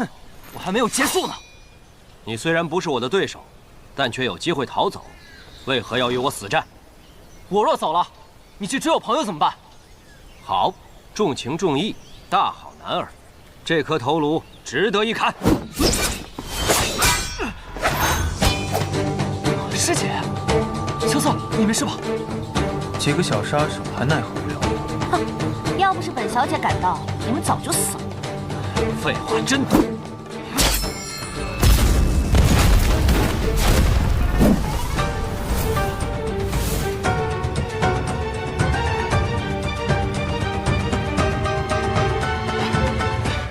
歇会儿，歇会儿，歇会儿。咱们刚才是不是就快死在那儿了？没错。你们不是有20尊守着吗？那得问这个傻子，干嘛非要绕这么大一个圈子去什么望风山？师姐，你是怎么找到我们的呀？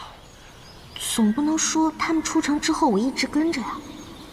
看我找到20尊，不告上一状，就揍你们一顿。走吧。师姐。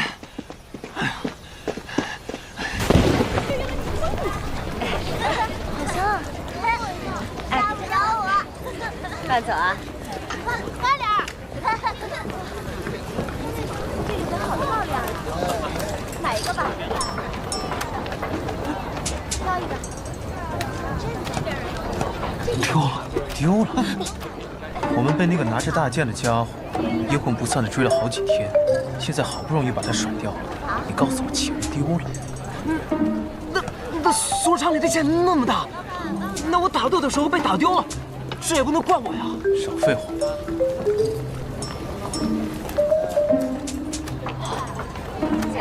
钱老师，我没钱，我可是偷偷跑出来的。你怎么又偷偷跑出来了，师姐？还不带钱？我出来逛逛不行啊？你出来逛，你也要带钱呢。而且怎么逛就逛到萧瑟边上去了？前几日的时候，臭小子！把你这2把破剑先拿去当。那怎么成啊？我要是现在把这2把剑当了，我们出了这个城门就会被苏昌黎给砍了。那就算侥幸逃脱，我也会被我师傅跟我姐给砍了。那你说怎么办？现在不被那个苏昌黎给砍死，也得饿死在这九霄城。你们俩在这等我，我去想办法。你能有什么办法？这好，3碗阳春面。多谢，客官慢用。这路途遥远，就只有这几个钱了，咱们能省一点是一点。你这话有点萧瑟的意思了。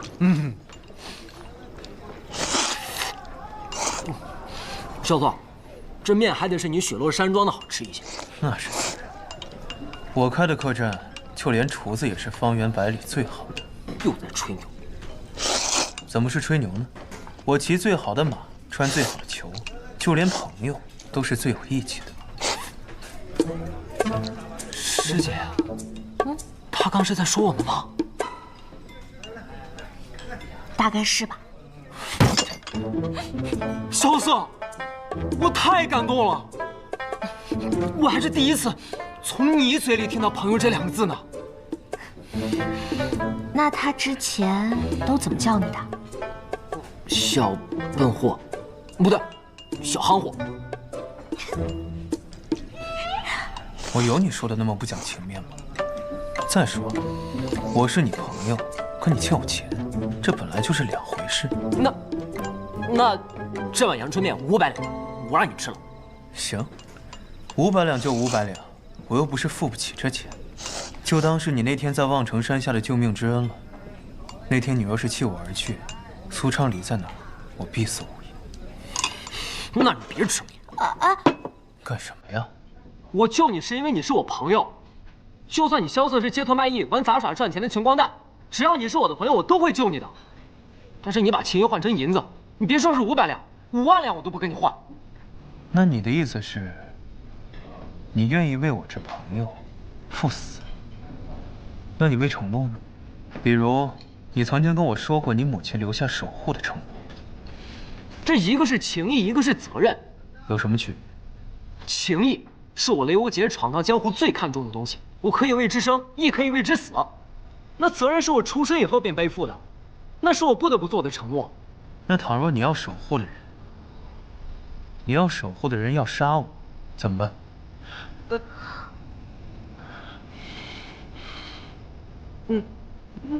那便说明我母亲他们错了，那人不值得我守护，我带你跑就行了。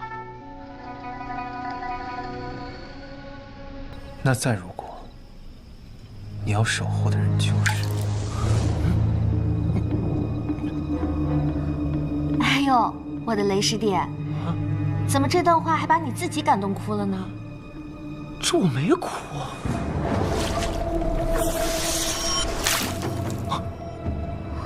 怎么了？弹指醉，好见识。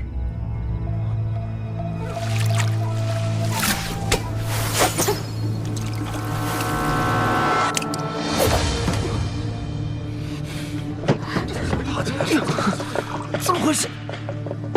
小嫂，我们中毒了。接着。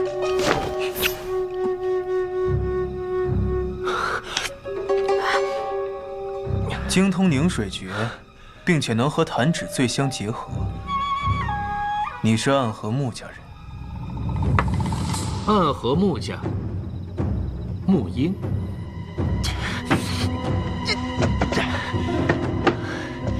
你们这帮人怎么总是阴魂不散？你刚刚服下的是蓬莱丹吧？这种奇药确实能对抗我的弹指醉，可他二人已经中毒了。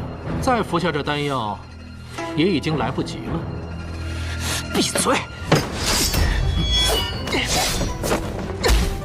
这就是雪月剑仙所传的止水剑法。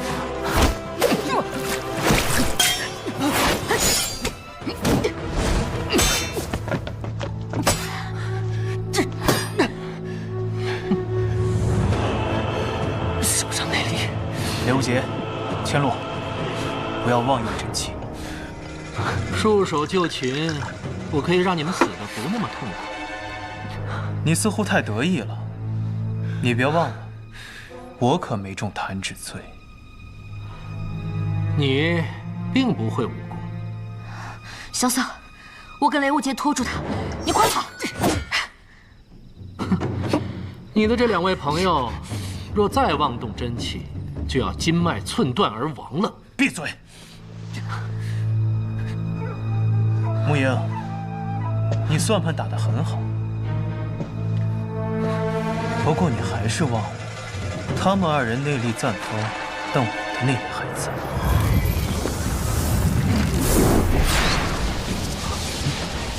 小嫂，这是……我隐脉受损，不能运用内力。这是如剑仙送我的无云书中武术的流转之阵，我把内力借给你们。你有这么厉害的武功，怎么不早用啊？想得美！我内力暂丰，我才能成功。不过我的内力，你们用不了多久便会耗尽，要速战速决。萧瑟他们有新的消息吗？没有相关的消息。雷家没有书信传来吗？没有。我曾听唐师兄说，当初雷无杰来雪月城的时候，1个月的路程，他们生生走了3个月。这样算来，但愿是我多虑了吧。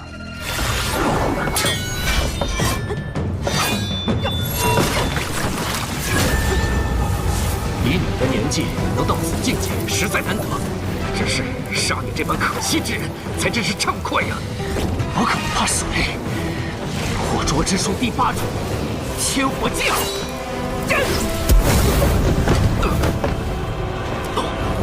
刘瑾，不要妄动，站在那里保持气势。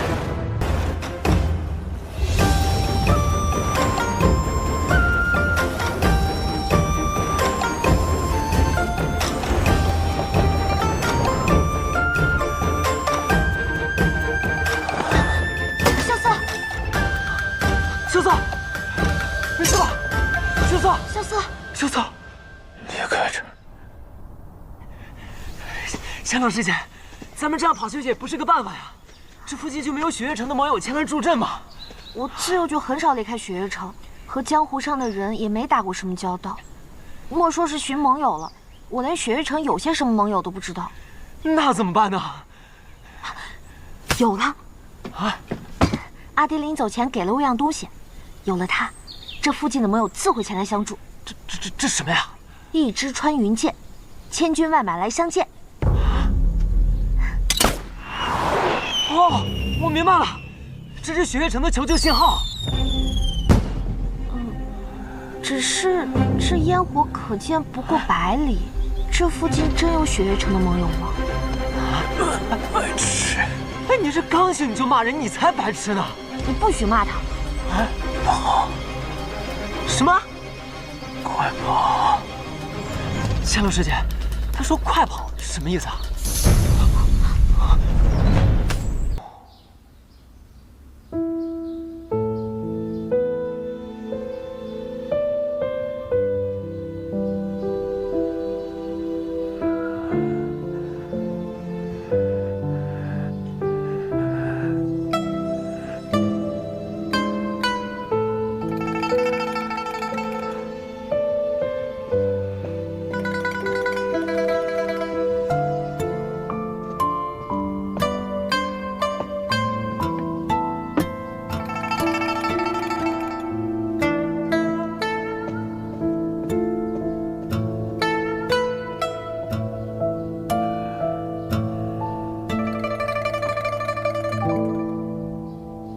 丫头啊，这个年轻人的伤怎么样了？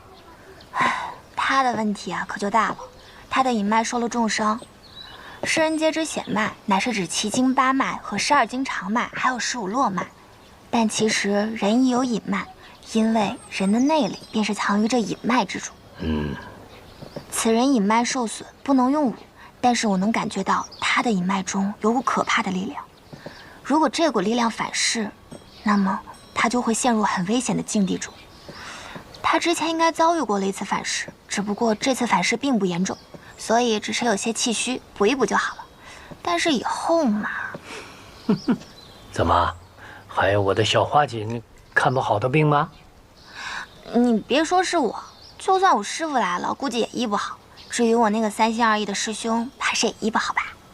你是说那个枪仙司空长风吧？师傅说啊，若是师兄只注重医道，那么这天下间便没有他治不好的。可是师兄又学医又练枪，还跑去当什么城主，这般3心2意还怎么学医啊？你倒是专心钻研医术了，跑到我这剑心冢里采了1年的药材。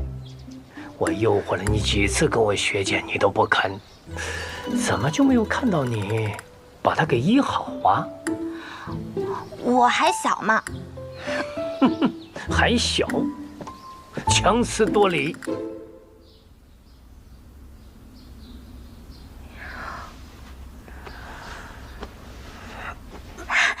你醒了，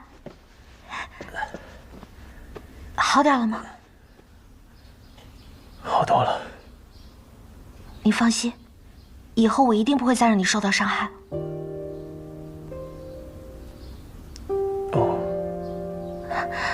先把药喝了吧。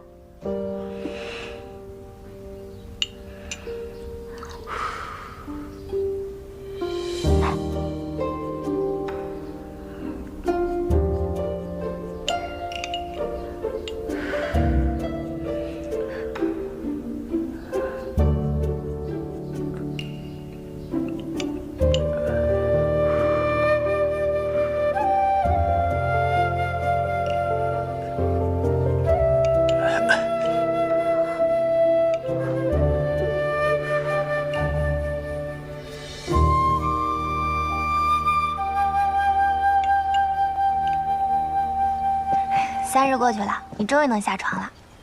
多谢神医。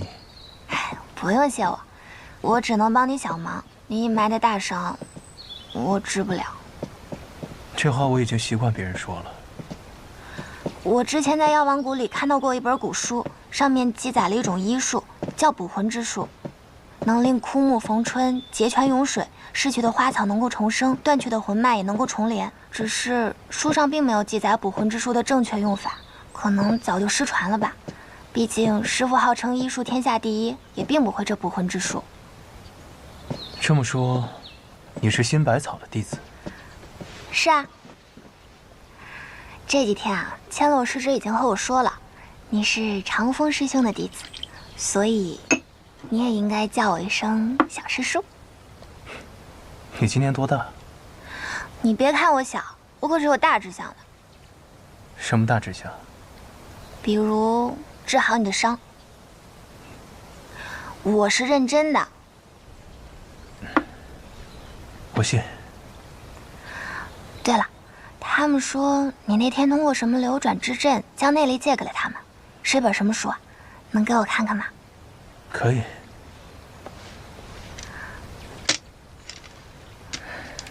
此书乃是如剑仙谢轩所写，修炼此中功法，可以慢慢修复阴脉。真是本奇书。你要是想，就请你多看几日。不用了，我已经都记住了。想不到小神医竟还是过目不忘的天才。但是你那个姓雷的小兄弟可不能再等了，他每天着急想要出种去那雷家堡，还说如果去晚了就要被姐姐一剑给杀了。什么姐姐啊，这么凶？天下前5的剑仙，你说凶不凶？不过他既然这么着急，那我得去拜访一下李种种。萧瑟见过李种种。你的身体好些了吗？好多了，多谢种主相助。哎，这都是华锦的功劳，老朽也没做什么，只是没有想到我能够再次与你相见呐。对了，你对暗河的追杀有什么想法吗？暗河向来是不死不休，如果是专程为了杀我们，那应该派出更强力的杀手才对。怎么，苏昌黎还不够强吗？我们之中最有可能是目标的人就是我。若是请动暗河为求稳妥，应该请出纸伞鬼苏沐雨这样的高手。所以我估计，这里面应该是另有阴谋，或许跟我们此行的目的地有关。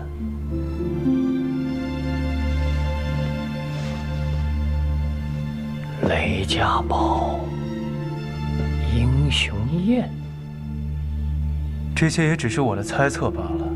当务之急，是我们要快点赶往雷家堡，在敌人的阴谋发动之前，就还有回旋的余地。你刚才说，你叫萧瑟？是。不管以前是叫什么，以后也只会是这个名字。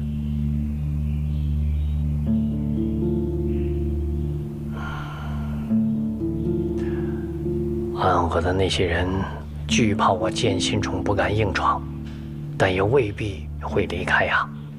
今天晚上我就去击退他们，明天一早你们就走吧。怎敢劳烦种主亲自动手？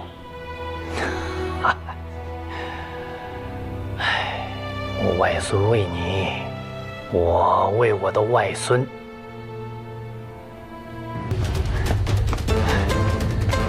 外公，我自己的事情自己了，您不必替我说道。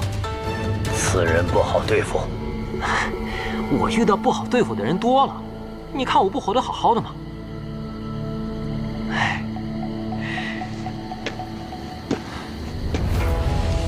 再来问一次剑吧。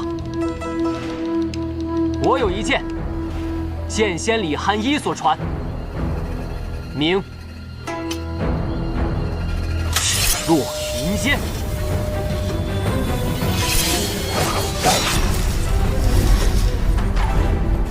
天剑，好。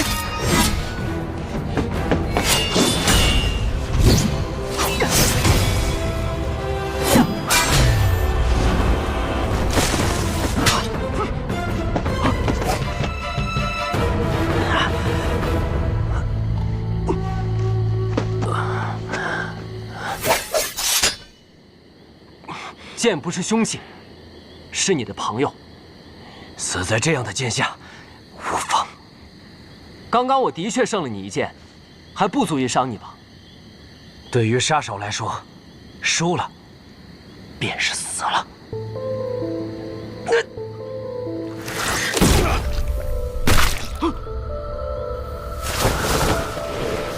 又是傀儡，不必追了，这只是他的脱身之术。区区一个木鹰不足为虑。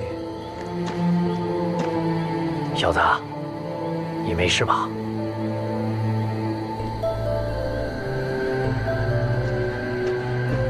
刘姐，哎，喂！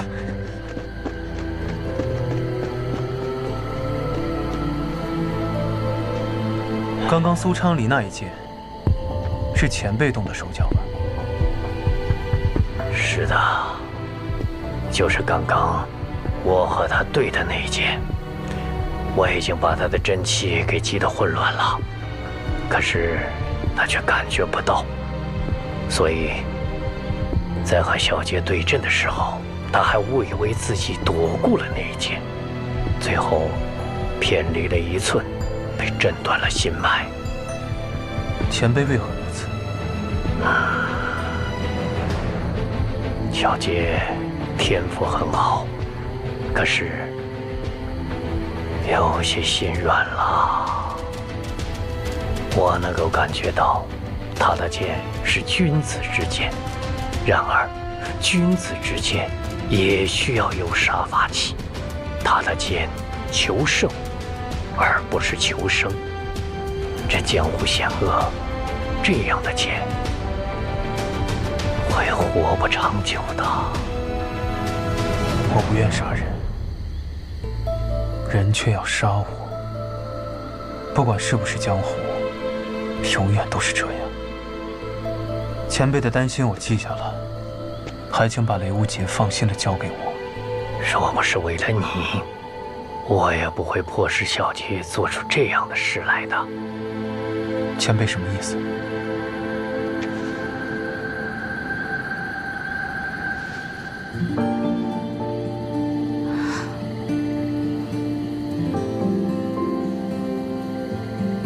？4年前，我的女儿死了。如今，我希望我的外孙能够平安的回来。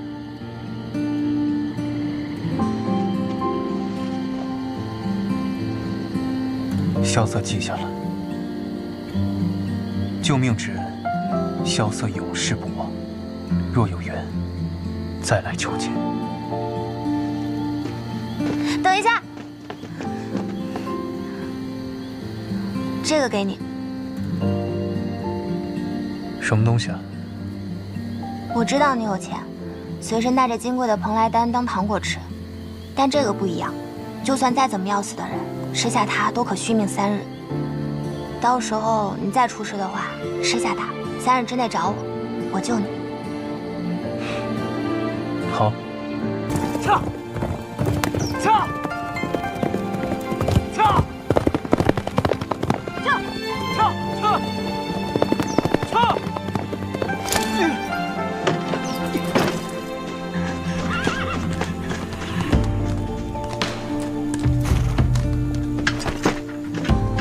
喂！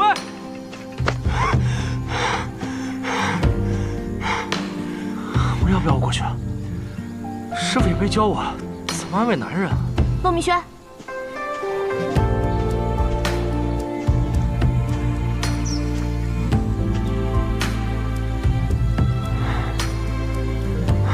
你不用担心我。其实，我早就想到会有这一天。踏上江湖路，有的时候你不想杀人，人家却想杀你，我都明白的。所谓身不由己，就是这样。可是这些都是错的，大家打打杀杀，仇恨不断，永远没办法终结。这不是我心里想要的江湖。我知道，你要的是鲜衣怒马，把酒当歌。是我想的太简单了吧？你知道我心中的江湖是什么样的吗？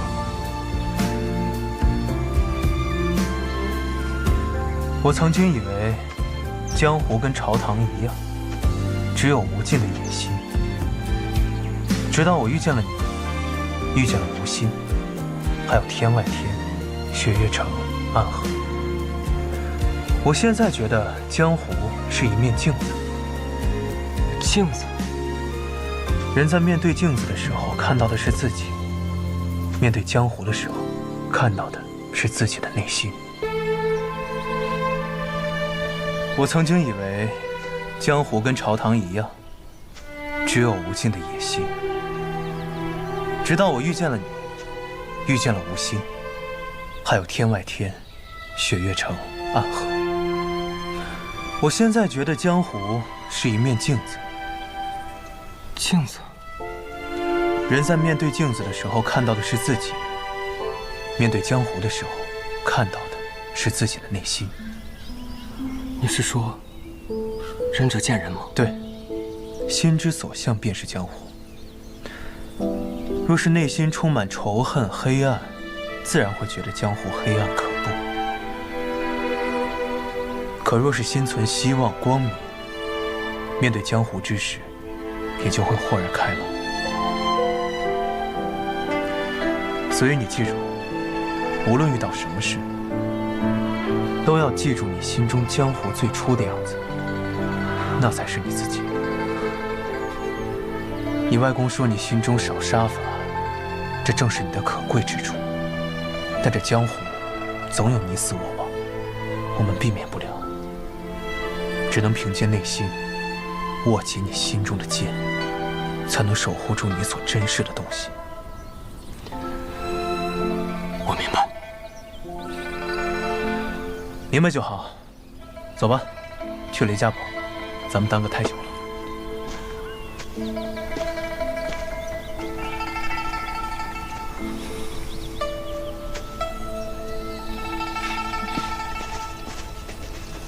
师姐，明轩兄，让你们担心了。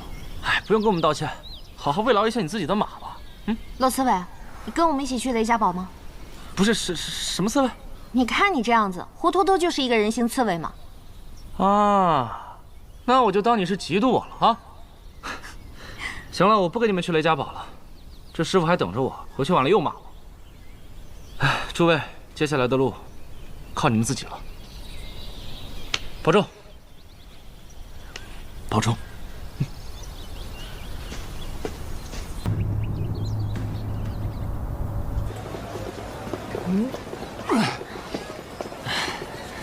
天天都吃着馒头，人都给我吃瘦了。有馒头吃就不错了。谁让你从剑冢走，也不知道跟你外公要些银两。剑心冢卖的剑，每一把都价值千金。你外公也算的是江湖前3甲的富豪，怎么就有你这么一个穷酸外孙？你怎么不早说？你怎么不早说呀？哎，前面发生什么事了？是啊，我去看看。老朽也无能为力呀。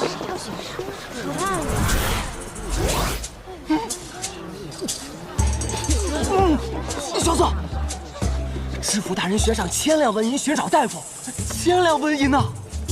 咱们3个懂医术吗？1000两纹银跟咱们有什么关系？哎呀，要懂什么医术啊？你不是有那什么蓬莱丹，一枚30宝？小点声行不行？你知道那一颗蓬莱丹值多少银子？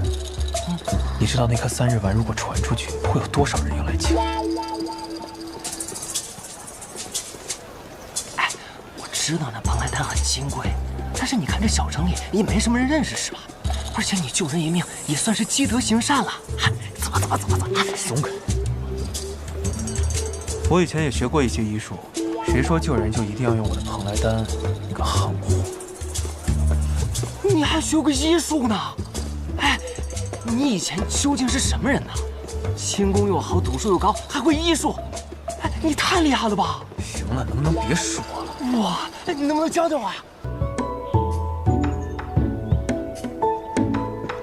萧瑟、田乐、雷无节，大师兄，大师兄，大师兄，这才几日没见，就这般想念了？你是不知道，没有你的日子，我们是走到哪儿被打到哪儿。啊，原来是被打了，才想起你大师兄的好。不是，哎，大师兄既然在这儿，那叶姑娘岂不是也在啊？难道那个要治病的人是若依？若依，蓬莱丹正在帮你清除血脉里的郁结。我知道这很痛苦，但如果是你，一定没问题。忍住。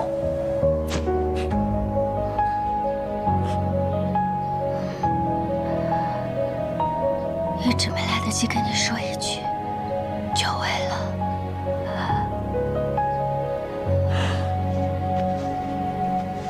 先好好休息吧。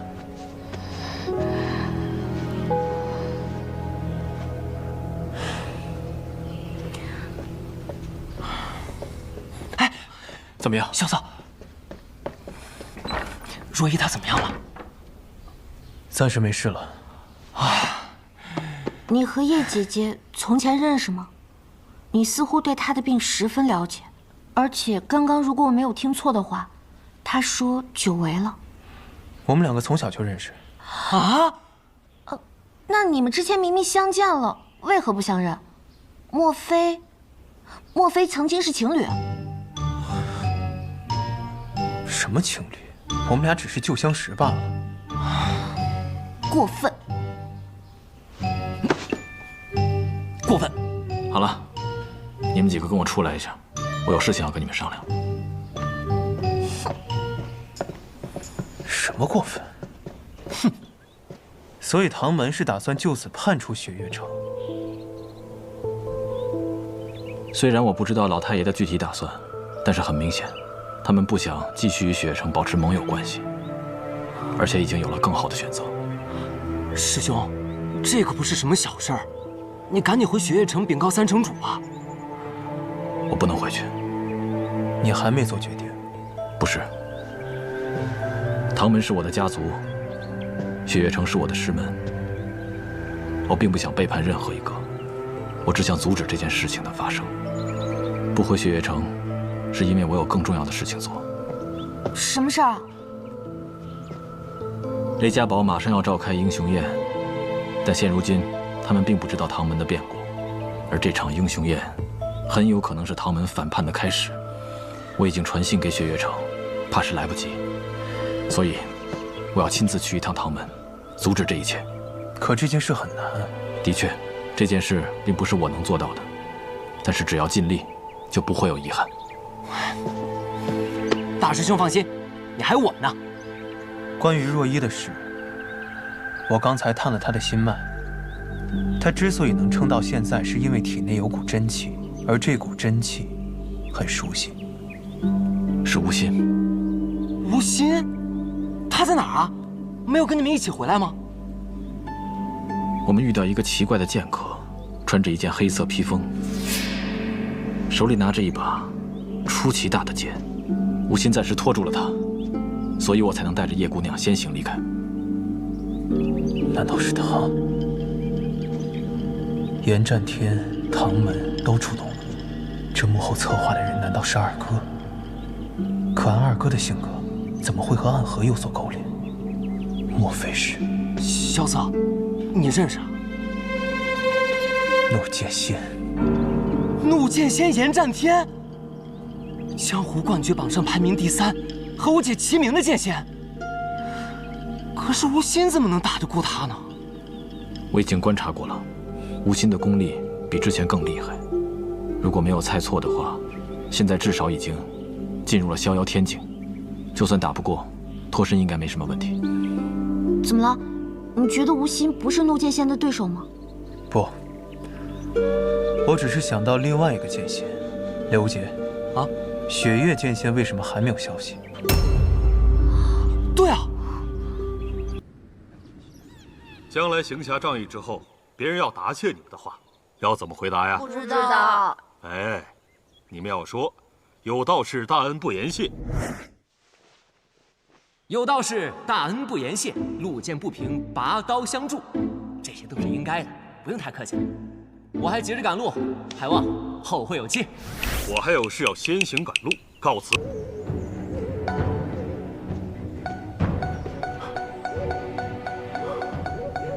古师啊，你有听到方才的声音吗？入魔之咒，我去看看。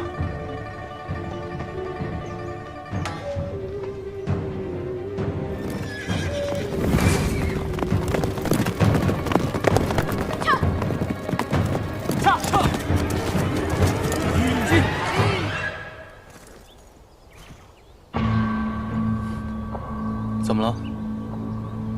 没什么，只是心中莫名的不安和难过。先赶路吧，撤。撤！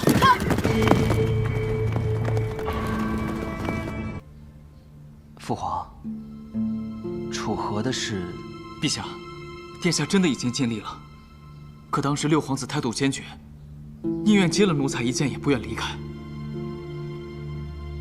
我知道，重儿一定是尽力了，但是这世上的事嘛，很多都是人定不了的，还是听天由命吧。谢父皇体谅。楚河还好吗？回父皇，楚河很好。楚河说，一直很挂念父皇。这话是楚河说的吗？哎呀！你真是个善解人意的孩子呀！好好养病，姑先回宫了啊！儿臣恭送父皇。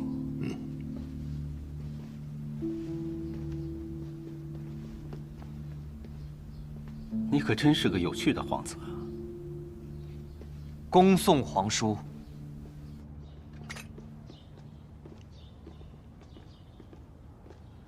皇兄，我们现在去哪儿？去赤王府。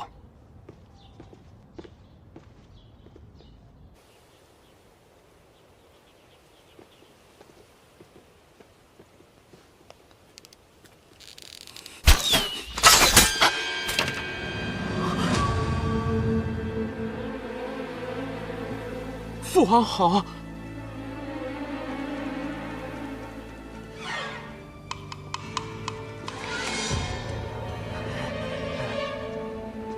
从小就练习射箭，到现在竟然还能射偏。你的眼睛，不如换去给你二哥了。父皇有所不知，儿臣最近生了一场大病，这一病就1个月，我到现在2只手都没力气呢。拿来。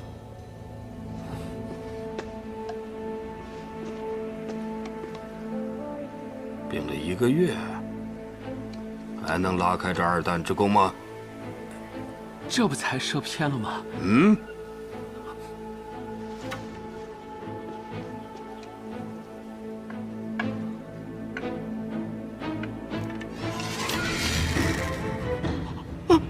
父皇，儿臣知错了，儿臣其实没有病，只是最近心烦。如何？懒得上朝。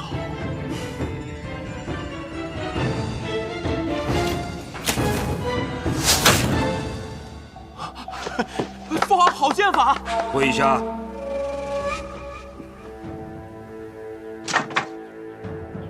既然不想上朝，那就不用上朝了。从今日起，就在这屋里待着。明日，藏书楼龙图阁大学士会带12学士到你府上，把北离朝路修缮完成。北离朝路，那玩意儿不是修了几十年都没有修好，父皇叫儿臣来修，那儿臣岂不是要老死在府里了？父皇饶命啊！岳离，咱们走。是。皇叔，你听我求求情吧，皇叔，我错了，我这……替你求求情，小侄子，我前几天奉命传你上朝，你不理我，现在来求我，晚了点吧？啊？皇叔，我上朝，皇叔，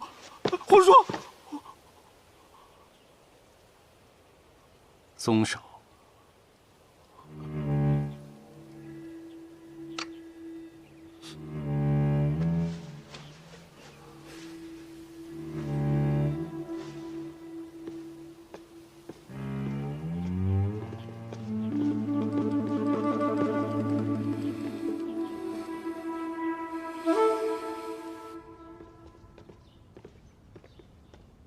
皇兄，这小子太不争气了，我都想替你收拾他一顿。岳离，你也上车吧，我有事同你说。皇兄，你是不是又有什么麻烦事要交代给我？不算麻烦事。其实姑还了解一些事情，是锦仙没有告诉我的。可能锦仙公公觉得不太重要吧？不，很重要。楚河身边还有一个红衣少年，叫雷无节。雷无节，哼，他的名字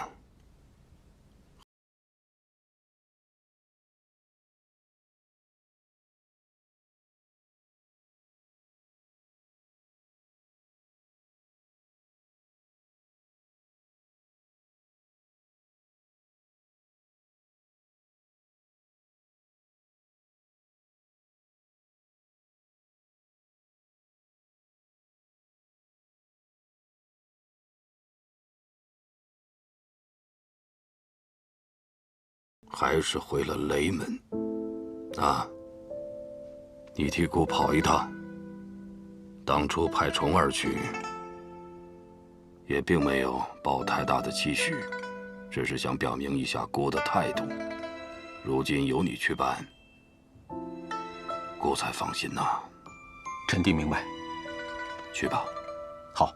哎，还有啊，不管见到楚河，还是遇到雷家那个孩子，都替姑说一句，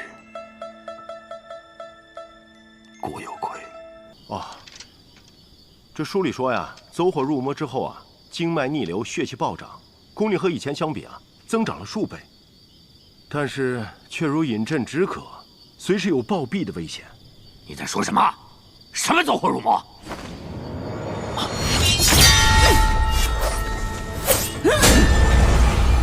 大魔头，就是他走火入魔了。李寒衣，苏长河在哪里？我要杀了他！司书生，原来你是要我帮你制住他，凭什么？哎，别急，我已经找到破解的方法了。先断其意识，止其真气，然后再找。哎，少废话！5个字，打晕了再说。啊！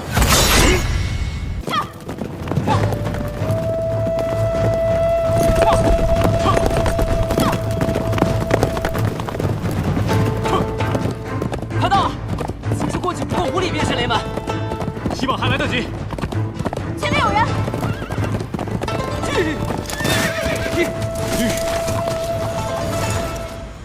又是暗河。的确是暗河，但这一次不一样。暗河苏家家主苏沐雨，代号纸伞鬼；谢家家主谢七刀，代号索命鬼。我们的面子可真大，暗河的杀手都来了，真是受宠若惊。冥剑排行第4的新剑，他就是雷无节了。杀了你们苏家苏长离的人，他就交给你了。其他人就交给我吧。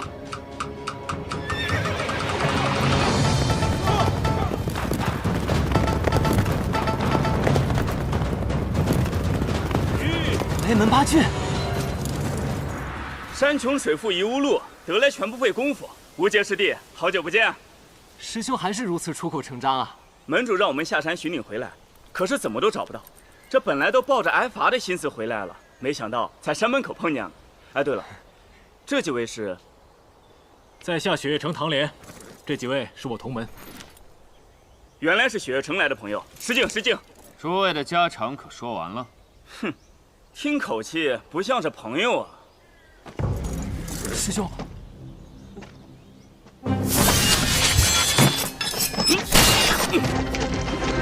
师兄，你没事吧？无节师弟，先带几位贵客去雷家堡。这英雄宴没了雪月城，还叫什么英雄宴？师兄，闭嘴！雷家堡不能让人给小瞧了。弟兄们，立正！那就有劳诸位了。走。走。对阵。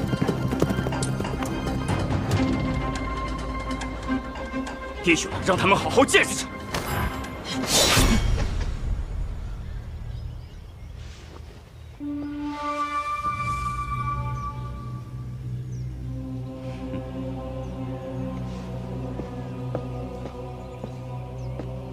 久等了，千虎。老太爷亲自前来，就算是等上1天1夜，也不妨。比你爹懂礼多了。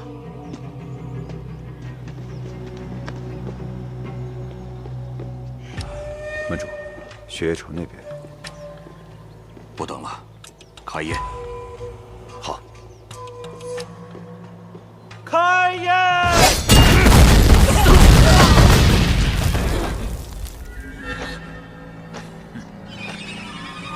山穷水复疑无路，别想往前走一步。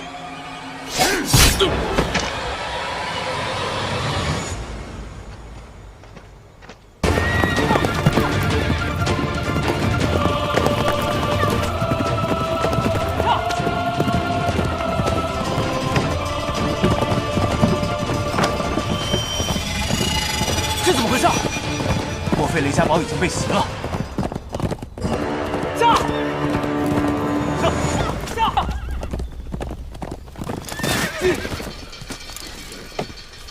杀不见我会突然要走啊？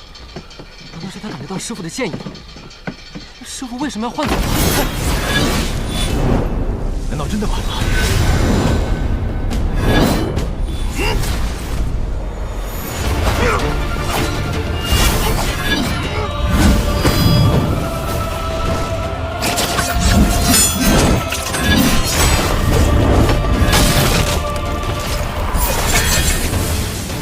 10殿轮番走，安能留魂在人间？你们这些年轻人，给我看好喽！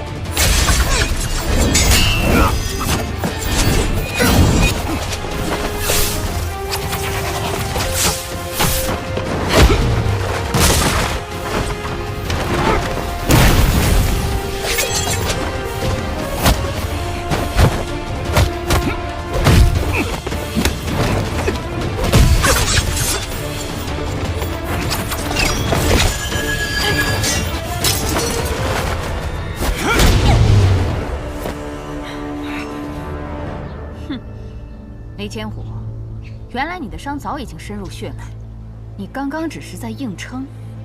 硬撑，破船还要3000钉呢。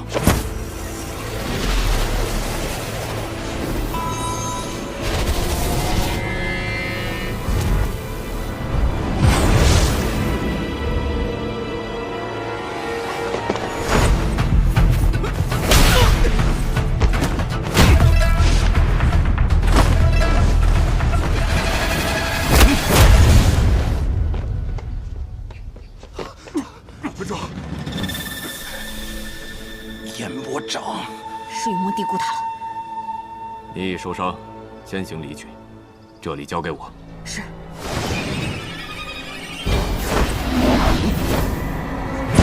住手！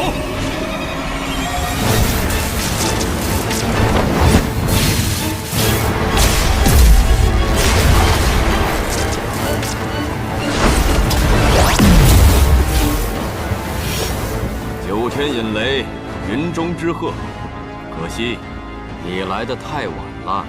你的兄弟已经是个死人了。门主，千虎，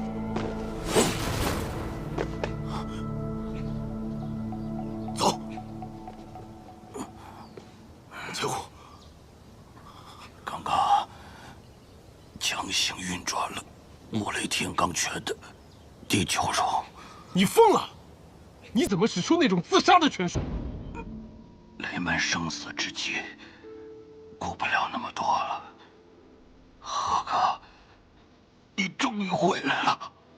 你别说话了，雷轰，快给阿虎疗伤。已经来不及了。雷门总管，雷天恒听令。天恒在。雷门第19代门主，将门主之位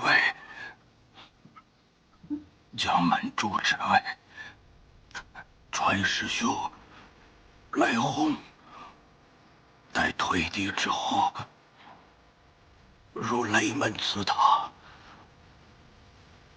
行3项6阵之礼，任第20代门主。天恒遵命。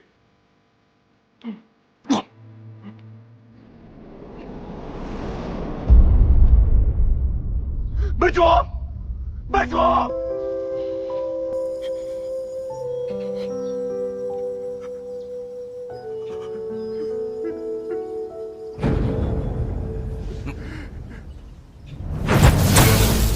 我以9天惊雷撼乾坤，一指破空9万里。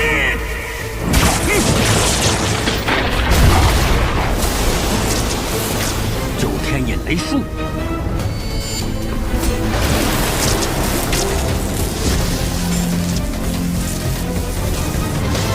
大家长。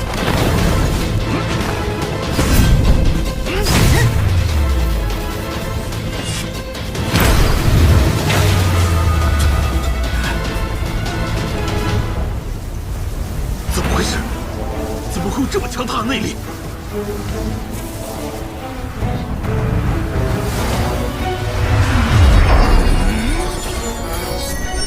万术飞花。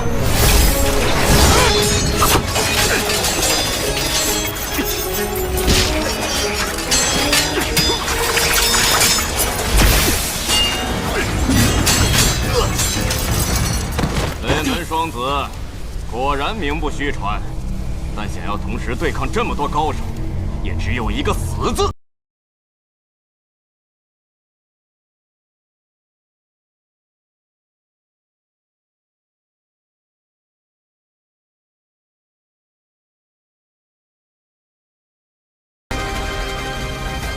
胡爷，胡爷，是我来晚了。唐莲，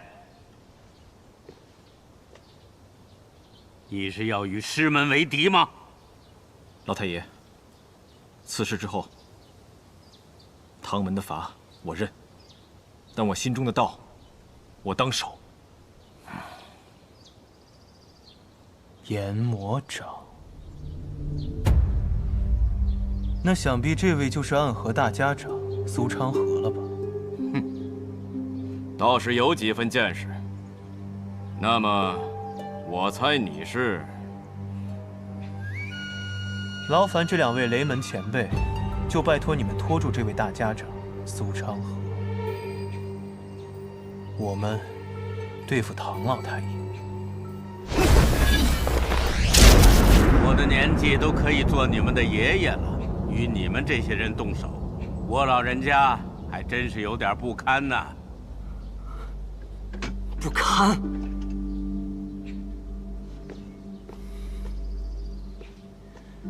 前辈和晚辈动手，就算是不堪吗？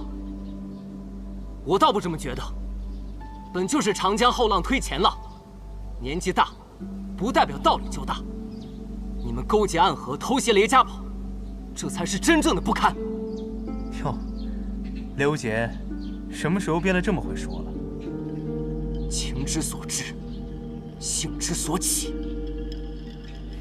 那便来。唐老太爷有近70年的内功修为，真气护体，恐引入了化气，雷无劫伤不到他。唐门有一暗器，专门可破护体真气。唐莲一怒，可敢一战唐门老太爷？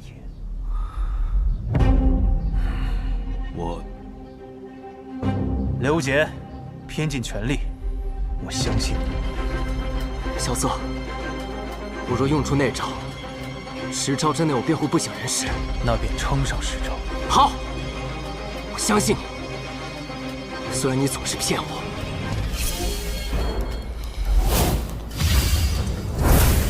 小小年纪竟能入得了那逍遥天境，险些所传，指路云烟。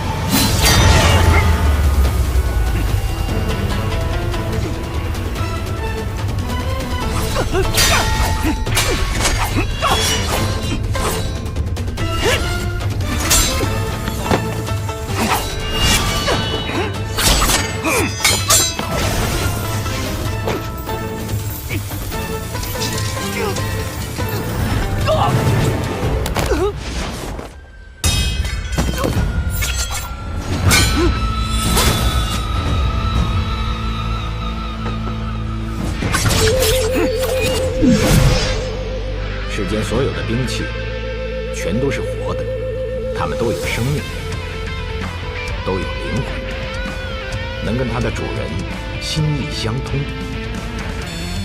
你看好了，风可以很温柔，但也可以凛冽如刀割。此枪为枪仙所传，名破风。萧瑟，我接了13招，送了你3招，已经做得很好了。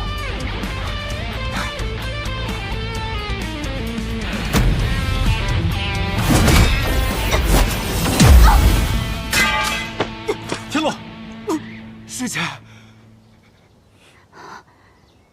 萧瑟，你走。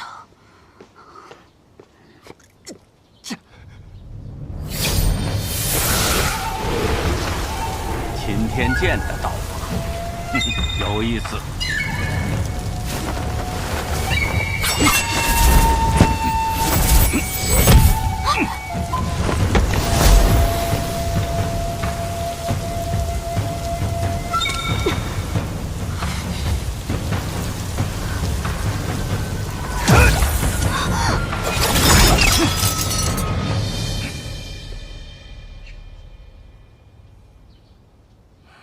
老太爷，回头吧。唐莲，你很好，现在敢于我动手了，只不过这个程度还不够。老太爷，我求你，回头吧。回头？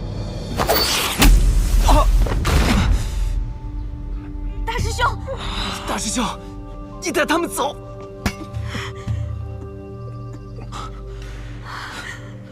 只因你们叫我一声大师兄，所以在我倒下之前，你们一个都不能死。大师兄，快退！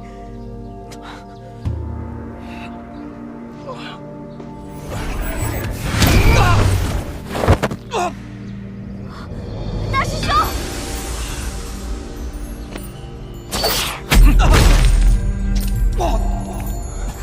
大师兄！大师兄！现在可否算倒下了？还不够。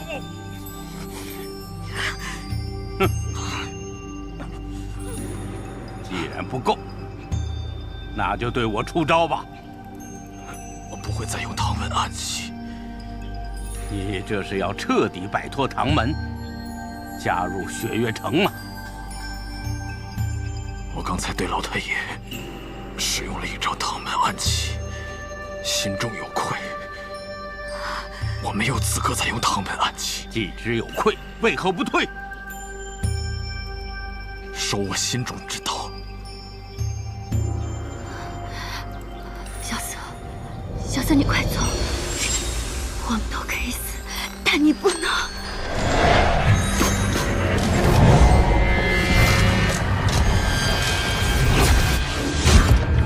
走，一个都走不了。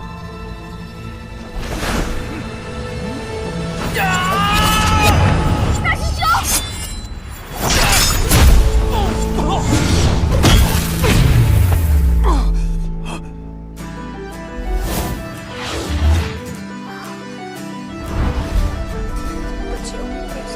无极棍，若依，我们都是一样的。这世上只有一个司空千里，一个叶若依，一个唐明，一个雷无极。所以今天谁都不能死。小瑟，你还真是个高手。是啊，我之前跟你说不会武功，骗你。但是你们高手为什么每次不早点出来呢？一定要看我们都倒下来，才出来逞英雄。对不住了，小韩火。流转之术不但可以帮助你慢慢的恢复功力，它还可以帮助你短暂恢复到最强的力量。但是如果你这样做了，前功尽弃，性命危险。我应该早点站出来做个英雄。如果我能活下来的话，我们再好好聊聊。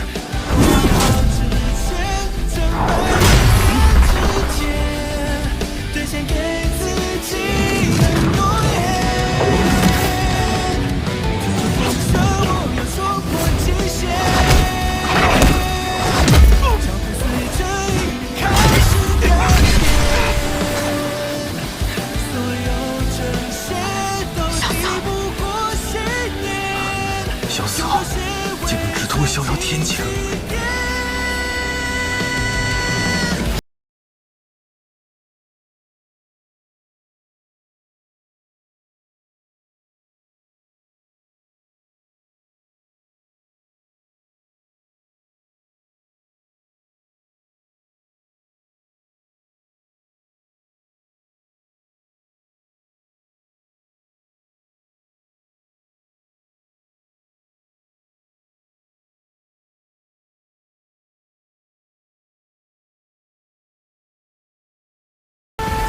太爷，我来助你一臂之力。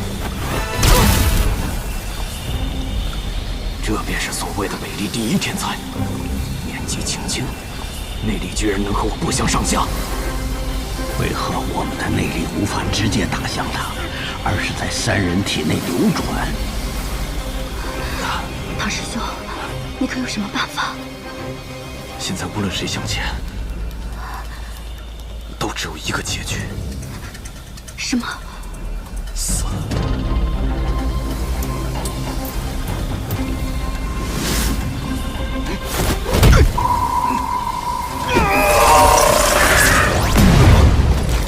老太爷，你这小子居然杀了老太爷！我来给老太爷报仇！萧瑟，萧瑟，萧瑟！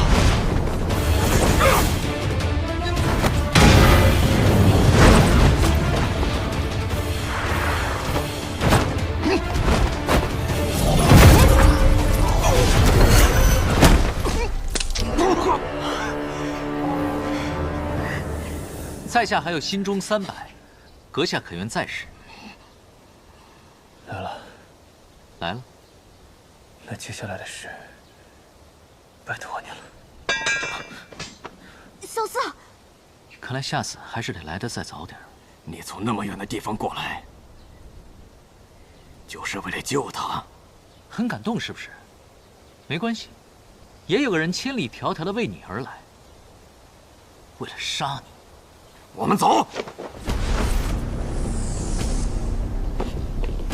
苏长河，姐。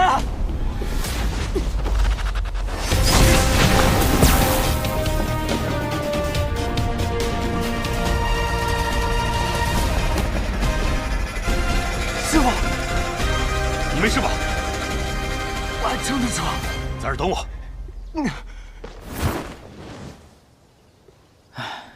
怎么又追来了？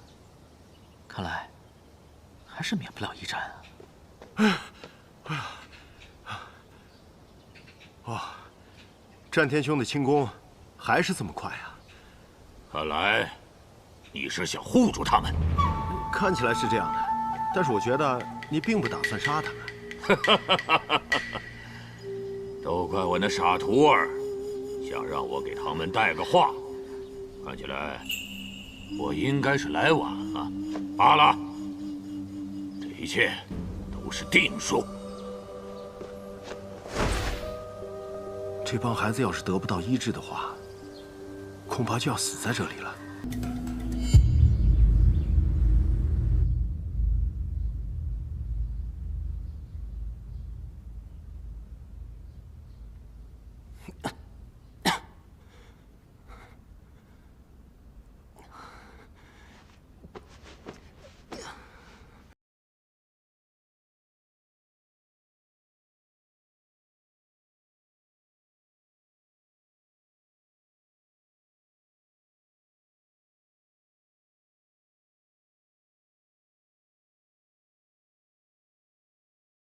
是好些了。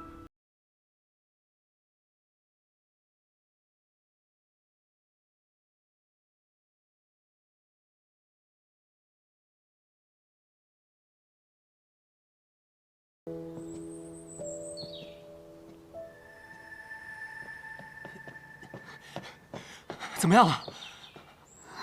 如剑仙和吴心在帮萧瑟一同运气疗伤，已经进去有些时候了。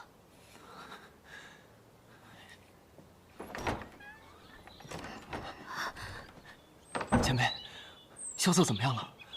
怎么样了？萧瑟隐脉本来就受损，此番强行运功已经伤及到根本。我们二人用尽了全力，也只能暂时压住他的伤势，最多再能撑1、2日。那谁能救他？你师父齐天辰可以，但是他已经回到天启城了。药王辛百草也可以，可是他的行踪不定，谁也不知道他在哪里。辛百草的徒弟行不行？你父亲？不是，剑心冢里还有个徒弟，剑心冢离这里不远。我可以让师叔仙鹤传书，半日可到。怕是来不及，我再尽力一试。来得及，我们还有3日玩。3日玩？雷无杰，你过来喝口水吧。不用。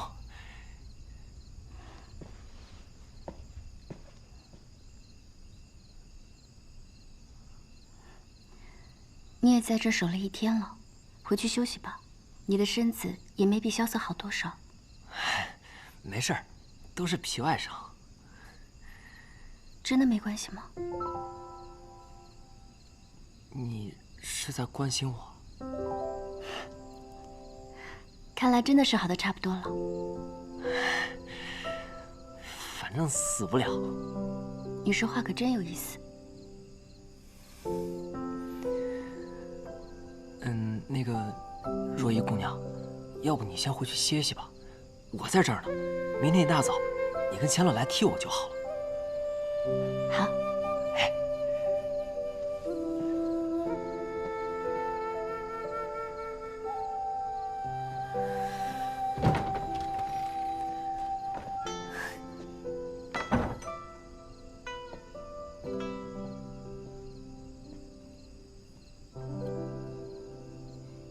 雷无杰，啊，前辈，你还记得当时在雪月城我送你什么礼物了吗？啊，记得，晚来雪。那你看了吗？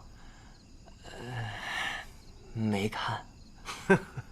难怪你和女生谈话还是这般声色稚嫩。我谢轩送人东西啊，从来都是对症下药的。你不要以为《晚来雪》这本书在街面随处可以买到而轻视它，但是它对你来说是非常有价值的。哼，不开窍，不开窍啊！啊？道我真的该去看看？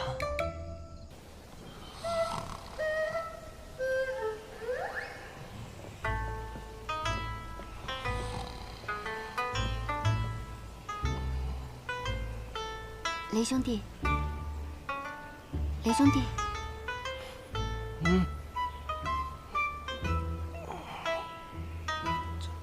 都天亮了。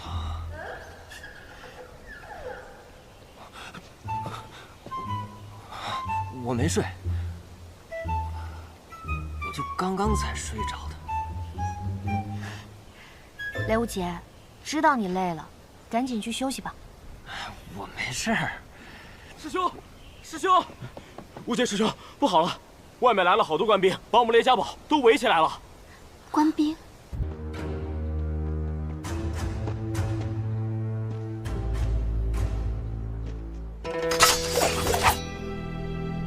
想闯我雷家堡，得先过得了我这关再说。这位小友受了伤，却还如此英勇。你谁啊？问得好。我的名字都写在我背后的这把刀上。小友，你手上的这柄剑，应该是天下第4名剑——心剑。哼，亏你还认识。怎么？是不是怕了？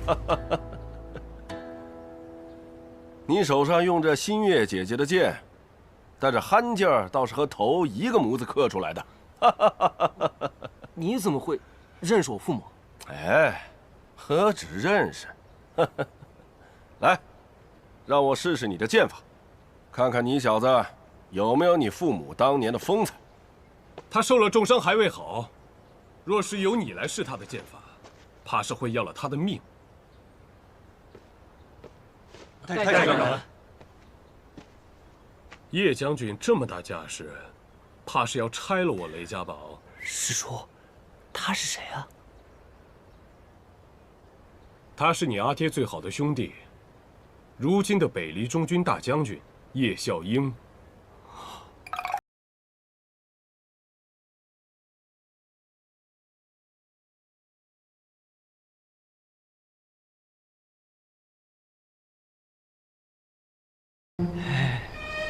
岳大将军，什么风把你从天启刮到这儿来了？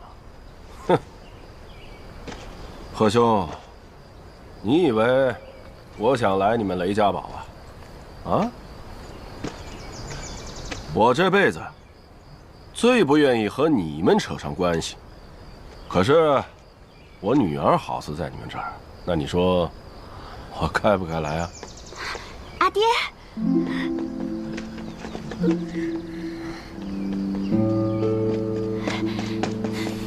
闺女，没受重伤吧？那就好。她是叶孝英的女儿。你怎么不早说？你喜欢她？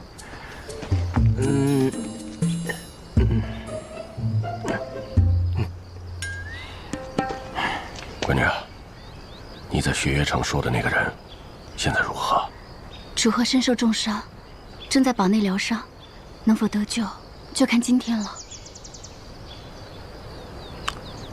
你们遭遇了一路追杀，我送回将军府的情报被泄露出去了，是我大意了。哎，无需自责。走。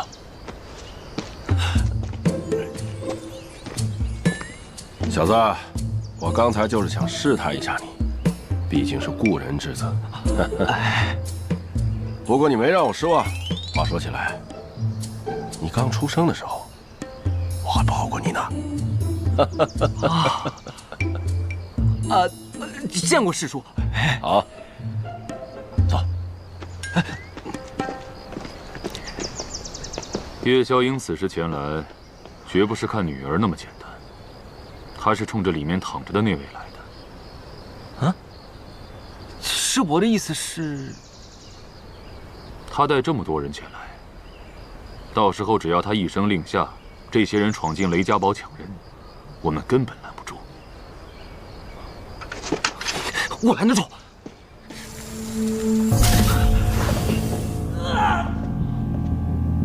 萧瑟，萧瑟，我不开门，都别进了。雷无节，你没事吧？我没事，我只是想看看萧瑟有没有事。这还是吴昕第一次对我这样。里面到底发生了些什么呀？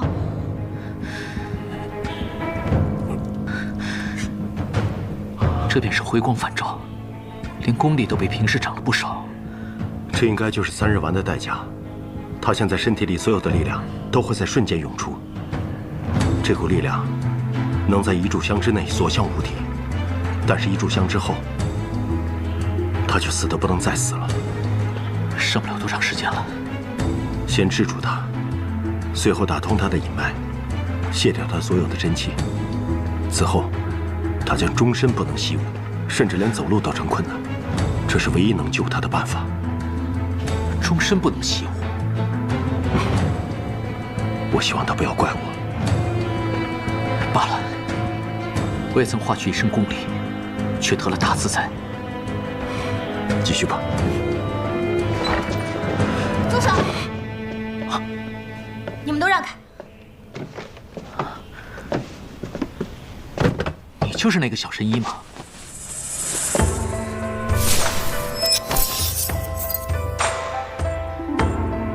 我曾见过唐莲的一手万术飞花，可真心不如你。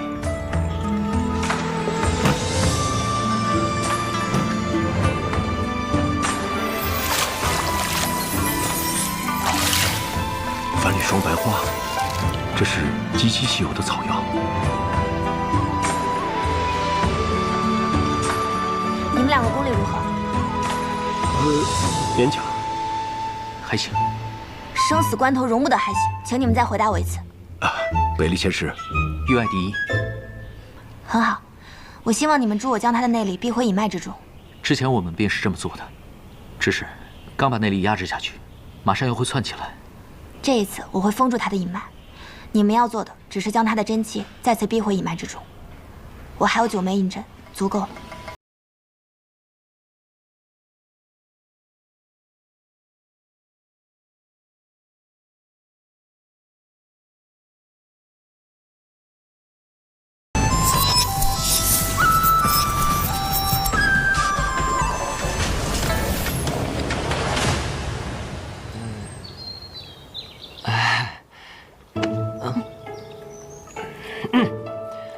那个，敢问阁下是何人？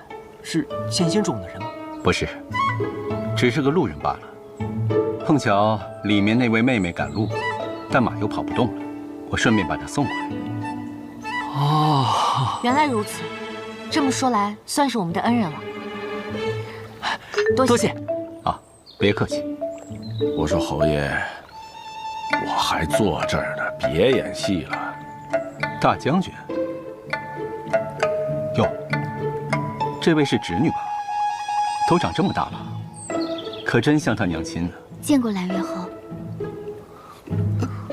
今夕蓝月侯，你认他？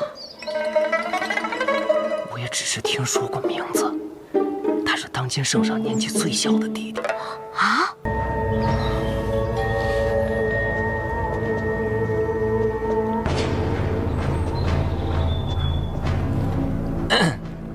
那个，打断一下，你们一个侯爷和一个大将军，你们俩在这说的话是什么意思啊？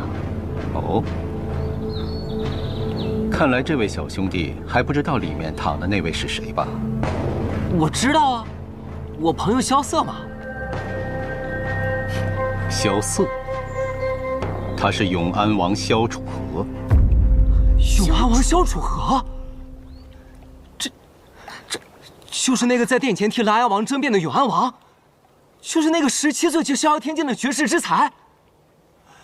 师姐，他们说萧瑟就是永安王，萧瑟就是萧楚河，萧瑟就是永安王，永安王就是萧瑟。哇！哎，师姐，师姐，啊！萧瑟就是永安王，你难道不激动兴奋吗？小兄弟，你为何如此兴奋啊？那可是传说中的人物，我当然激动兴奋了。师姐，你赶紧去告诉大师兄这个激动的消息，快去！哎，无心，萧瑟就是永安王，你知道了吗？无心，萧瑟怎么样了？你们可真是捡到宝了。里面那个小姑娘，她真是个神医啊，没用几针就将萧瑟的命从鬼门关拉了回来。不过那个小神医的脾气可不太好，你们跟他说话可得小心一点。那就好，我进去看一眼。我也要去看看我的侄儿。过此见者，杀！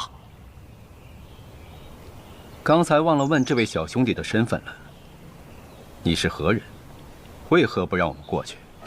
青龙，天启寺守护，列东方卫。青龙，你是李新月什么人？家父雷梦莎，家母李新月，家姐李寒衣。原来如此。雷无姐，他们也只是想看看萧瑟的伤势，如果有什么，等萧瑟。佐伊姑娘，恕我不能让开。我要去。萧瑟，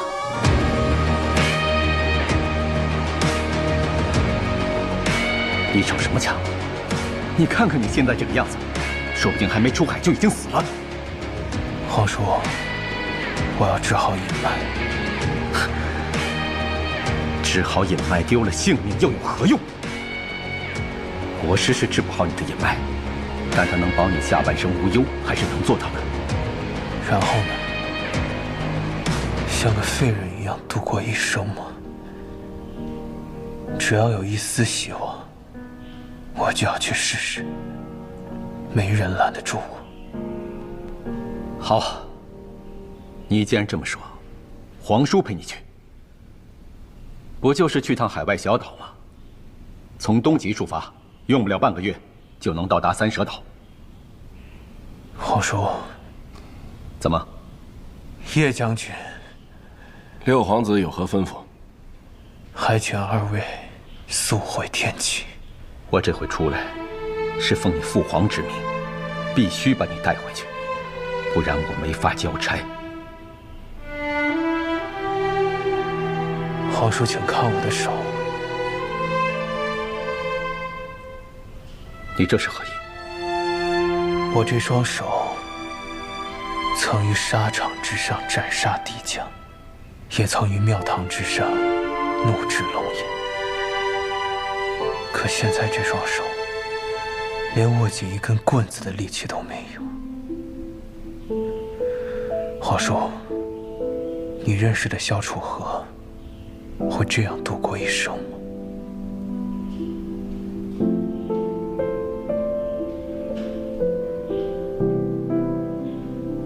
这皇叔也想帮你，但皇叔1年之后，此时此刻，不管我伤是否痊愈，不管我是否活着，到时候我会在雪月城等着各位，不管是谁，我都一定跟你们回去。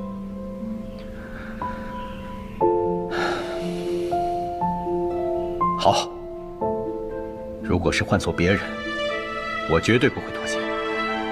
但是你萧楚河说的话都能做到，1年之约，雪月城相见。萧瑟定遵守诺言。萧瑟，好名字，但我更期待你以萧楚河的身份出现。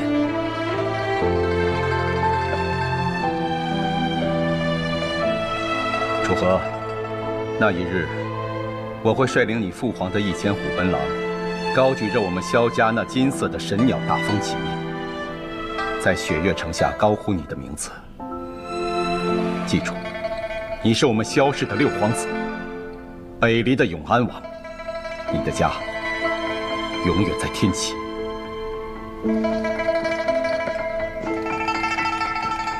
刘皇子，那就等你回来。叶将军慢走。若依，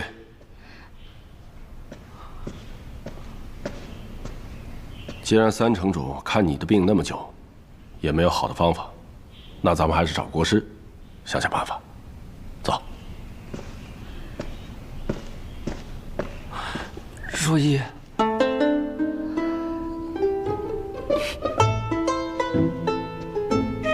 听话。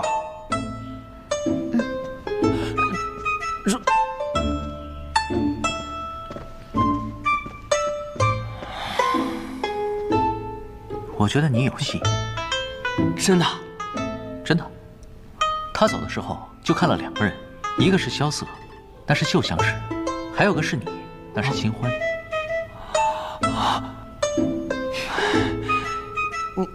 你一个修行之人，你懂什么呀？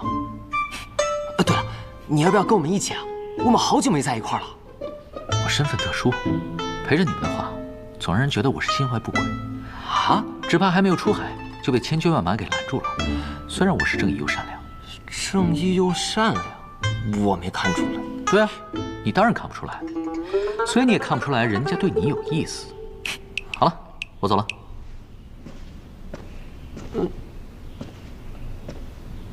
说好了，一起去看那昆仑之巅、沧海绝境、天涯尽头的，你可一定要平安回来。你这次回来，是为了了却旧事吧？不，主要是来看你的。满嘴胡话。彼此彼此。走了。期待我们再相逢的那一天。他怎么每次都是这样，想来就来，想走就走？雷无节，去仙山的路上保护好他。怎么只有雷无节啊？还有我呢。这天启4守护，怎么能少得了我呢？什么天启4守护啊？那都是别人强加给你们的身份，不用管我。哎，那个什么青龙守护，你以为我是为了那个？我只不过是为了说出来有气势，吓唬吓唬人罢了。我帮你，是因为我们是朋友。哟，什么朋友？那自然是一起经历过生死的朋友了。萧瑟，这一点你就无需再坚持了。你想回到从前的那个你，那你就接受朋友们的帮助吧。大师兄，萧瑟，来吃螃蟹了。你可算回来了。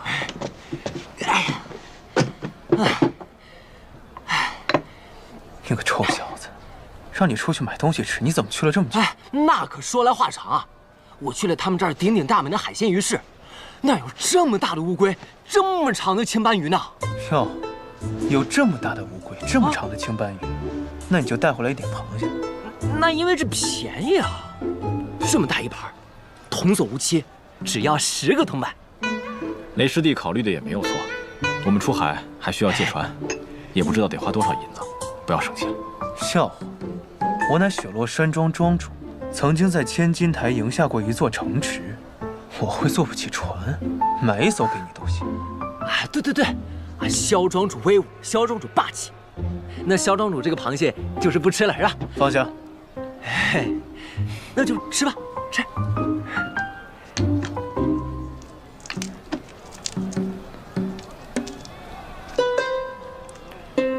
在哪弄的破贝壳啊？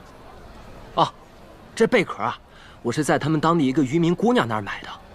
我买她的贝壳，她帮我打听船的事情。你打听到出海的船了？当然打听到了，但是啊，他们这儿的船根本不可能出那么远，那官家也不让开。不过有一艘叫雪松长船，它可以开到很深很深的海里。雪松长船？嗯。那船上还有一面很威武的旗帜，上面好像是一个木火而飞的凤凰。那个旗上的图案是凤凰羽飞，乃是青州穆家的族徽。青州穆家？青州只不过是一个范畴，正确的叫法应该是青州9城。这9城均乃商城，占据北离8成的商业。一是北离最大的经济中心，也代表了天启的财富。这么说，青州9城就是你们家的藏宝库呗？也可以这么说。9城之中，穆家被称为青州首富。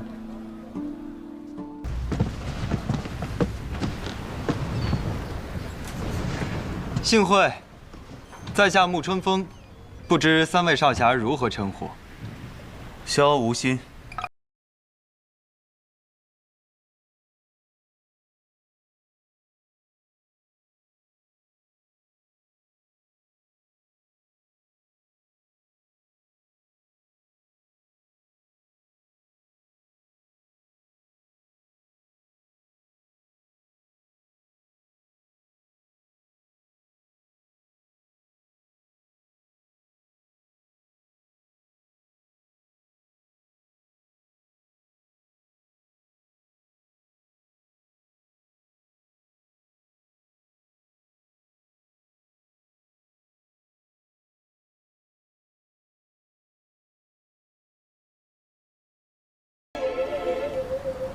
江湖上谁不知道我的名字？都是好名字，请坐。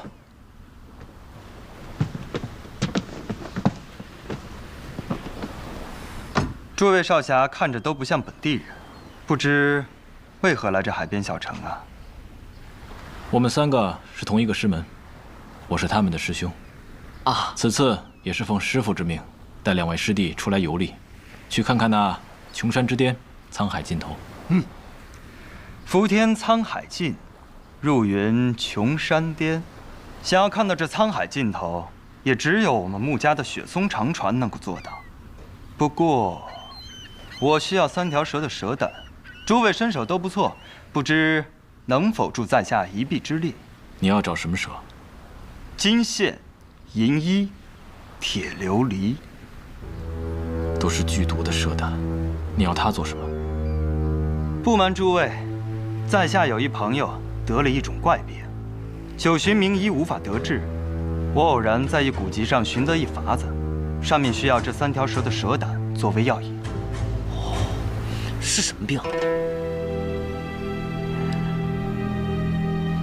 殿后桃花漫天下，堂下何须了姻缘？锦帐风云难相会，枉负桃花滴露恩。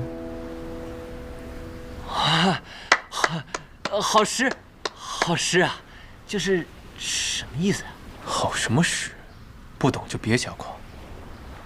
他要做的是壮阳药。萧兄说的直白了点儿，不过确实是这样。那你的那位朋友，不会就是你自己吧？怎么会？这取蛇胆如此凶险，阁下为朋友舍身赴险，很难不让大家怀疑，此人就是你啊！哎呀，实不相瞒，得此病的是我大哥。此行呢，一来是为了给我大哥治病，二来也是为了寻找些药材。哦，那这病难治吗？容易得吗？你还小，不懂。其实我也不懂。啊？感情就只有我懂是吗？你们俩这样弄得我很尴尬。其实我也是博学而已。诸位若是愿意帮忙，纵使天涯海角，也一定给诸位送到。是吗？我们要去的地方，真就是天涯海角，比三蛇岛还远的地方。不如这样吧，穆公子。到了三蛇岛之后，我们替你找蛇胆，你为我们留下一艘小舟，原地等我们7日，怎么样？那若是7日之后，诸位还未归来呢？自然是不用再等。你们如此冒险，真就是为了看那沧海绝境？能见世间人不得见之境，不值得吗？确实值得。几日后出航？再等3日，等召集了足够多的捕蛇人之后，咱们就出发。好，3日后见。等一下，方才听我手下所言，这位雷兄内力深厚，连金线蛇都为之而躲。这位堂兄内功更是深不可测，虚空弹指，神乎其技。却是不知道，枭雄，你有什么本事啊？实不相瞒，我没有本事，但我这2位兄弟愿意听我的，公。很好。卖鱼了，刚捞上来。这个木兄答应的这么爽快，该不会是有什么问题？不会。为什么？这种有钱人家的公子哥我见多了，都自以为风度翩翩，气宇不凡，事实上没什么成分。听我说了2句想去海之绝境的话，就好像是找到了知音，掏心窝子，挺好评。哎，萧瑟，那你之前也是这么想我呀？之前算我眼拙，看错了。我一直以为你是装穷，想不到你是真的穷。好了，总之我们找到出行的船便好。接下来我们，大师兄，刘无杰，哎，出船的费用我替大家省下来。今天晚上是不是可以吃顿好的？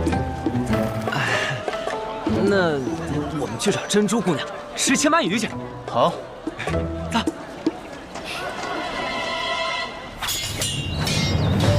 哎，马上就要出海了，我这还有点激动呢。你小点声，再让别人听见咱们是没出过海的土包子。那像你这么说，你去过？没去过。你也没去过。人这一生若是没见过大海，还真算不得完美。穆公子，穆公子居然也出来闲逛，看来这捕蛇的好手是找到了。差不多了。3位兄弟也尽快做好准备，我们马上就要出海。啊，行，我现在就回客栈收拾行李。等一下，我和你们一同前去，顺便逛逛这鱼市。行，走走走。要不咱们晚上吃一顿再走吧？没钱。没问题，我有钱。哎，穆兄弟客气了。哎，那我们去问问珍珠姑娘，这段时间她也帮了不少忙，得照顾一单大生意才行。好说。那是谁啊？看起来不像暗河的人。紫衣蟒袍是大内宦官的服饰，他是宫里的人。穆公子猜得不错啊，此人正是当世5大剑之一，掌剑剑，解威功。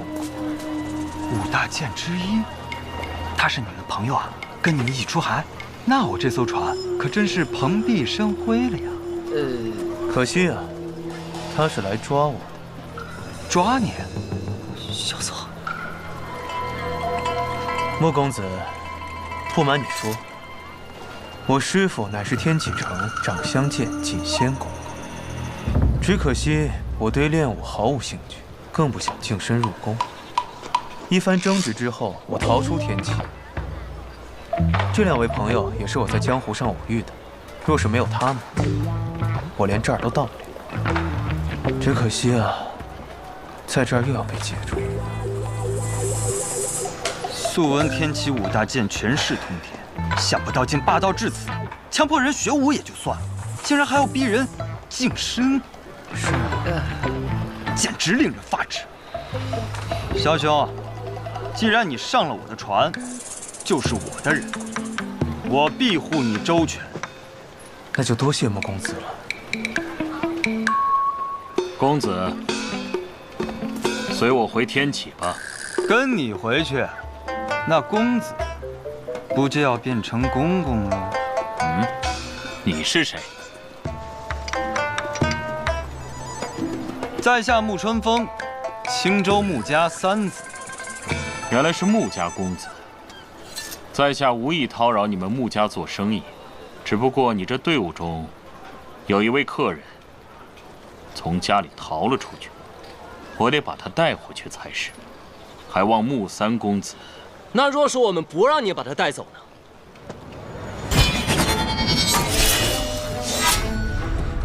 这件事，我知道，明剑渊眼，因为剑下防轰过多，戾气过重，而未被列入剑谱的明剑，曾是太祖皇帝的佩剑之一。休想！穆公子，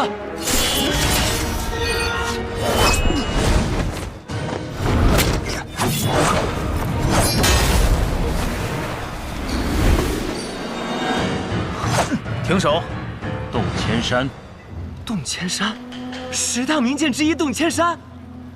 身穿金缕衣，手握洞千山，穆家还真是阔气。哼，我看简威公公并无杀意，再打下去也没有什么意义。不如这样，你我单独找个地方聊。对了，小子，你跟简威公公立了个什么约？3日之后在海边决战。决战？他这都信啊？简威眼中的我是那个一诺千金的永安王，不可能用这么卑劣的小手段。唉，这可怜的简威公公。好啊，你个萧瑟，当时也是这么骗我的，是不是？唉，你们现在可都不能回航了，否则萧瑟就要被那个太监给抓走了。千洛，不是让你回雪月城通知3师尊了吗？你怎么又偷偷跟过来了？信哥就能完成的事儿，干嘛非要我亲自跑一趟？而且你们还说好了在这儿等着我的，还好我没有像那个警卫一样上了你的当。萧瑟，你个大骗子！刘杰，哎，把你师姐抓住，让穆家再送一条船来，把她给我送回去。好。做梦！还是算了吧。怂包！你们认识啊？这话应该我问你，你们认识？其实不太认识，只是路上偶遇，千洛姑娘说也想出海一趟，就一同随行了。哦，你肯定是看千洛师姐长得漂亮，才带她一起的吧？怎么会？在下只是敬佩姑娘年纪轻轻，却有一览沧海之心愿，甚是钦佩呀。那如果千洛师姐天生生的不美，你还会千里迢迢的带她同行？那应该不会了，毕竟路途遥远，多带一个人，就多一分累赘。那你可知，千洛师姐此行并不是为了看海而来，而是为了一个人。什么人啊？他。好了，别闹了，让人看笑话。看来是我想多了。哎，对了，穆兄，你之前里面穿的是什么呀？那警卫公公一剑劈下来，你就跟没事人一样。嗨，那是我穆家的金缕衣。金缕衣？金缕衣，穆家珍宝，刀枪不入，毫无破绽。不管是10岁孩童还是军武壮汉，穿在身上都出奇的合身。这么厉害，我都没有听说过。那是因为它的价格实在太过昂贵，没人负担得起，以至于它的铸造者吴六甲和机关门全都破产了。剑是李肃王铸的洞千山，甲是吴六甲造的金缕衣。青州穆家真有钱。嗨，钱财嘛，都是身外之物。这话就只有有钱人来说。好了，我们现在该好好聊一聊了。你要聊什么？聊一聊你们究竟是谁？我们之前不都已经说过了？你们一个姓雷，一个姓唐，一个姓司空，甚至还有人姓萧。这些姓可都是北离鼎鼎大名的姓。虽然大哥说我读书读得有点傻，但我不是真傻。你知道多少？我知道，雪月城的3城主叫司空长风，惯使一杆枪，所以我猜你是司空长风的女儿。天下皆知，司空长风育有一女，只是从未出过雪月城。说得不错。所以你也不是什么唐漠河，你是雪月城的大师兄唐莲。看来你知道的不少。没想到一下子见到这么多有名的人物。我知道你是谁了。虽然你的名气没有他们2位大，知道的人不多，但是其实我对你更感兴趣，因为你的师傅是个绝世美人儿。这你都知道？嗨，那你快说说我是谁？你就是骆明轩。我才不是那个赌鬼呢！我叫雷无节，雷家堡的雷。我师父是李寒一，位列5大剑仙，雪月城2城主呢。你师父是李寒一？此话当真？放心吧，我们隐瞒了这么久的身份，若不是他真被你气着了，这傻子也不会跟你说实话。哦，那你是？别猜了，我虽然是雪月城弟子，但我不会武功，在江湖上更没有什么名号。我大概知道，你去雪月城是做什么的。这都猜到了。天下皆知，司空长风跟药王辛百草学过医术，乃是天下1等1的神医。你去找他是为了治病，但是看起来他并没有治好你，因为从见你的第一眼，我就知道，你是一个将死之人。你说什么？我自幼学习医术，不会看错的。他说的是真的？是真的。我以为此行若是没有结果，我们还可以回天启。原来此行不成，一切便都是结束了。抱歉，我别无选择。所以你们此次出海是要找一个地方，而那个地方有能治好你的人。我劝你把所有猜测都停在这儿。穆某不才，略通医术，或许你们在这儿就已经找到了能治好你的人。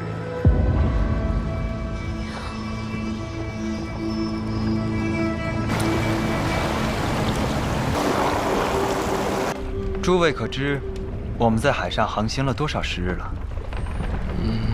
不清楚。我只知道，晃晃荡荡是一日，晃晃荡荡又是一日。我们已经快到三蛇岛了。这么快？跟我估算的差不多。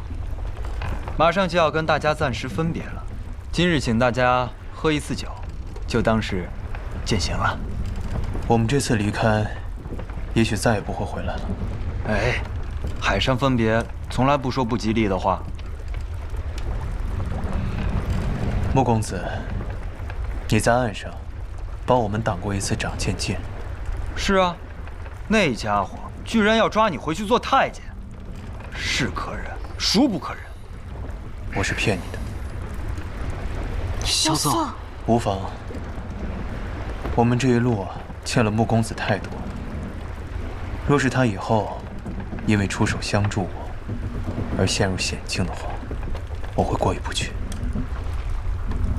那这么说，你的身份极其特殊喽？你叫萧瑟，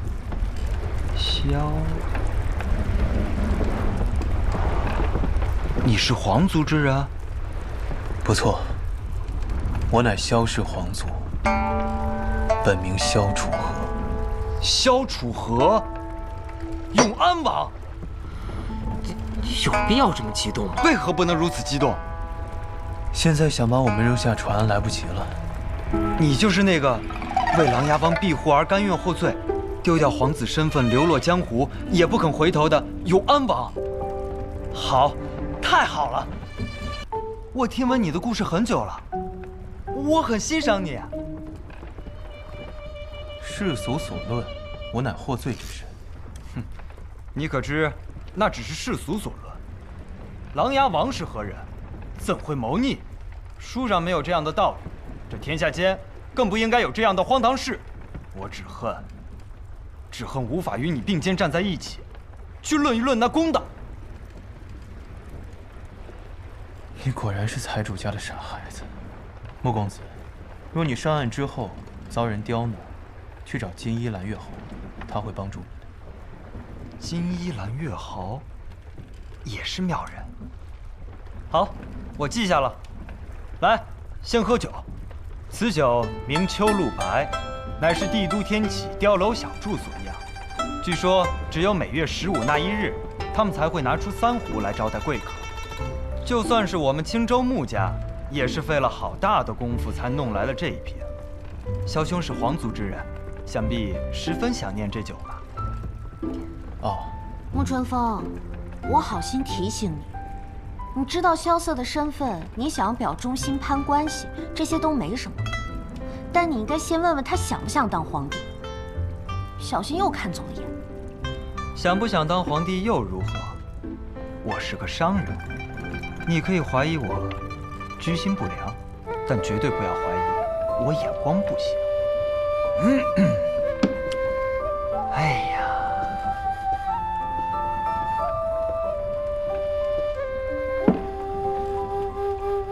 此酒名寒檀香，乃是男爵落香城的名酒。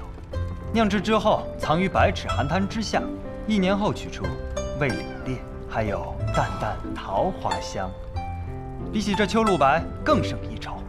寒檀香，确实是不可多见的佳酿。哼，你们不大爱喝酒吧？爱喝，我非常爱喝。那你们平时都爱喝什么酒啊？风花雪月虽然绵柔了些，却是最常饮的酒。不过不同的节日该饮不同的酒，桑落、清风、屠苏，都是好酒。但是最好喝的还是那7盏星夜酒，只可惜能喝的机会很少，偶尔蹭一蹭30尊的光。你能喝到7盏星夜酒？我也常喝，这有什么好稀奇的呀？我觉得不如风花雪月好喝，太烈了点，不够甜。你是不是忘了我师父是谁了？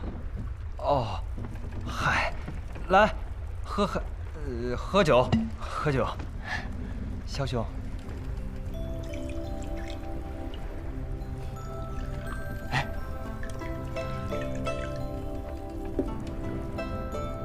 敬诸位。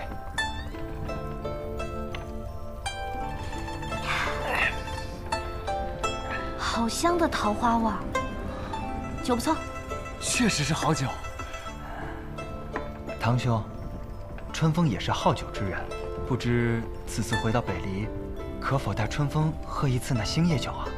啊，实在惭愧，最后一坛酒，上次被我们几个偷偷给喝光了。师傅在外出云游，也不知什么时候才能回来。也罢，上次如剑仙不是送了你一本酒经吗？你们没写酿酒之法吗？酒经？堂兄可否借我一看？你喜欢酿酒啊？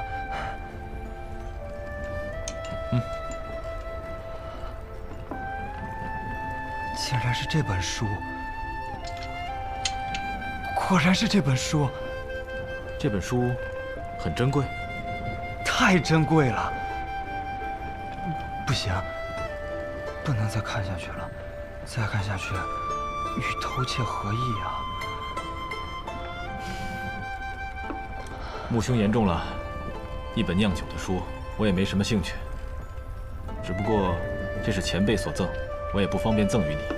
你若喜欢，拿去看2天便好。糊涂！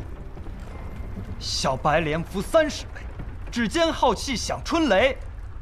虽然我也只是听先生提过，所知甚少。不过我所珍视的东西，绝不会像你想的那么简单。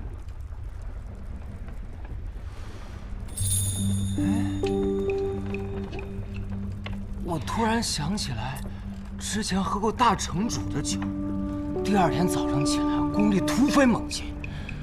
莫非那酿制之法也在这本书中？师傅酿的酒的确可以提升境界不假，难道真的是从这本酒经里学到的？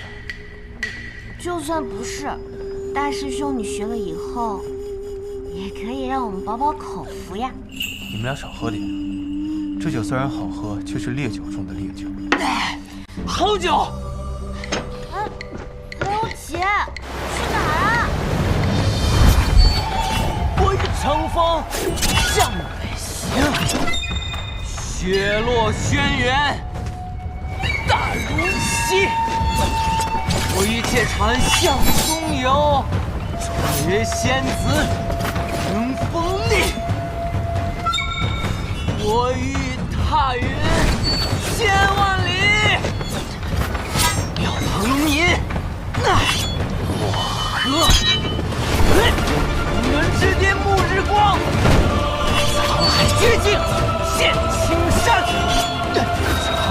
里，你乃无见天涯，人不悔。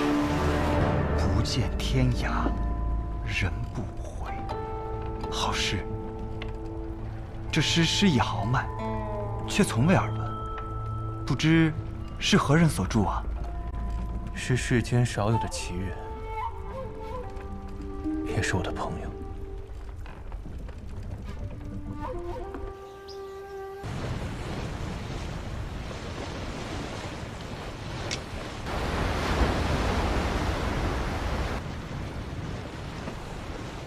过了这么久，终于快到了。前面就是三蛇岛了。穆公子，请放心，你要的东西，我们一定会替你抓到的。不必了，他的身子快撑不住了，你们还是要抓紧时间。至于三蛇岛的事，就交由我们穆家自己来解决吧。好，那便多谢了。哦，对了，我这里有些毒药，你们捕蛇的时候或许有用，拿着吧。多谢。穆公子，这来都来了，不如我们去岛上看看仙人啊。不了，比起拜神仙，还是我兄长的春天更重要。枭兄，这三蛇岛以后的世界，就没有人再见过了。你们能找得到吗？况且，茫茫大海，你们又拿什么来辨认方位呢？穆公子有什么建议呢？此次出行之前，为了防止发生意外，我们特意请了一位观星师。我以前也学过观星之术，倒也能自己分辨方位。你的那点观星术能派得上什么用处？叶姐姐，叶姑娘，你不是随大将军一起回天启了吗？我不是真心想回去的，便找了个机会出来了。那你真心来这儿是？自然是为了助他。父亲怎么想我不知道，我只想助他回到天启。因为我小的时候帮过你。不，因为我们是朋友。对，因为我们是朋友，朋友就应该远赴万里的互相帮助。你倒是开心了。许久没见了。啊，许久不见了。那个，你又漂亮了。哈哈，叶姑娘年纪轻轻，能力却超过那些浸淫观心术几十年的大师们。我还纳闷儿，你为何愿意来我这儿应招？原来也是为了枭雄啊！正好，我们去三蛇岛是有地图的。叶姑娘，你就随枭兄一同登岛吧。多谢。枭兄，你想我几日后来接你？我还能活几日？5日。那就7日。7日后来接我。好，7日后我会准时来接诸位。诸位一定要平安地活下来。多谢穆公子。多谢。我会的。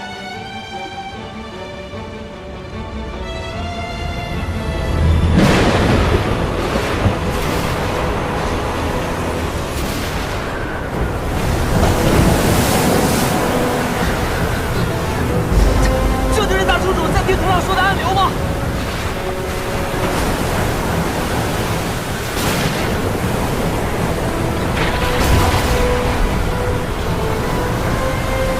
对，前面就是暗流。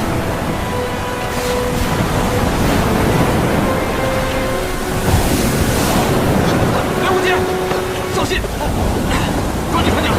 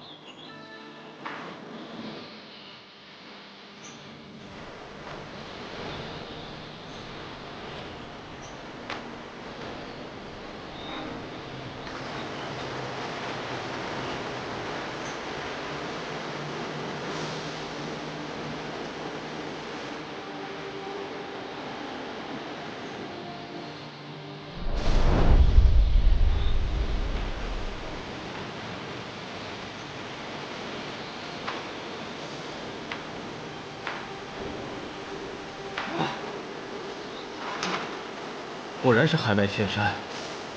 啊！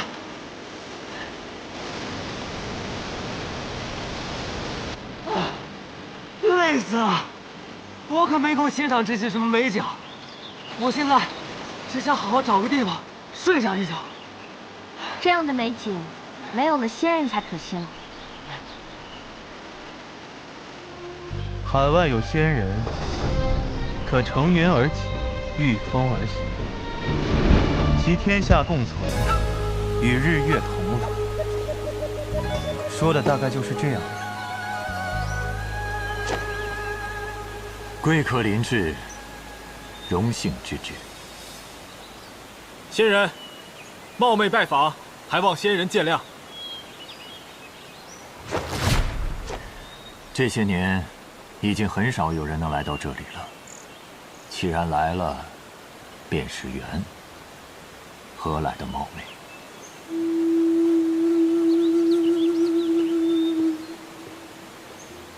哎，这仙人看起来挺好接触的，咱们走。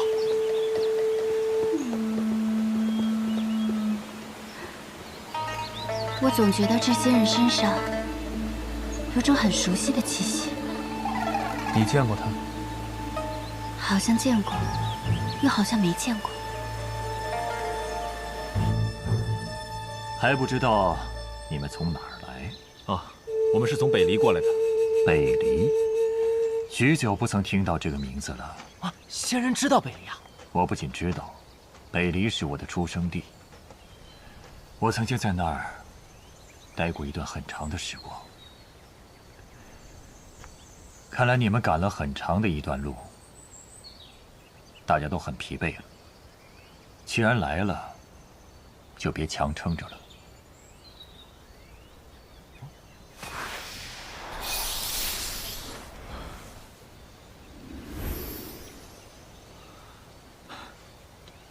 多谢仙人。哇，哎，仙人，您能不能不用手指我，请您摸一下我的头顶？为何？啊，书上说仙人扶我顶，结发寿长生，我想得长生。从前有一个人希望我摸他的头，然后呢？后来我把他修到的山崖地上击碎了。啊，那个，要不然还是指一下吧。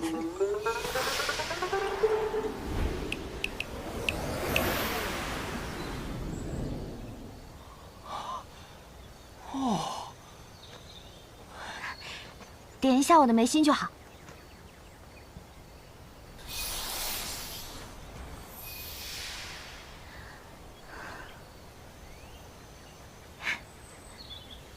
所以说是二位有事寻我，为何猜测是我们二位？他们三人虽然身心疲惫，但气息醇厚，睡一晚上即可恢复。可二位有所不同，一个气息紊乱，就快要死了；一个天生有缺，应该早就死了。果然是神仙，连脉搏都不需要拔，看一眼便知道他们的病机。先生说的没错，你身上有一股很熟悉的气息。仙人，我们见过。你不用叫我仙人，我叫莫一。莫一先生，你究竟是仙人还是？哎，我已经60有4了。啊，你看起来跟大师兄差不多大，果真是神仙啊！我师父曾经告诉我，仙人境界有所不同。如今的我，只能算得上地仙。地仙，所谓地仙，就是能改地上之事，改不了天上之命。先生，那我们的事算地上之事吗？自然，他们俩我都能医，也都可以医。那太好了。不过，我有个条件。神仙也会谈条件啊？自然，我助你们成地上之事，你们得帮我改天上之命。前辈要改什么天命？我要一个离开的人，重新回到这个世界。我们如何帮得到前辈？你最多只有3日，明日我向你们要一样东西，你们若给了，我便医好你。什么东西？到时候自然就会知道了。莫一先生，请问你可曾见过我师父百里东君？他1年前离城而去，说是要到海外仙境，求得一味酒饮。不知先生可曾见过他？我很多年前见过他，他是一个很有意思的人。他酿的酒很好喝。自从那一次别离之后，我就再也没有见过他了。或许他骗了你们。3日之后，我给你全新的体魄，你们给我想要的东西。这算哪门子神仙啊？还要跟我们做交易？你去寺庙求平安，也要烧上3炷高香。更何况我们是有求于仙人，付出点代价也是正常的。不过我实在好奇，我们身上有什么是仙人所需要的？我倒是有个想法，比起仙人来说，他更像我们江湖当中传言的另外一种境界——神游玄境。对，可静坐闭目，神思却畅游在千里之外，乃是逍遥天境之上的一品至高境界。就连我师父都未曾到过这个境界。而莫一先生的御风而行、瞬息而移的身法，更是与这神游玄境很是相像。不管是神仙也好，神游玄境也好，我总觉得这个莫一怪怪的。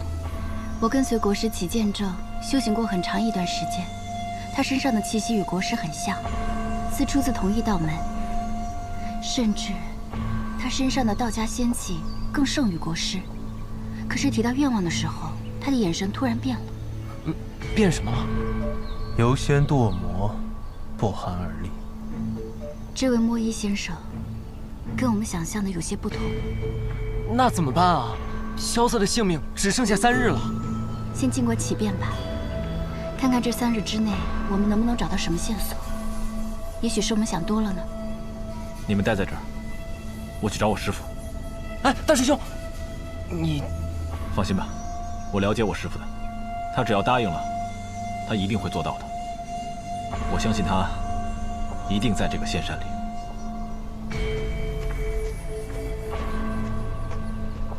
我也认为百里东君来过这里。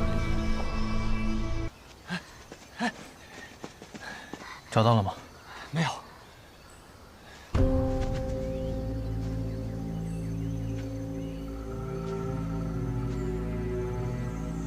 期限已到，我来取我想要的东西。你要什么东西？你。我。就是你。列阵。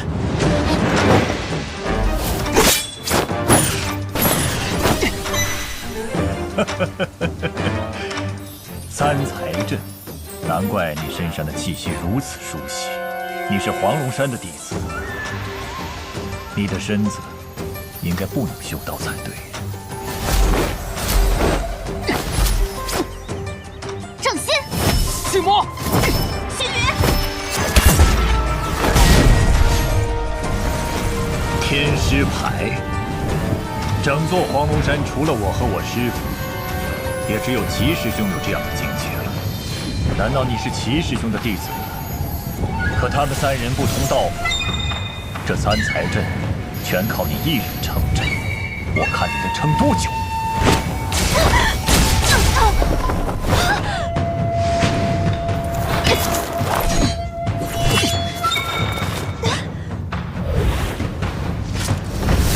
尔等见仙人，为何不跪？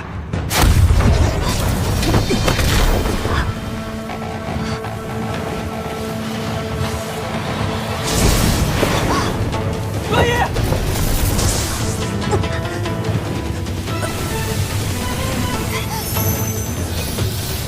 洛伊，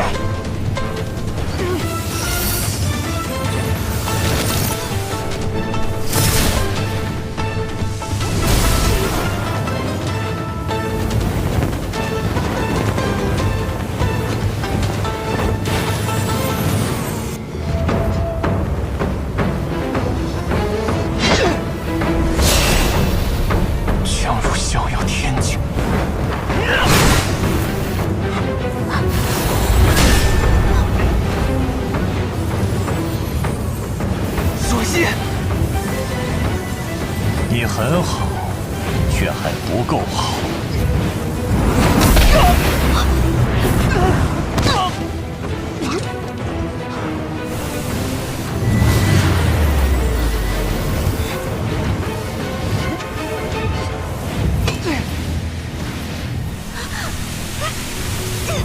你到底想干嘛？到时候你就知道了。小心！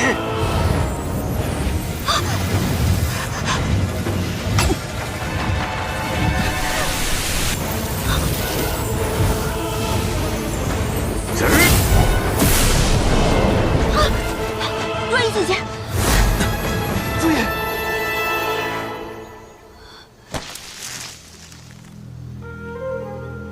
百里东君呐，莫一先生，若依，你没事吧？幸好大师伯及时赶到。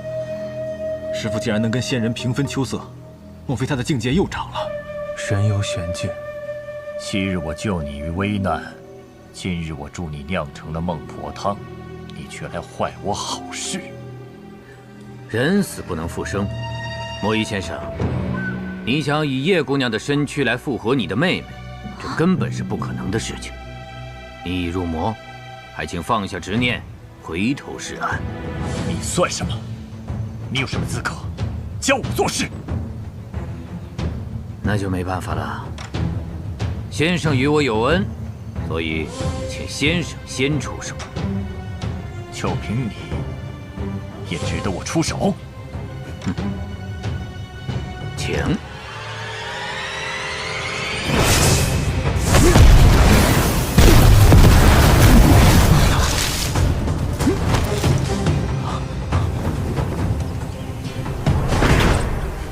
大梦一场之后，你的确精进了不少，但仍不是我对手。的确，我与你相比还相差甚远，所以我只能用一些外力相助了。借诸位武器一用。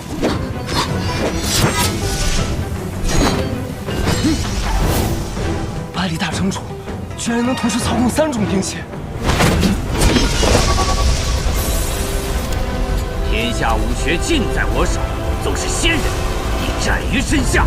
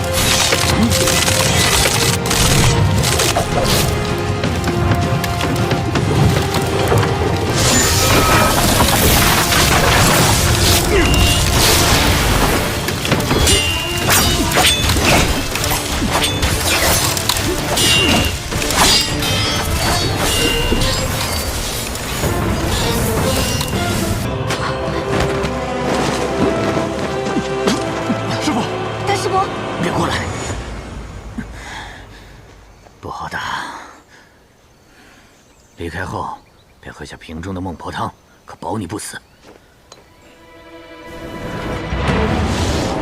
快跑！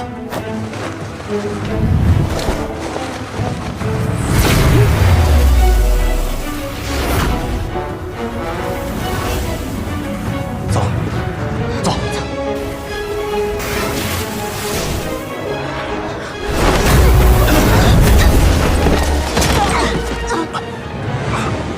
若依姐姐，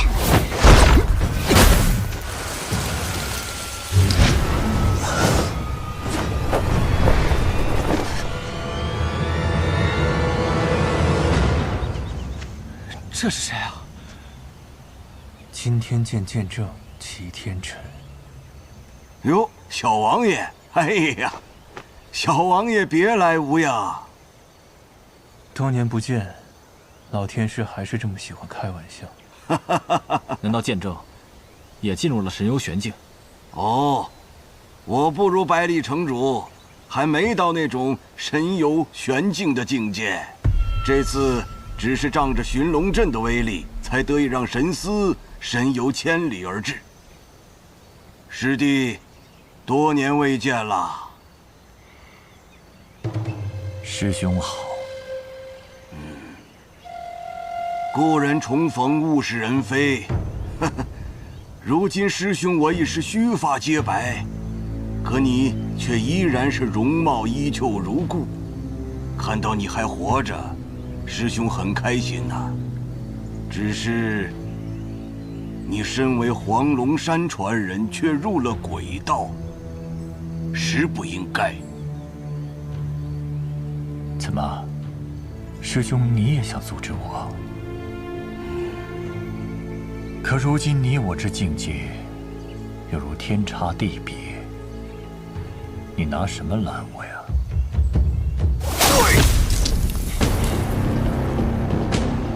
好，我让师兄30。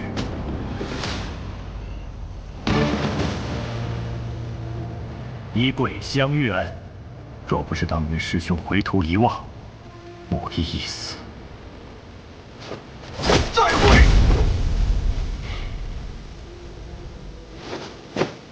二贵师门恩，没有黄龙山，便没有我意。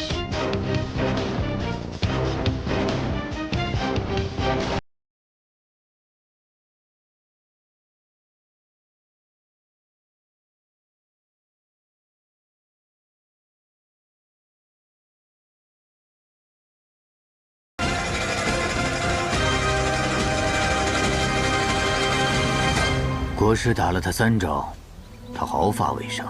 咱们联手，能打过吗？还差一个人。谁？你师从学堂入仙之后，我出生玄门，一国之师，还差一拳降魔，自在无敌呀！唉，既然差了一人，那也只有以命相搏了。机会甚渺。哼，当年我孤身挑战叶挺之的时候，整个天下都觉得机会甚渺。好，就让我为百里城主开路。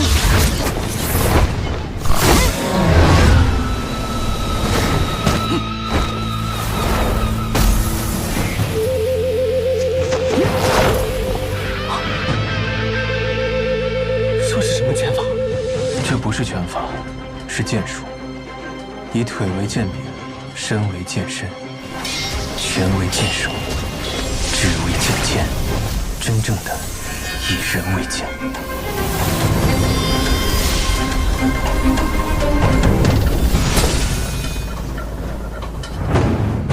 这么精彩的决斗，我却只能在下面看着。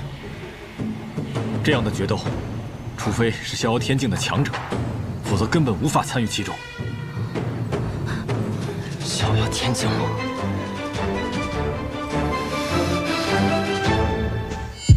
雷无杰，你现在的身体还承受不了逍遥天境，如果再次强行破境，会死。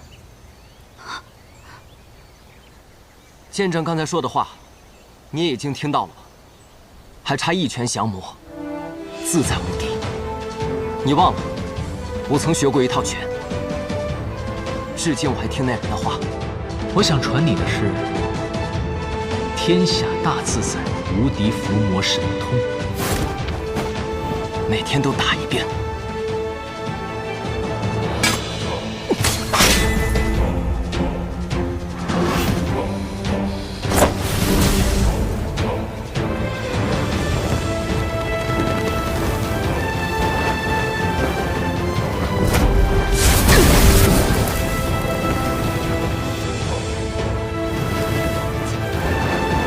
说我死了，但我们赢了。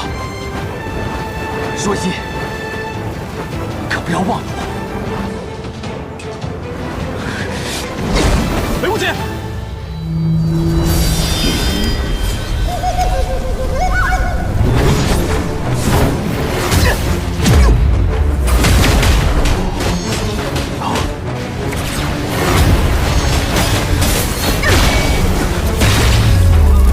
好一招降魔拳法！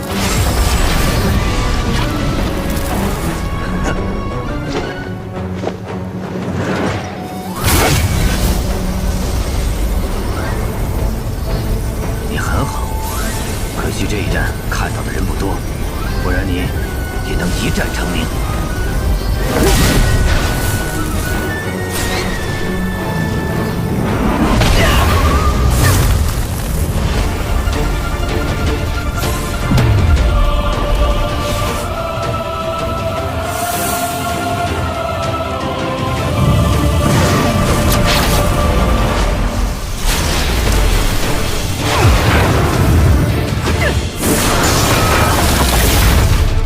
千诺，还有力气吗？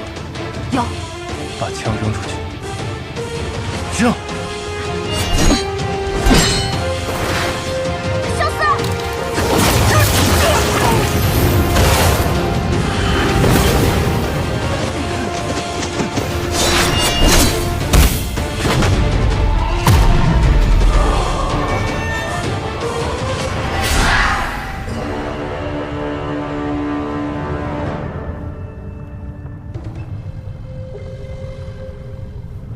前人说太上忘情，说的就是忘情，而不是无情。你没有忘掉心中的执念，却让自己变得无情。我对你很失望。你是谁？我是莫一，仙人莫一。你是莫一？不，我才是莫一。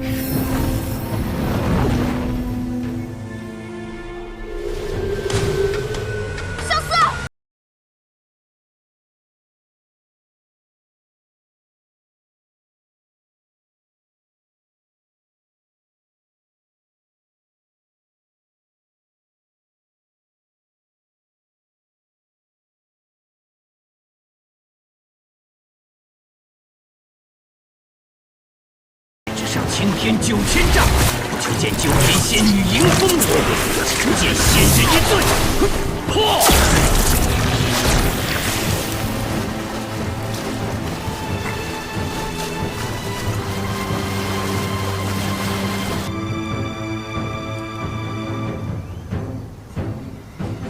经此之后，世间再无如此绝世之相。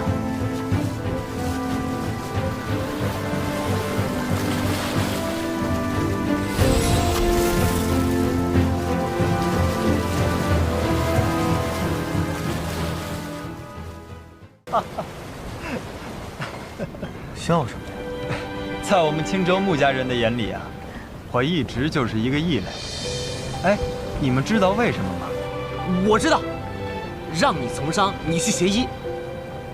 此事一点，我有一个大哥患了病，可能不会有子嗣，所以我就是穆家下一任家主。但我不想做什么家主，我要给我大哥治病。若是治好了他，家主之位就定然是他的。所以在青州人的眼里，我就是个傻子。家产万贯，却不近人情，又能聪明到哪儿去？那些青州人才是真正的傻子。我外公之前告诉我，让我帮他找一找，他所造的名剑洞千山到底在谁的手里。此番回去，我一定要告诉他，在一个值得拥有他的人手里。当时阻止我出海的人有很多，我对他们说：“相鼠有皮，人而无仪，人而无仪，不死何为？”他们说我读书读傻了，可傻的却是他们。人生100年，财富带不走片分，唯有情谊可以留存于天地之间。孰轻孰重？他们却衡量不出。所以我离开了荆州，离开了那些人。遇到你们，我很开心，因为我觉得你们和我是一样的人。我们是怎样的人？少年。少年。我们都是少年，书时不卑，吟时不谦，手中握剑，心中有意。见海辽远，就心生豪迈；见花盛开，也不掩心中喜悦。前路有险，却不知所谓；友友在旁，就想醉酒高歌；想笑了就大声笑，想骂了就破口骂。人间道理万卷书，只求随心随性行。重要的是，我们都有一个共同点。什么呀？我们长得都很好看。长得好看的能被称为少年，长得不好看的，那就只能叫做年轻人了。师姐，你刚才怎么不看我呀？因为你是年轻人啊。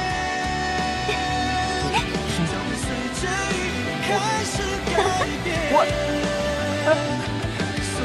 长得有那么丑？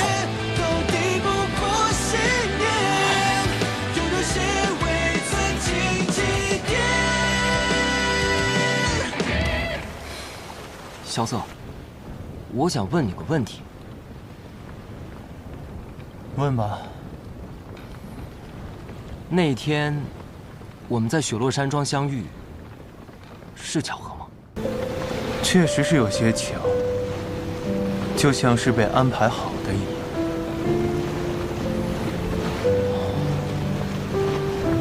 刘姐，这个问题还是留给将来吧，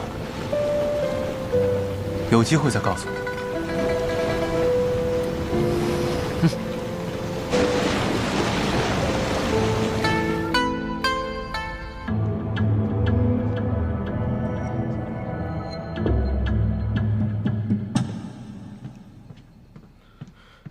大小姐，萧公子，雷公子，有大师兄消息了吗？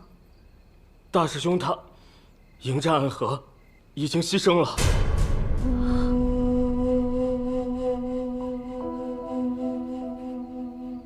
胡说八道！你亲眼看见的吗？就说大师兄死了，尸体已被唐门接回，我亲眼所见。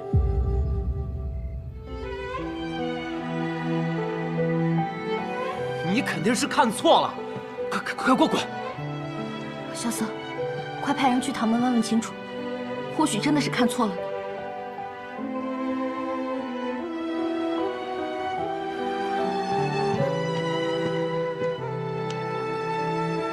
门主说，大师兄生当尽职，死亦无憾，还请大家切莫悲伤，需以大局为重。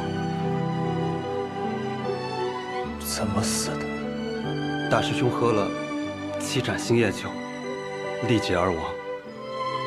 何人所杀？暗河谢家家主谢七刀，还有21名杀手。大师兄凭一己之力，与他们同归于尽。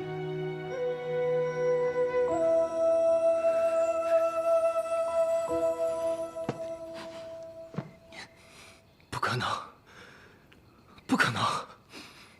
肯定是哪儿出了问题，肯定是哪儿出了问题！门主确认了。我说了不可能！那么多次，大师兄每次都能死里逃生，凭什么这次不行啊？啊！这才没有我们拖累，没有我们拖累，他怎么可能会死啊？门主说，之前就听大师兄所说，杀死老太爷的凶手也是暗河。如今我们的敌人皆是暗河，到了报仇之时，他们定会竭尽全力。这边就先行告退了。我要杀过暗河，给大师兄报仇！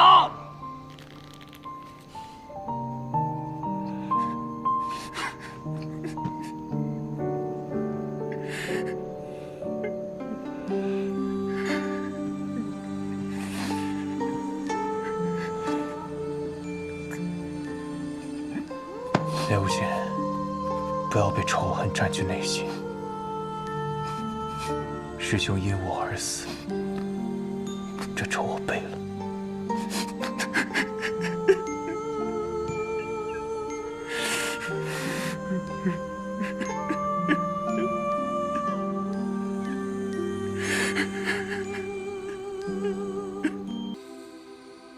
帖子都送出去了，千金台那边也反馈说明天就可以开宴。萧瑟，你怎么看起来还是心事重重的样子？萧瑟，你是担心明天会有人不来吗？不来就不来呗，总有些人有更重要的事情要做。如果所有人都有很重要的事情要做呢？不会吧，所有人都不来啊？那可说不好，毕竟现在的天启城跟以前不一样了。那总有一样的事啊，要是所有人都不来，那岂不是很尴尬？一样的事，那就是他们以前不是我的对手，现在依然不会是我的对手。哎，公子，最后一个了，可九九道到现在也没有找到可以接帖的人。按理说他应该早就到天启城了，为什么会寻不到人？九九道说，他们几乎把天启城掀开了找他。这个人莫不是早就走了？罢了，只可惜他见不到这场精彩的宴席了。你说的是谁啊？给你个惊喜，以后你就知道了。宾客至，北离监国太师董柱大人到。太师。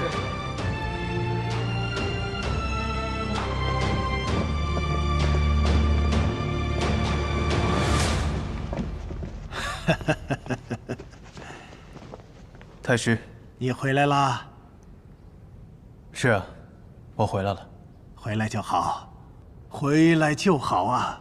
毕竟，这天启城才是你的家呀。不过，你比以前更好了，果然在外历练一番很有必要。孩子，你要懂得你父皇的苦心呐。萧瑟记住了。秋风萧瑟，天气凉，草木摇落，露为霜。你这个名字听起来虽然有些凄凉，但是更有一番意境啊。太师，我们落座吧。哎，好，落座。二位，请上座。好好好。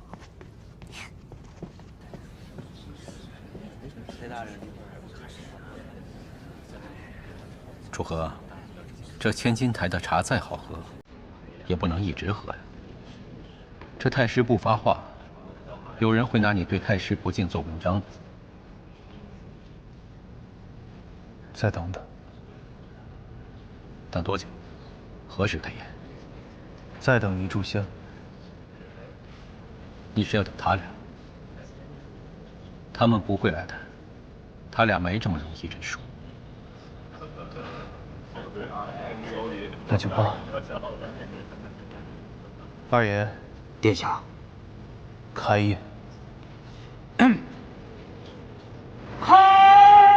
等，我虽然没说要来，但也没说不来呀。这么着急开宴做什么？就不能等等我？王爷，侯爷。老夫虽然对吃喝没有兴趣，但是永安王的宴席还是可以尝一尝的。哎呀，国师啊，太师，太师，咱俩有好些日子不曾见面了，可不是嘛？国师，你总不上朝，只是在祭典和国宴这种场合，您才现身。而老朽每日上朝，却从不参宴。没想到，我们多年的重逢，居然是在这天启城的第一赌房啊！啊！不知太师今日为何而来？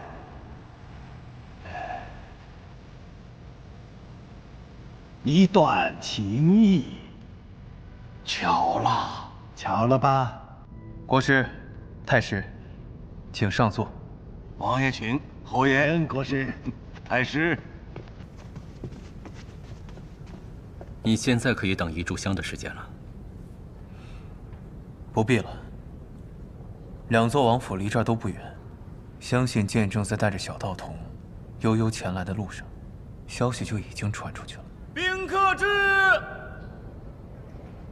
白王殿下到，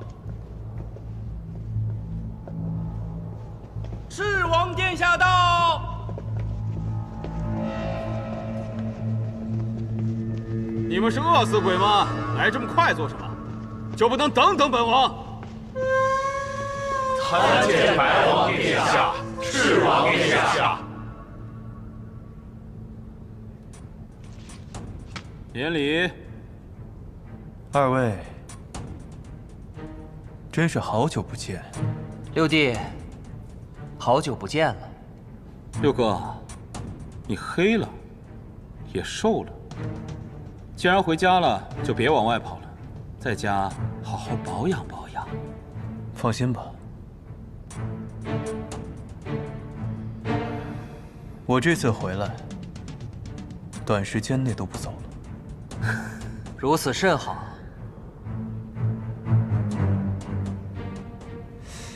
我原本以为二位今天肯定不回来。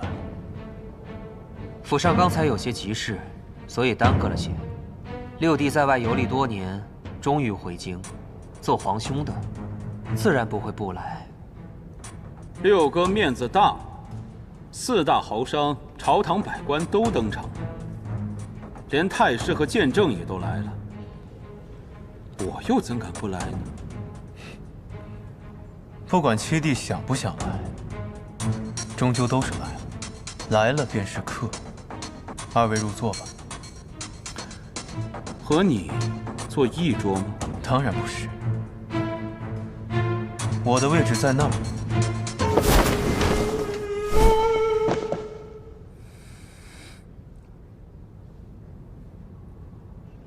开宴。开宴！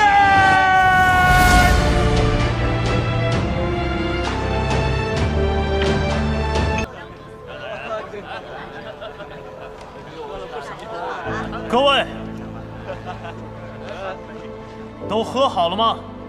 喝好了，喝好了，喝好了。那我这杯酒，敬大家。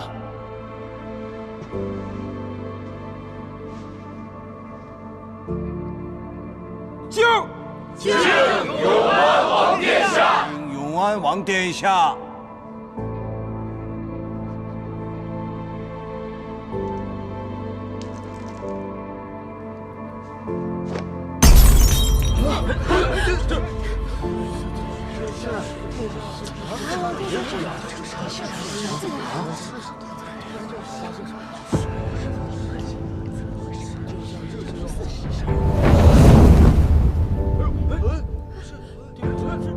怎么了，藏明？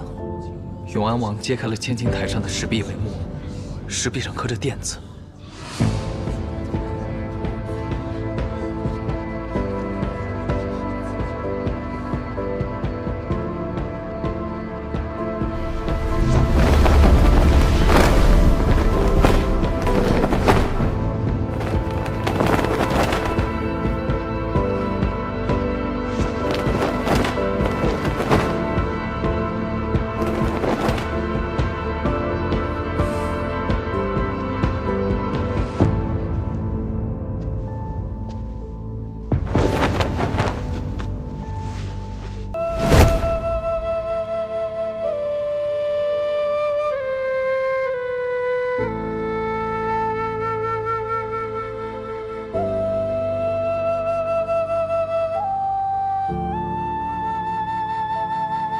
唐林，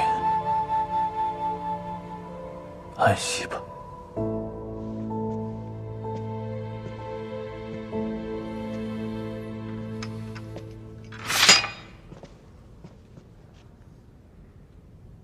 这是展帅五服中最重的丧服。殿下，我们先行离开吧。天启世家和朝廷百官都在这儿，他不敢乱来的。你若是能亲眼见到此情此景，就知道什么是真正的乱来了。这比提剑杀去泰安殿，也差不了多少。上墨菜。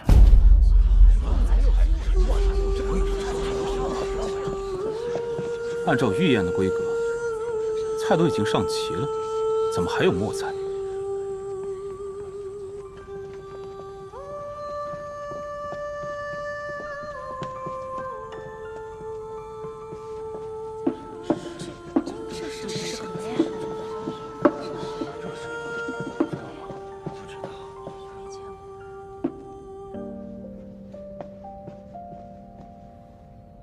豆羹饭。豆羹饭是什么？听起来不太好吃啊，师傅。在我师兄生活的地方，人死之后，死者的家属会摆上一桌豆腐宴，邀请死者生前的好友前来赴宴。宴席之上不会有肉品，只会有各式各样用豆腐。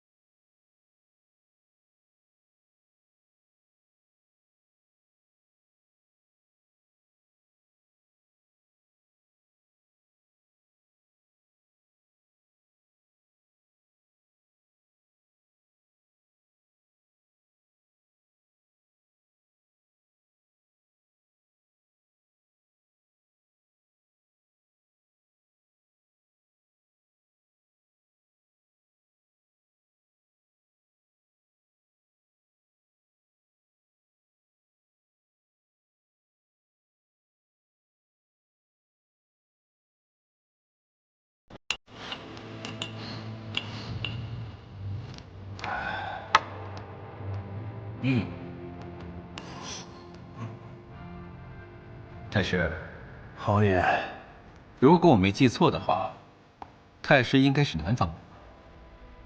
是啊，在我的家乡，人死了以后啊，都会吃上一碗豆羹饭。可自从来了天启，已经很多年没有吃到这种豆羹饭了。希望我死了以后，大家也能为我吃上一碗豆羹饭。哈哈哈哈哈！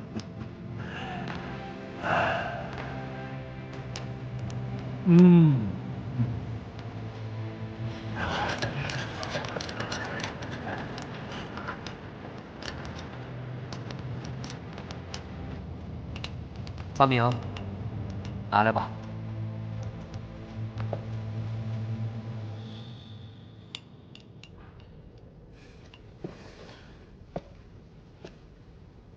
就吃。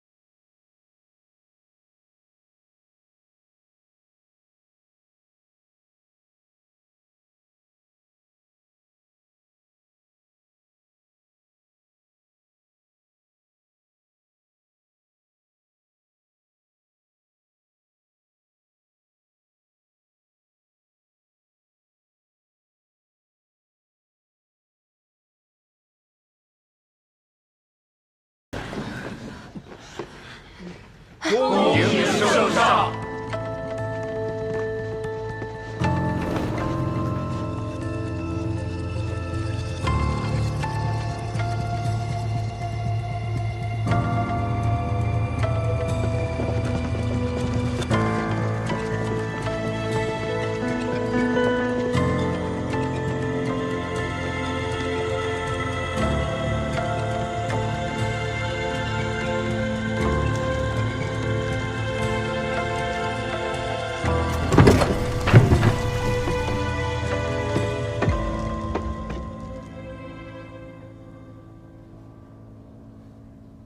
你回来了？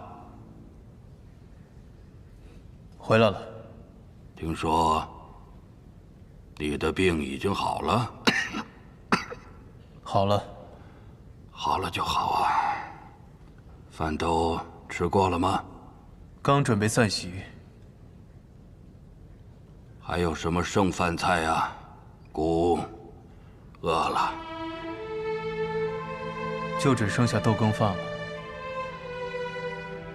拿来，让姑尝一碗吧。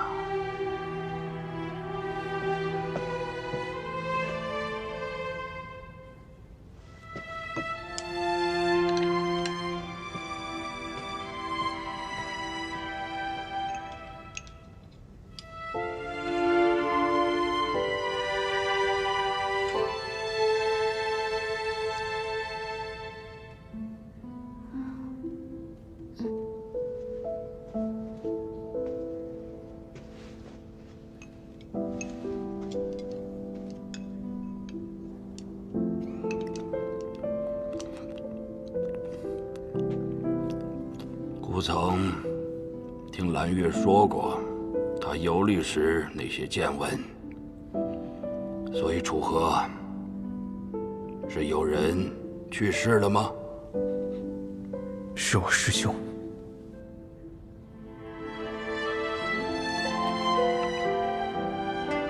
你长大了，姑不会再像当年一样管教你了。要做什么，便去做吧。好。诸位爱卿，都起吧。姑不是刻意的要怠慢各位爱卿，只是姑和这儿子已经好久未见了，所以不想让任何人打扰，和他聊上几句，请各位爱卿谅解吧。臣等不敢。走吧。陛下，华锦，你想留下吗？我这边有几个朋友，我跟他们许久未见了。那好吧，晚些时候让月离带你回宫吧。多谢陛下。起驾！恭送陛下。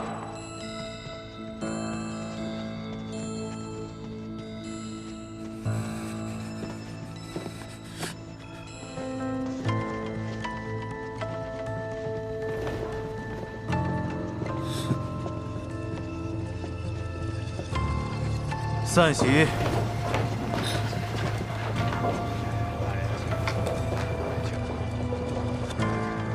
他还是这天启城里唯一的天之骄子，一直都是啊。到今天见小憩片刻，老朽的荣幸啊。太师请，国师请。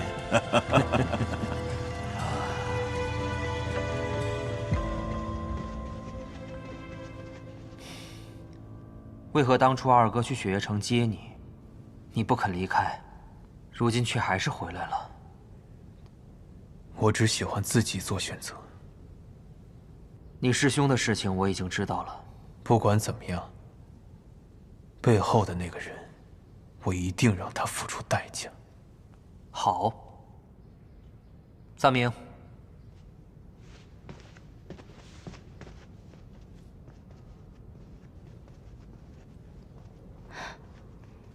他们一定觉得我们很傻吧？是啊，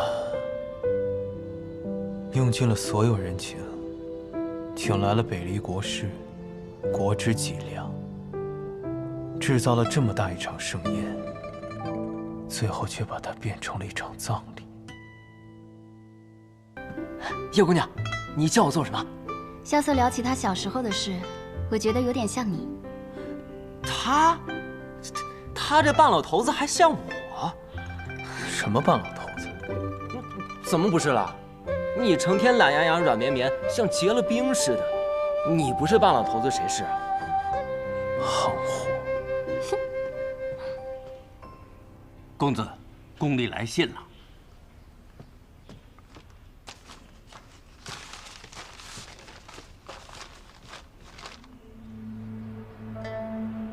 萧瑟，发生什么了？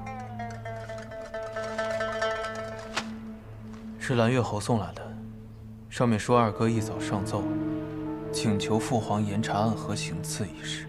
好一个借机行事！白王趁此与暗河撇清了关系，又给了真正的幕后之人一个威慑。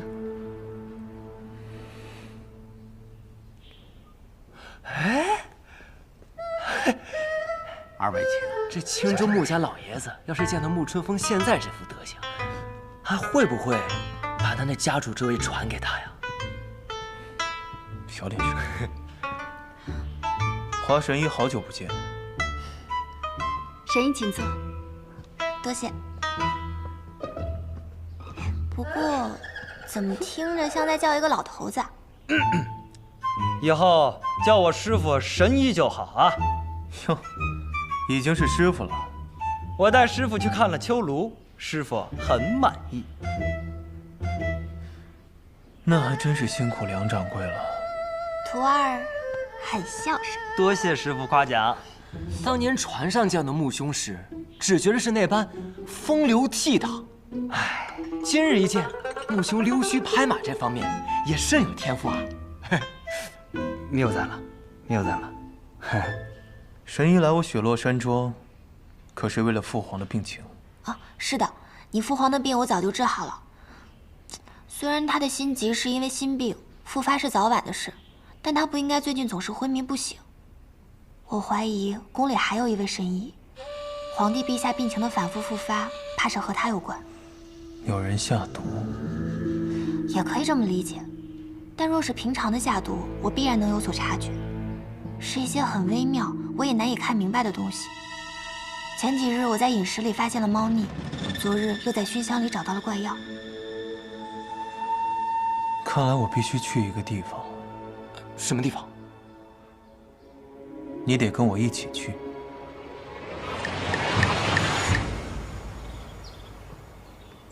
叶姐姐，你们以前经常来这儿吗？不止我，还有白王萧崇。小时候我们3个人经常在一起玩。有一件事我一直没问，你跟萧瑟是怎么认识的呀？我一直在等你问我呢，等到我以为你根本就不在乎。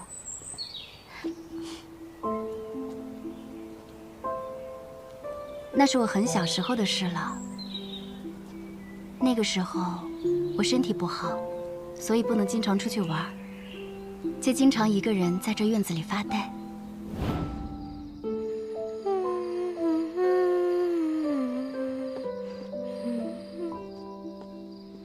你是谁？是我打扰你了吗？你为什么会在我的家里？我叫萧楚河，我跟叔父一起来见叶将军的。你为什么会坐在这把椅子上？我身子不好，虽然师父总说我要多走路，才能有助身体变好，可我每次走几步就觉得很痛苦，所以阿爹给我打了这把椅子。来，站起来。我知道这很痛苦，但如果是你，一定没有问题的。那年我7岁，萧楚河9岁，我们就是这么认识的。我知道这很痛苦，但如果是你，一定没问题。认住。难怪。叶姐姐，那你对萧瑟……那都是过去的事了，未来更重要。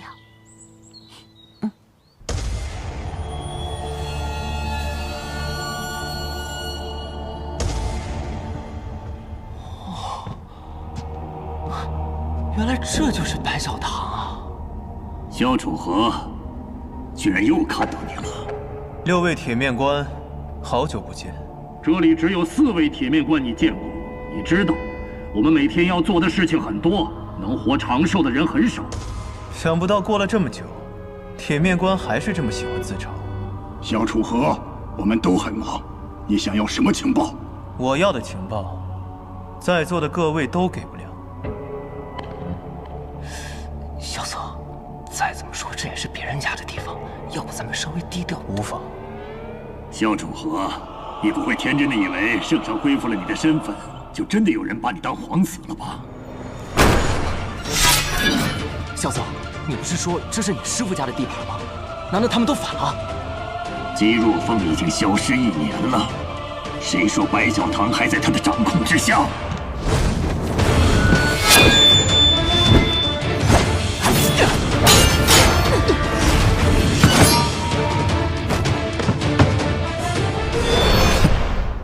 萧瑟，他使的这棍子，跟你的无极棍好像。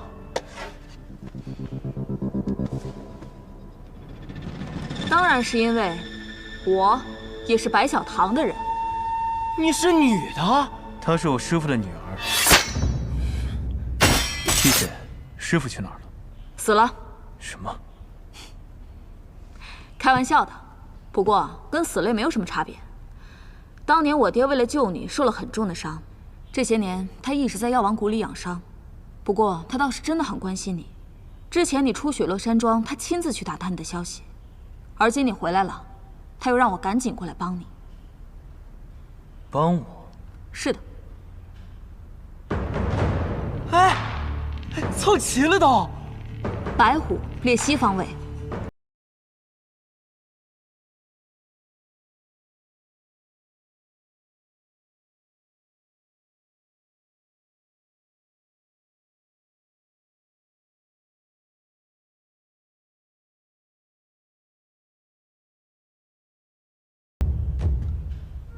究竟是何人伤了你？据你后来的消息看，那是一股极其阴柔的内力打断了你的经脉。我查遍了所有的武功秘籍，的确找到了这样一门武功，具有如此强大的威力。哪门武功？虚怀武功。濯清大剑。是的，如今武大剑的师傅，上一任大剑濯清，他所修炼的虚怀功乃是世间至阴至柔的武功，且威力极强。只是很可惜，他的5位徒弟均没有学会这门武功，所以这个线索到这里就全断了。断了？为什么断了？因为濯清已经死了。知道了。萧楚河，你就该一回来就来找我们的。你知道的，我们白小堂能给你最大的帮助，可你偏偏不来，我们又不好去找你，生怕打乱你的计划。其实也没有什么计划。只是觉得时机还没到吧？怎么，现在时机到了？我现在就有3件事，需要你给我答案。一开口就是3件事，胃口可真不小。怎么，要我告诉你谁是暗河幕后真正的主使？不，这个问题我心里已经有答案，所以不必再让白小堂去查。暗河要为他们的行为付出代价，背后的人也要付出代价。但我现在要问的第一个问题，是关于那个卷轴。你终究还是为了那件事。可是你究竟要查什么？那个卷轴是否存在？那个卷轴的内容是什么？还是那个卷轴究竟在哪里？所有，我要所有关于那个卷轴的事。哼，真是狮子大开口。第2件事，我要你帮我去查1年内入天启城且尚未离开的下毒高手。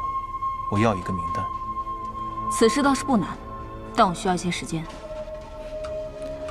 至于第3件事嘛，我有一个朋友，他应该比我更早来天启城。但是却迟迟没有来找我。我想知道他现在在哪儿。或许他已经离开了呢。不会的，他如果要走，一定会先跟我见上一面再走。哦，他究竟是你什么人？是一个比较麻烦的朋友。我不知道该不该答应。问了蓝月侯，他说让我来问问你。他让你去医谁啊？他说是一个瞎子，小时候吃了别人拿来的一块糕点，后来就看不到了。如今过去20年了，还不知道我能不能治。能治吗？若是刚瞎没多久，我行针逼出毒就行了。但瞎了20年，或许得换一双眼睛才行。啊？不，神医，你在开玩笑吧？你换一双眼睛啊？嘘，你就说医还是不医？你才是医者，救人治病本就是你的本分。况且这个人很有钱，不会付不起你的药钱，所以可以治。小瑟，但是你到时候记得说，是我让你去的。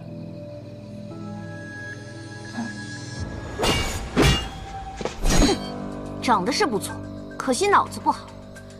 夜探雪落山庄，居然还穿一身白衣来。朱雀，你们暗河自己喜欢取代号，也喜欢叫别人的代号？白虎，白虎，这名字听起来也不……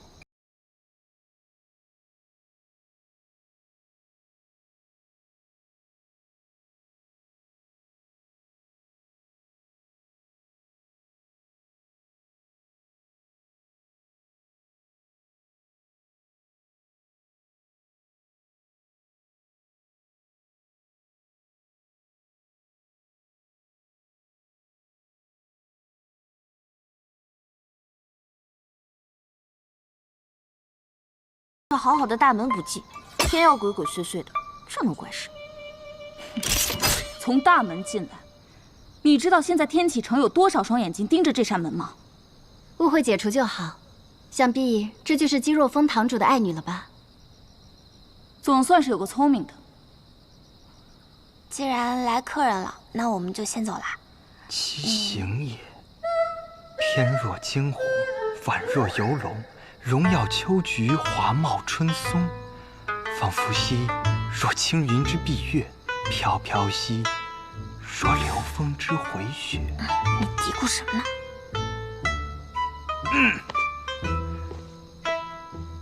这位姑娘，在下神医华锦弟子沐春风，幸会幸会。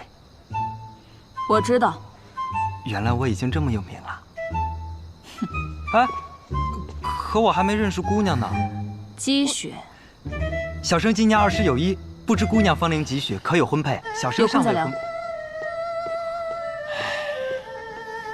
你也不打听打听别人是谁？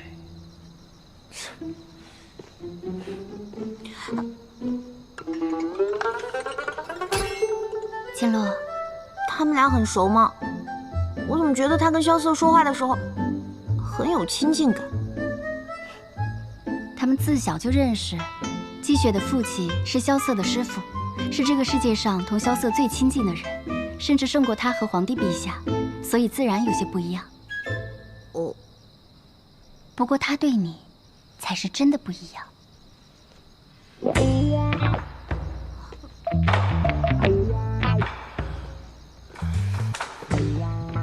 对我也不一样吗？春风，我们该走了。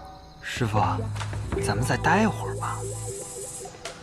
穆公子，这位积雪姑娘真有如此漂亮吗？世间女子，我从未见过如此脱俗之人。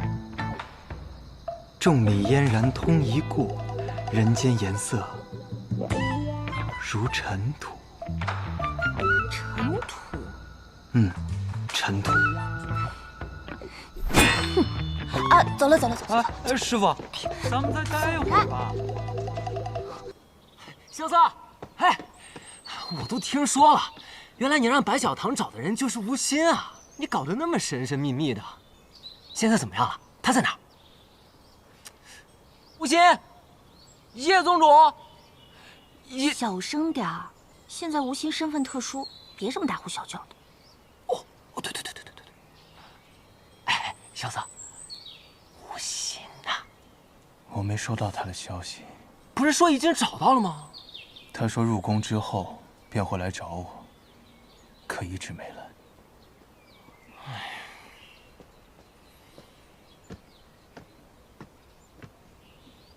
景仙公公那边传消息过来了，说吴兴进入了景泰宫后，行踪就消失了。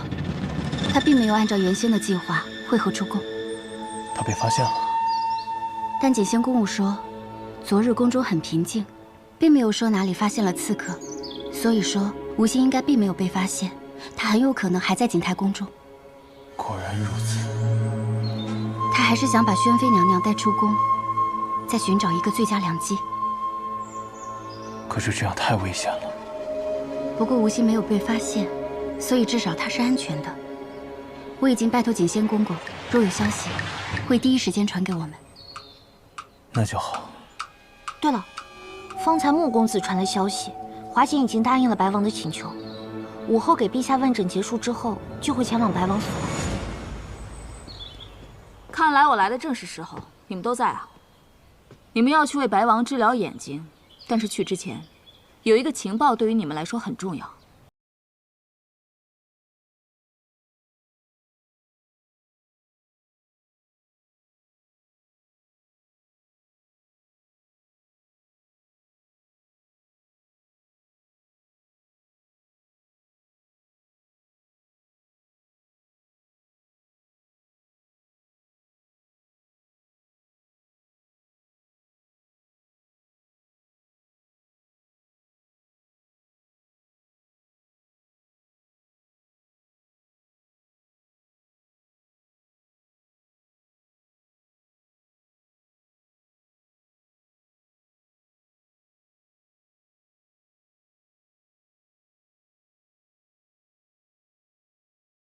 第一榜从未有过变化。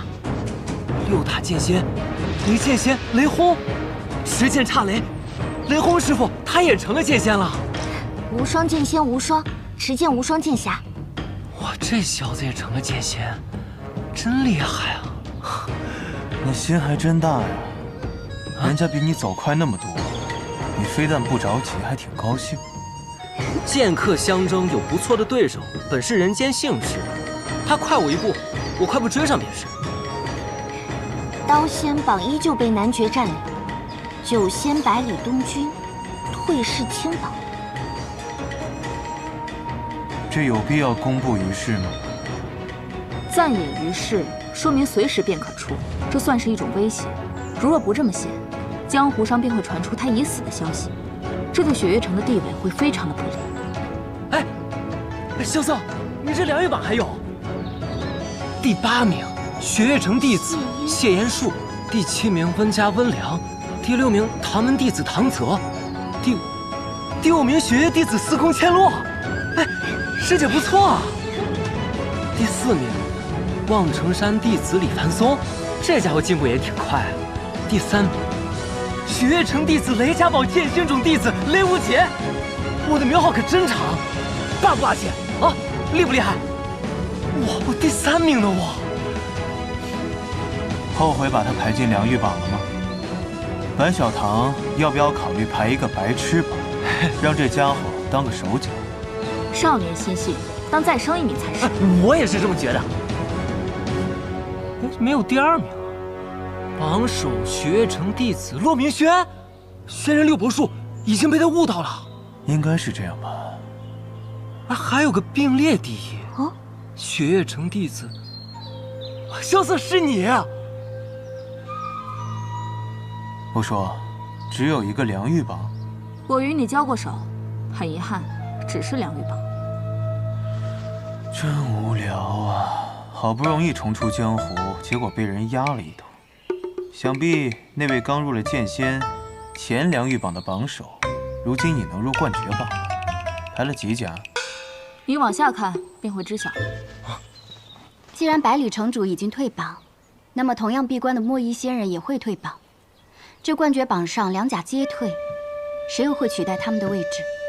冠绝榜第4甲，严战天、谭台破、雷轰、无双。雷轰师傅真厉害，又入了冠绝榜，又入了百兵榜。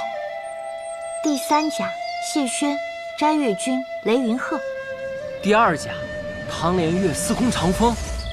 父亲入2甲了。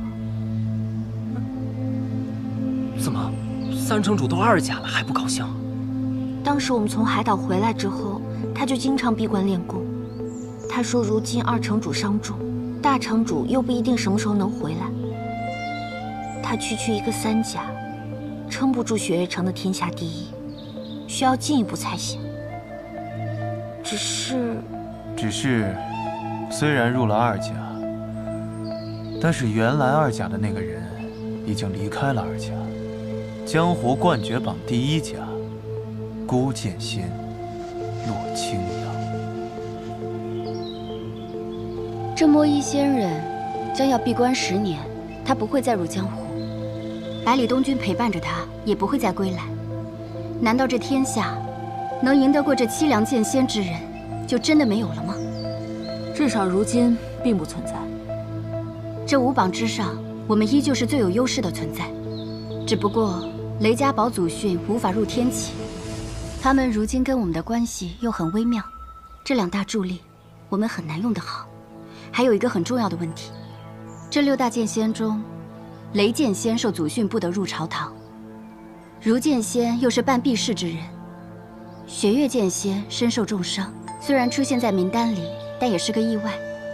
剩下3人，能入天启之战之人，都不是我们的人。是。至于冠绝榜，所有的名字加在一起，都不如一个手甲。孤剑仙洛清扬。你要从现在就开始准备了，因为这份5榜2日之后便会传遍天下。我明白。那剩下的事便只能与你一人说了。那我们先走了。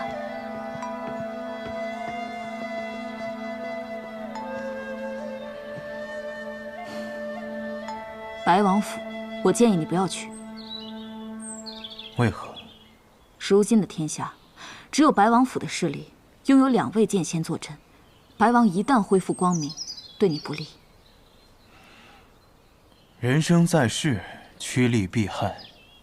可我萧瑟不是凡尘之人，所以2哥这忙，我一定会帮，不管对我有没有利。因为当年的那件事，你一直有愧疚。2哥这些年做了很多事，我不认可，但他不应该是个瞎子，我必须帮他。其实你的答案我早就已经猜到了，我来告诉你这些，只是希望你提前做好准备而已。好。小神医，小神医，怎么样？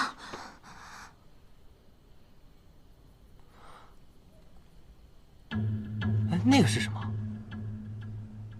唐门暗器。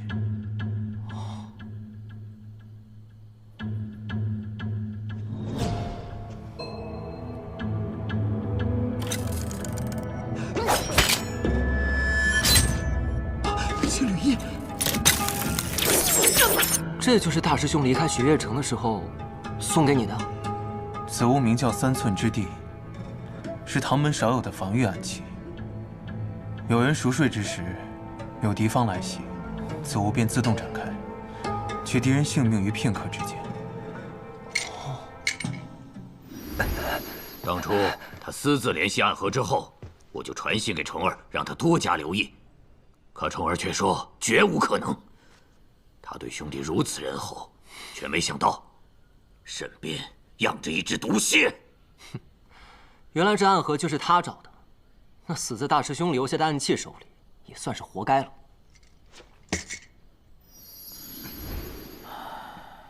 沐春风应该没事，神医如何？我救不了他，要立刻请大夫来看他。先带回雪落山庄，还是送往太医院吧。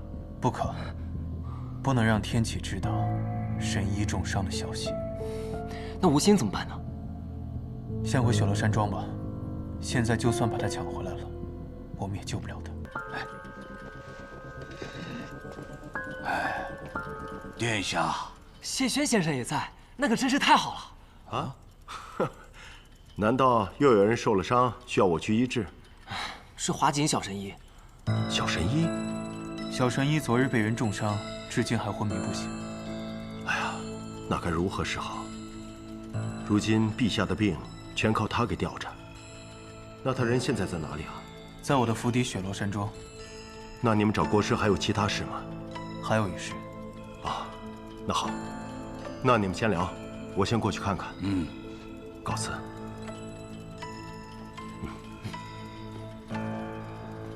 殿下，快请坐。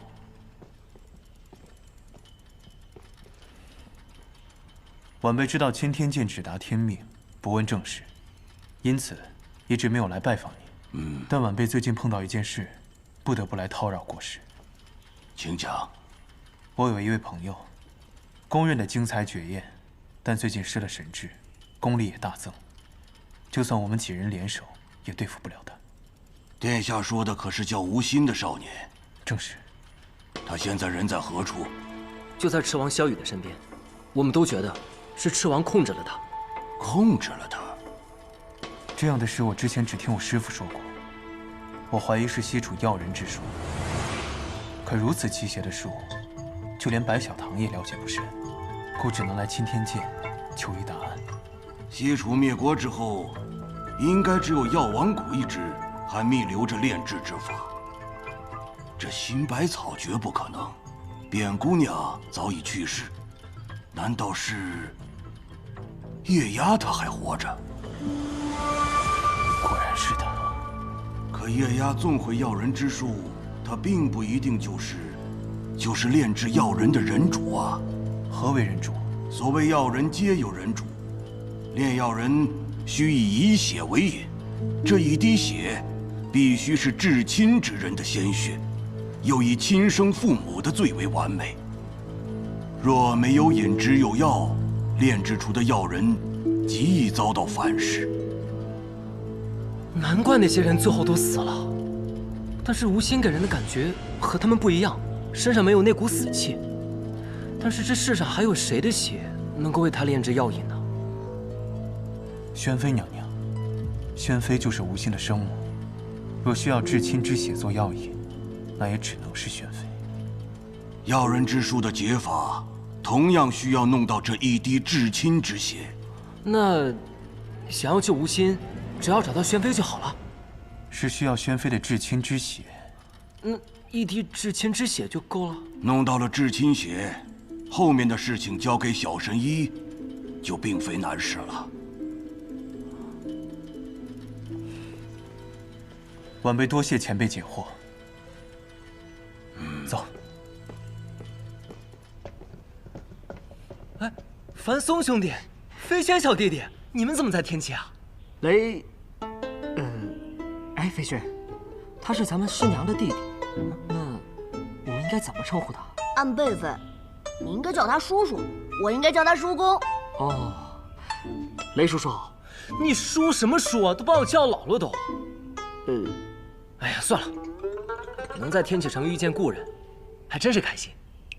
哎，对了，你们为什么来这钦天监啊？我叫他们来的。所以，我什么时候才能见到他？见到谁？暗河大家长，苏长河。他昨日现身了，现在是赤王萧雨的人。什么？况且以你的剑术，现在不是他的对手，我们得从长计议。哼，放心，师父传了我儒者剑，我日夜修行，早就今非昔比了。儒者剑？如今小师叔跟随谢轩先生学习儒者剑。哦，原来如此啊！哎，先后2位剑仙教你剑术，你日后必成大器啊！不要以后，只争朝夕。好，待时机成熟之时，我自会告知你们。告辞。好。谢轩前辈，华神医怎么样了？啊，已无大碍。前辈几次救我于危难之中，萧瑟大人感激不尽。啊，举手之劳罢了。前辈客气了。若是没有前辈赠我的无名书，我们几人早就死在暗河的手里了。这寻常人看书啊，是看不出门道的。你能看懂，那是因为你有能力。哎，我上次送你那本书，你看的怎么样了？前辈，你送我的那本《晚来雪》，在街边3文钱就能买到。那可不一样啊！我送你的那版是未删减版，仅此一本啊！我在里面加了很多情节，很好看的。那前辈，既然是仅此一本，您怎么会有呢？那《晚来雪》的作者是谁啊？江南才女谢飞轩。那我叫什么？您叫谢轩。那传说中容颜绝世的江南才女就是你？是我。有点恶心。我只能送你们进去，无法接你们出来。但我会在城墙东角给你们备一辆马车，记住，1个时辰之内必须出来，否则车夫就会走。知道了。这是给你们备的衣服，一会儿换上。为什么要换衣服呀？萧瑟不是皇子吗？我跟着他进去不就行了？白天进宫是不需要换的，但现在是晚上，宫禁之后，任何人不得进去。再说你们去的是后宫，他又是皇子，更得避嫌。哦，好吧。嗯，这怎么是女人的衣服啊？我刚刚不是说了吗？你们去的是后宫，只有打扮成宫女，才不会引起别人的注意。但是我们2个大男人穿着宫女的模样，这不更令人注意吗？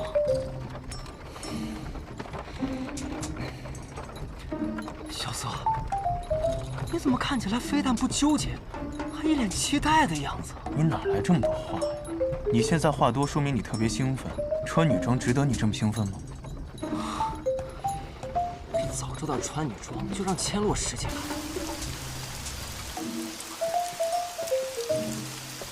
萧瑟，你很有天分啊你！闭嘴，你个白痴，不准说出去。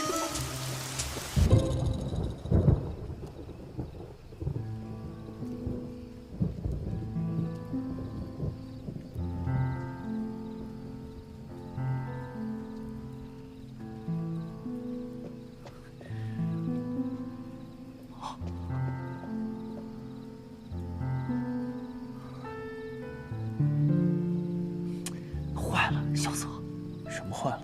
你看他这仪态比我们大不了几岁，怎么可能是指望他娘啊？没认错，看起来年轻罢了，其实已经快40岁了。啊！没叫你们，怎么自己进来了？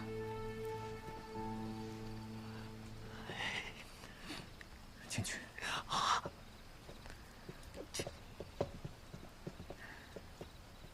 景泰宫新来的宫女吗？本宫怎么没有见过你们？长得倒是有几分姿色，就是骨架大了点，像个男人似的，可惜了。宣妃娘娘，不装了。萧瑟，怎么这么快就被识破了？娘娘是洛清扬的师妹，也是影宗宗主的女儿。影宗最擅长的便是伪装，我们能骗过其他人，自然瞒不过宣妃娘娘。你跟你父亲还有母亲长得很像，永安王殿下。娘娘见笑了。萧瑟见过宣妃娘娘。永安王殿下夜闯后宫，还带着这位修为不凡的朋友。你们2个这是来杀人吗？不杀人，不，只求宣妃娘娘一滴血。一滴血？为何？我有一位朋友，最近中毒，中毒原因正是因为娘娘的一滴血。相同道理，若想解毒，也得靠娘娘的血。之前雨儿也求了本宫的一滴血而去，不知道是否与这件事情有关，也不知道为何，本宫的血可以作毒，还可以解毒。老七求的那滴血，便是我说的那个毒。至于娘娘的血为何能作毒又能解毒，那是因为中毒之人身上流着和娘娘一样的血。你这位朋友叫什么名字？天外天前宗主叶鼎之之子叶安世。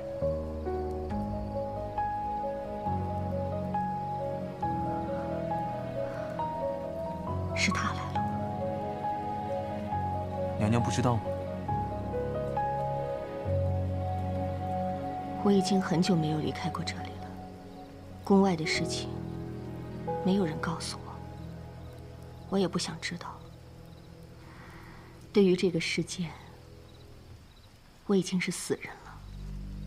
娘娘，您当年和叶鼎之以及父皇的事情，萧瑟没有资格知道。但这世界上总归还有人记得娘娘，挂念着娘娘。一个人真正死去的时候，就是在这个世界上没有人想起他的时候。可是我这个朋友，他想着娘娘，甚至来找娘娘。他的眉眼跟你一样好看。你的孩子叫什么名字？他叫叶安世。不错的名字。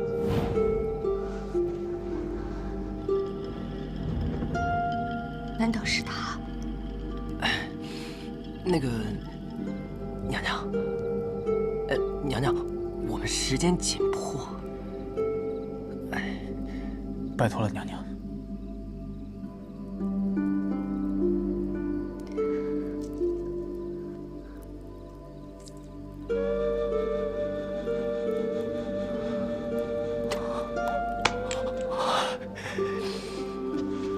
多谢娘娘。等等，你若再见到他，请他勿再来找我。萧瑟明白。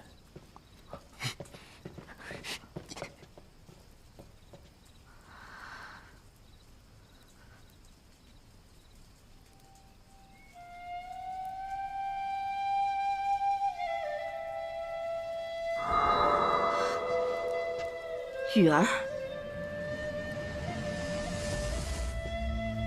母亲，那日你去青天剑，说要给我祈福，用我的血祭灵符。我知道不是实话，却也依了你。可是我没有想到，你竟然是拿来害自己的兄弟。母亲已经知道了，不过我没有兄弟，他只是母妃的另一个孩子。我们身上流的血是不一样的。那你又何必要害他？我不害他，那他就帮着刚才来的那2个人害我了。母亲想救活一个孩子，而害死另一个吗？你让开！母妃，请不要走出这道门。我只是想活下去。我也保证，母妃的另一个孩子也能活下去，不过要等这一切结束之后。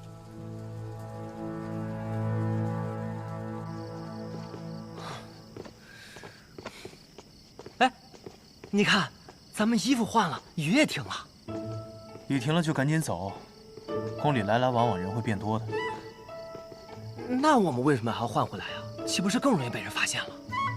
想要的东西既然已经要到了，就算被人发现，也比那身衣服要强。如果来人发现了我们，你拦住他们，我跑不就行了？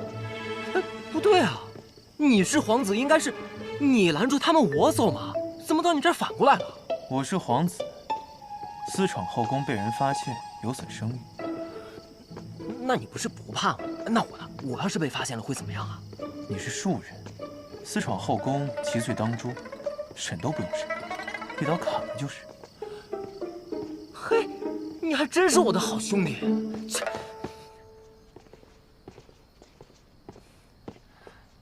萧瑟，咱们真被人给发现了。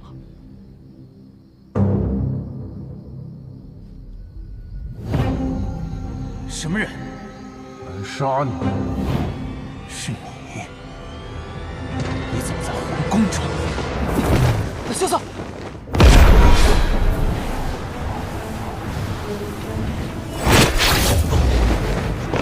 萧瑟，这样的掌法，这样的功力，绝对没错。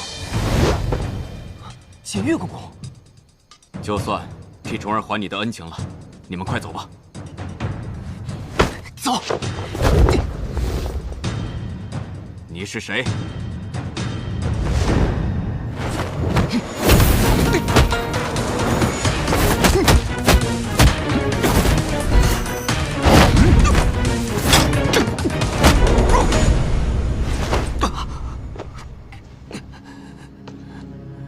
徐怀公。可是，师父已经死了，我明明验过他的尸身。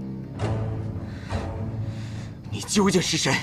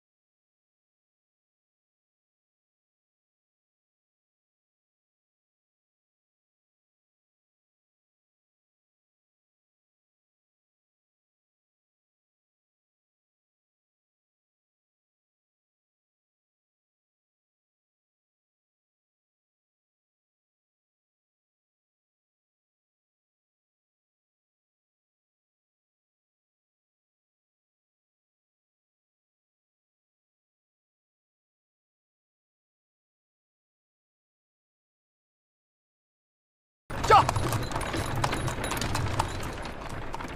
萧瑟，刚刚那人究竟是谁啊？当年废了我武功的人。啊？他是宫里的人？我永远也忘不了他这种诡异的内功。那他究竟是谁呢？能出现在这儿，并且还有如此阴柔的内力，一定是武大剑。这里面的药，真的能解开吴昕身上的药人之术吗？我师父虽然看过，这药呢也是按照书中记载的法子炼制的，但是究竟有没有效，还真不好说。事到如今也只能这样了。可是这诡异夜鸦又在哪儿呢？吴昕又被关在何处呢？你跟我去找个人。谁啊？要叫上千落师姐和若依姑娘吗？不用他们去，就你我。萧瑟，我最近总觉得你怪怪的。怎么说？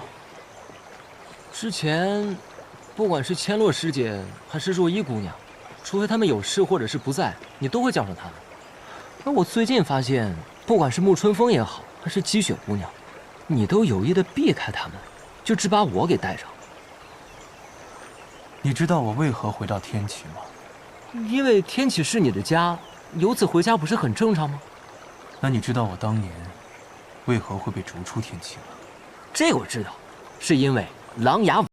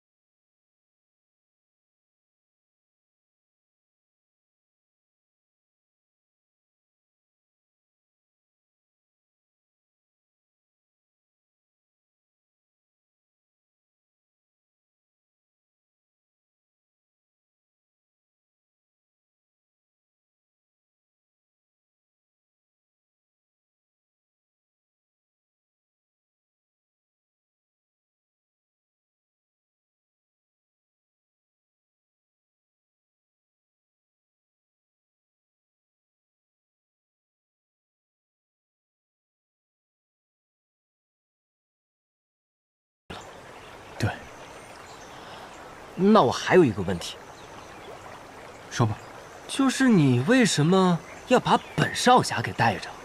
那本少侠的命就不是命啊？这个嘛，我明白了，一定是因为本少侠很强。雷少侠说的不错。嘿，行，那我明白你的意思了，那你就可以放心了。我以后一定会和你一起好好保护他们的。一言为定。一言为定。怎么是你？我们又见面了。别惊慌，是我约他再次见面的。我们今天要见的人就是他，他可是暗河。正是因为他是暗河，我们才要见他。他当年参与了绞杀我姐的事。我来此之前，给你姐写过信了。其实这位苏家主，与你阿姐颇有渊源。那我阿姐怎么说？你阿姐在信中说，这位苏家主虽是暗河中人，但是和普通的暗河中人不一样。虽是个杀手，但心中存有善意，所以我来见他。你阿姐没有意见。我并不想杀李城主，但有暗河的命令，我必须拦住他。既然我阿姐没有意见，那我也不必多说什么。孤剑仙洛清扬，师从天启影宗，乃萧氏皇族的隐秘护卫。后影宗覆灭，如今世上的影宗弟子只剩2人。另一个是宣妃娘娘。没错，洛清扬是影宗最出色的弟子，后做了先帝的贴身影卫，救了先帝很多次。先帝为表彰他的功勋，临死之前送了他一座城。洛清扬选了西边最荒凉的木梁城，据说是为了练他的凄凉剑。凄凉剑？对啊，凄凄凉凉，生来无父无母，同门师兄弟都死光了，心爱之人嫁了2次，却跟他没什么关系。你说这样的人凄不凄凉？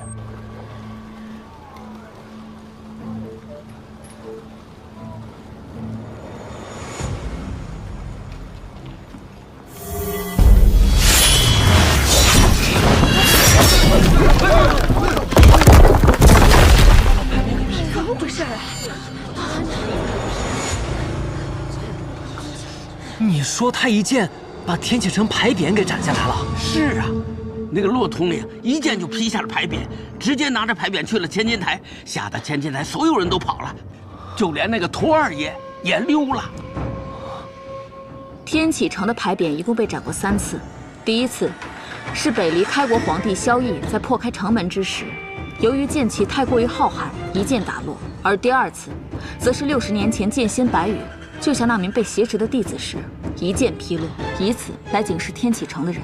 第3次便是这一次。哎，那他为什么要拿着牌匾去那千金台啊？他这么做是因为那里聚集着3教9流，能够第一时间把他回到天启的消息传开。他除了斩落牌匾，还说了什么？一路上都没说话，一直到最后，重重把牌匾往地下一蹲，就说了4个字：问剑天启。义父只说了这4个字。是的。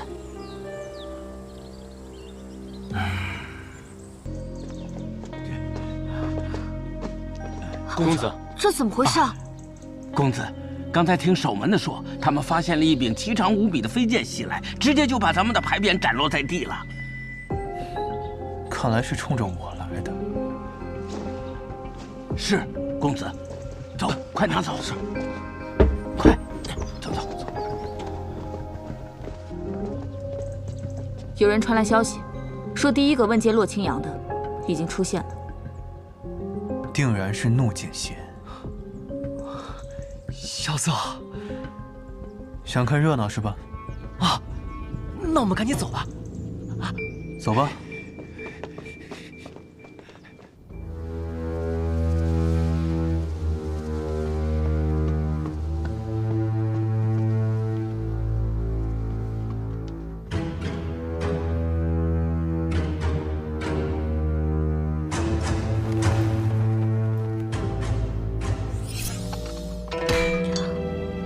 如杰，你能让他安静点吗？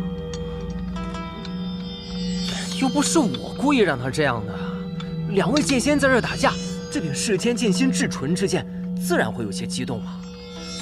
萧瑟，我让你带的那个夯号，你有随身带着吗？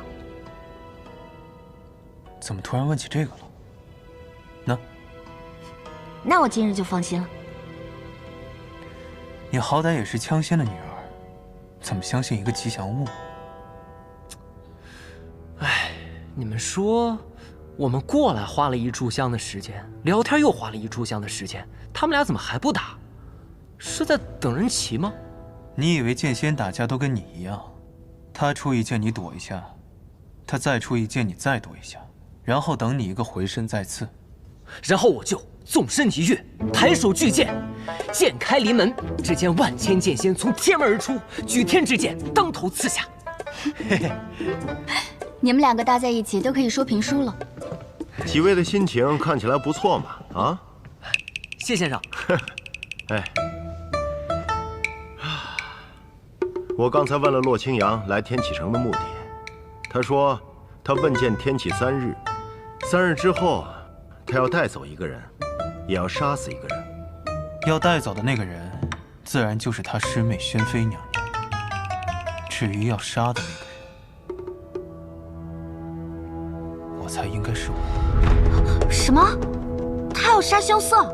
所以这热闹还有那么好看吗？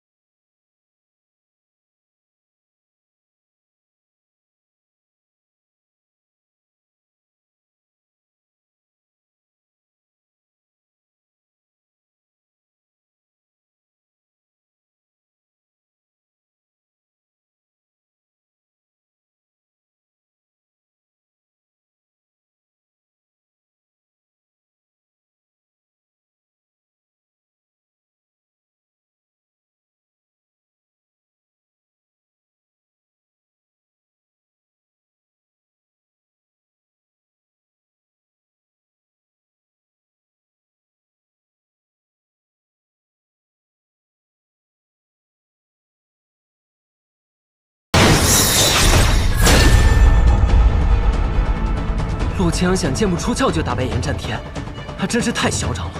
出剑！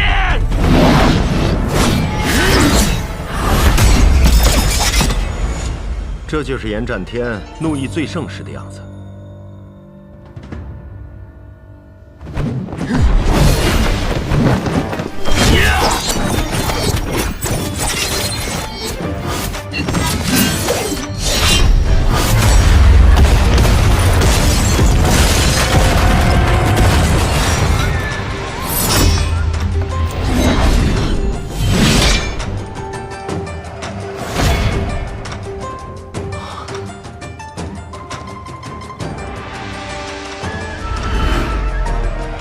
真是一场精彩的对决啊！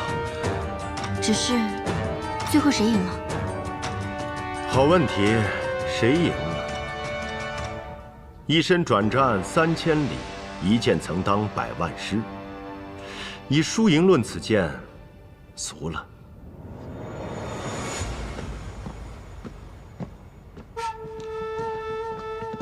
大师傅，大师傅辛苦了。技不如人，虫儿，大师傅这次没能帮到你。无妨，大师傅没有受伤就好。大师傅，我现在就派人送你回府休息。那你呢？我再留下看看。多加小心。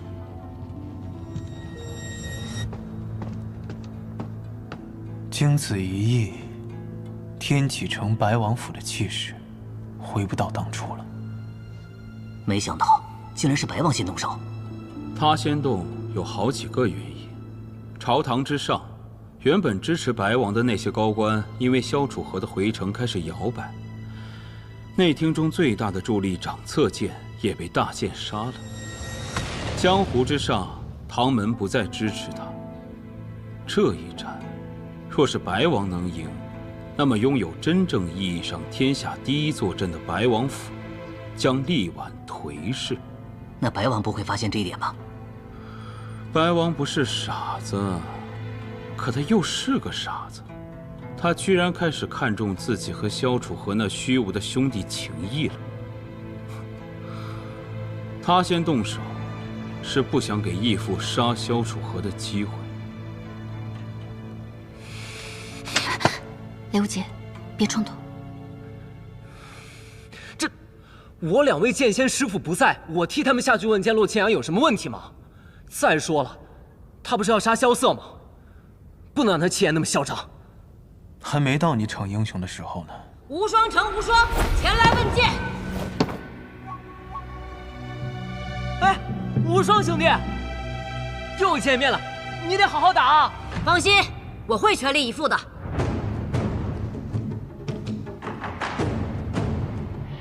听说无双城出了一位新城主，年轻有为，但没想到会年轻到如此地步。想不到啊，这无双城主也来天启城了。是我要他前来的。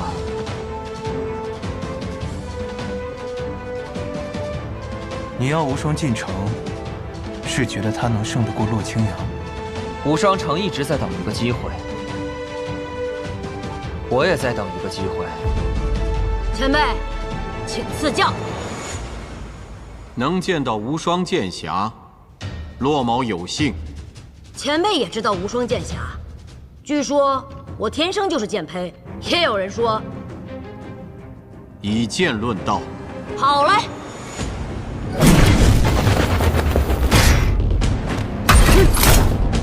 12柄飞剑，无双城100年颓唐，终于出了一名剑仙。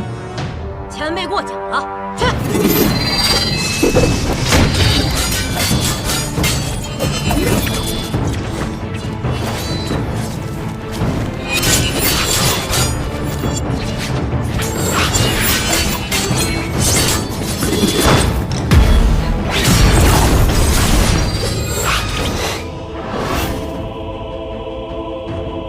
飞剑术确实是一门绝妙剑术，但作为一名剑客，若手中没有真正握住一柄剑，终究还是会差了几分火候。你若将你师傅的断水剑借来，或许能坚持得更久些。握在手里的剑，我也是有的。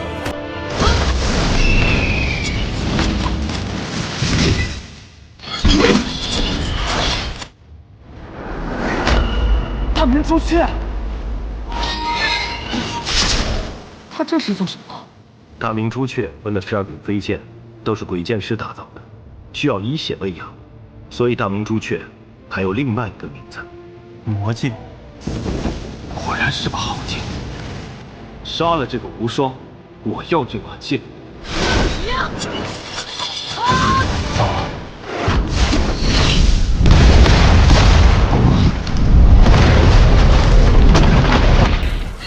无双没能控制住大明朱雀，反而被剑给控制了。我无双怎么可能被柄剑控制？洛先生，如何？好剑，值得我出剑。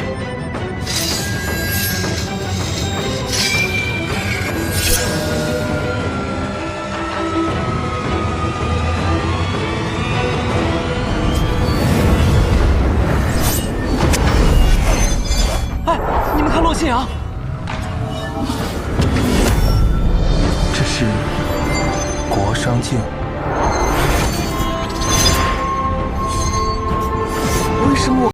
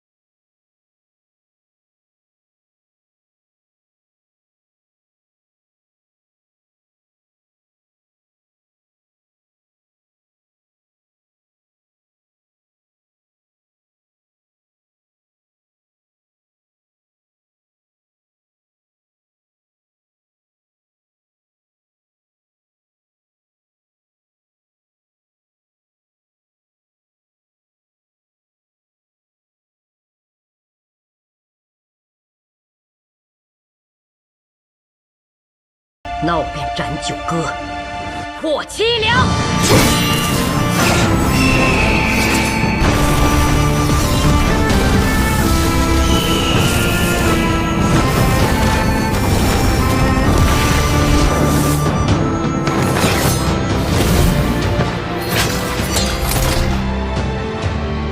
无双城有你这样的弟子，是他们的荣幸。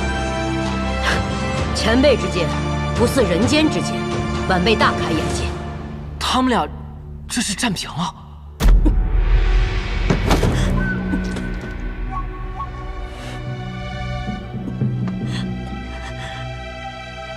终究还是败了。你若再修炼10年，或许你手中之剑真的可以胜过我。可惜了，今日便要死在这里。洛谦要杀他。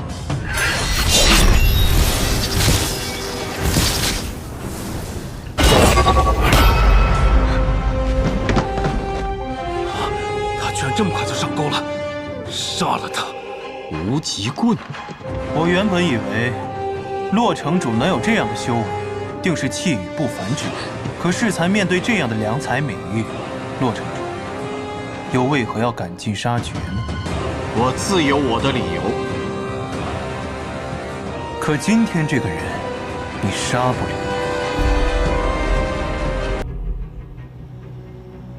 二哥，带无双走。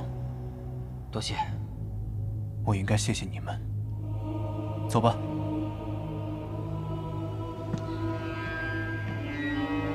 你就是萧楚河。我听说3日之后，你要带走一人，并且再杀一人。你要杀的人可是我呢？正是你。但不应当是今日。我给了3日时间问剑天启，你拿的是棍，没有资格参战。那我呢？新剑，你是李新月的后人。雪月城雪月剑仙李寒一，雷家堡雷门双子雷轰门下弟子，剑心种新剑传人雷无节前来问剑。你个傻子，你不会觉得前面称号越长越厉害吧？好。哎，等等。等什么？前辈已经接连战了2场，并且2位对手实力都不凡。前辈虽然现在看上去并无大碍，但我相信体力一定与一开始有所不同了。我无妨。别说了，前辈有心让我，但我却不能接受。我辈剑士人人心诚，岂能愧对于手中之剑？刚才前辈不是说要在天启城多待几日吗？那么3日之后，等前辈休息好了，我们再来此地问剑。前辈，告辞，3日后见。走，快点儿！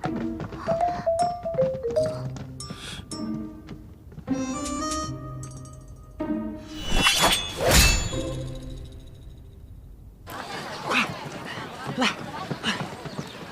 雷无极，你疯了！你怎么可能打得过他？雷兄啊，你看上去单纯懵懂，其实还是挺聪明的。怎么说？刚经历了2场精彩对决，顾剑仙的神采在众多剑士中堪比神人。可当气势正旺，顾剑仙想要求剑却无人问答，雷无节却冲了出来，一顿插科打诨，还立下了3日之约，把气氛扫得干干净净。顾剑仙想要营造的高手求败的感觉，就荡然无存了。还是叶姑娘懂我。那3日之后怎么办？雷无节，你又该怎么办？今天上场的这3个人，我一个都打不过，尤其是那个顾剑仙陆清扬，差距很大。你还知道？但是他一剑斩了永安王的牌匾，这是在示威啊！不管我们去不去挑战他，他都会上门。与其让他主动找茬，还不如我们先挑战，至少这样还能什么？还能出个名白。哼，你可真是个妙人啊！啊！无妨，没什么大碍，好好休息一下就行了。多谢先生。谢谢先生。小无双，小无双，这些都是我从萧瑟的药房里带来最上好的补品。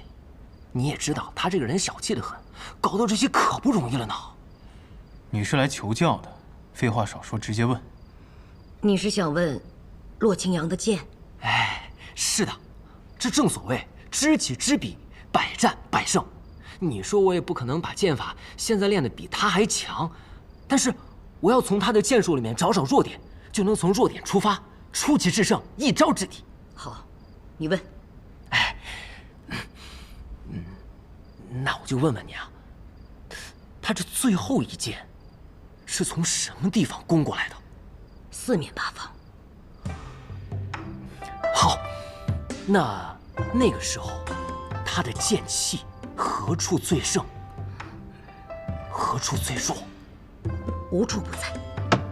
那这就没法聊了呀！这的确是这种感觉，跟洛清扬对剑和其他人对剑不一样。我们站在那片空地上，我却感觉我来到了一个新的地方。那个地方是属于洛清扬的，不对，是属于洛清扬的9个剑法。风是凄凉的，四处是苍茫的，我耳边隐隐有一个人在唱歌，而我有一瞬间很想哭。这便是剑仙所谓的剑势啊！他一剑便能画出一方天地，在那天地之中，他就是主宰。那就没有办法能破剑仙的剑势了吗？每个剑仙都有自己的剑势，这就相当于一个小世界。你要想打破这个小世界，便不能顺其剑意而为，而是要反其道而行之。孤剑仙的剑势就是有那股凄凉之气。我明白了。孺子可教，竟聪慧至此。什么方法？我骂死他！这凄凉之剑，重在剑势。国殇剑一出，四面悲风，这是壮士高歌之时。此时气氛一到，我暴起怒喝：“呆！洛清扬，你这个老匹夫！你说你这个老匹夫没事来天启城瞎晃悠干什么？天启城发生的事与你何干啊？你早不来晚不来，非得现在才来，你还问见天启？天启城同意了吗？你把那牌匾也打坏了，你知道那牌匾有多贵吗？你给我滚吧你！”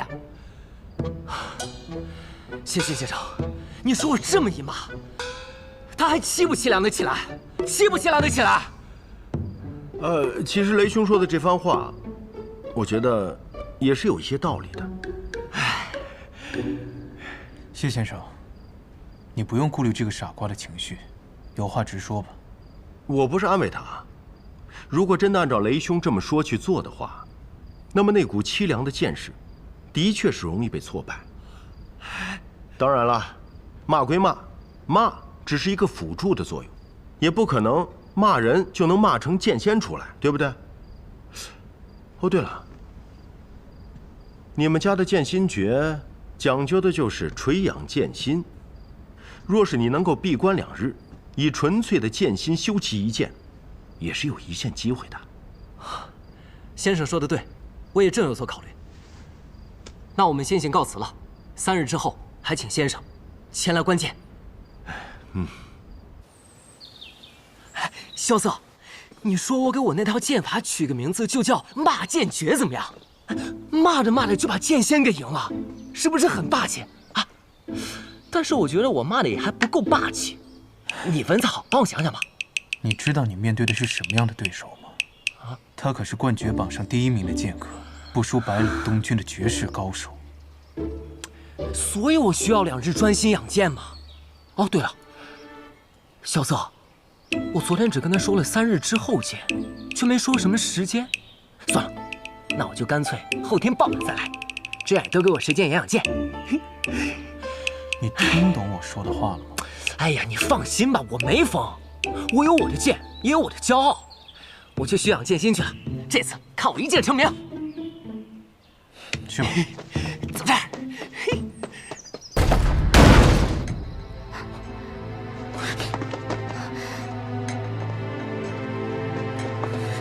我听说六哥和孤剑仙对剑的时候受了伤，我特意来看看你。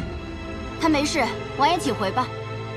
我人都来了，你们也不请我进去坐坐，这就是永安王府的待客之道吗？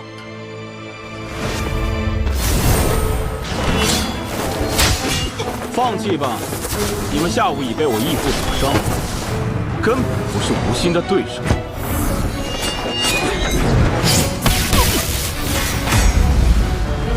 同学，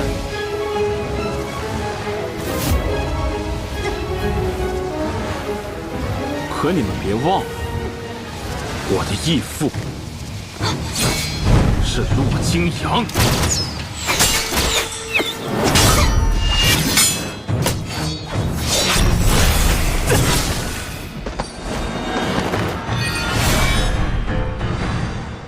萧瑟，你的伤……积雪把一身内力都给了我，现在昏迷过去了，但给了我一次再战的机会。刘杰，身上有伤别硬撑。我没事，我们先去把吴昕给救下来吧。萧雨，你找我，我在这。不愧是那个总能给人带来惊喜的萧楚河。萧雨，这次你真的过分了。过分吗？只要你还活着，我可以做出更过分的事情来。你就这么恨我？从小到大，因为你的存在，我的武学和财富在诸皇子中只能排第2。稷下学宫里，你入学便是祭酒门下弟子，我勤修武学，而你17岁就入了逍遥天境，名扬天下。从那个时候起，我就知道，我想要出头，就必须除了你。后来，你离开了天启城，我也终于获得了我的成就和瞩目。那真是一段让人怀念的时光。短短4年之后，你竟然又出现了。千金台之眼，你把所有人都逼了过去，连父皇都亲自到场。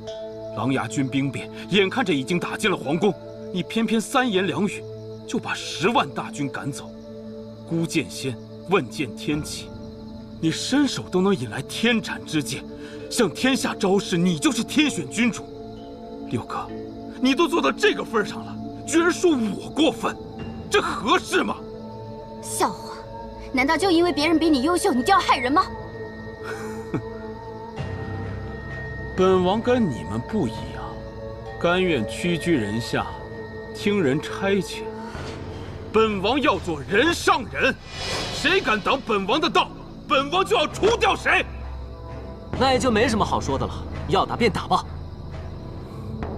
六哥这么看着我干什么？萧雨啊，你今天跟往常不太一样。哦，哪里不一样？你这个人从小到大都比较冷静，不爱表露内心。可你现在把内心的话都说出来了，说明你很不冷静。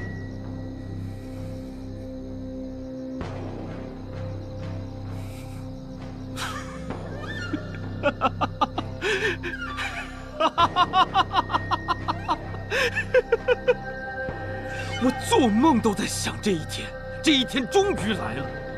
我当然按捺不住我的兴奋，因为你马上就要死了。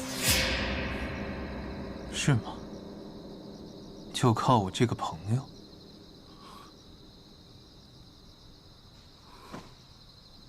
是啊，看着你被自己最好的兄弟杀死，可真是令人兴奋呐。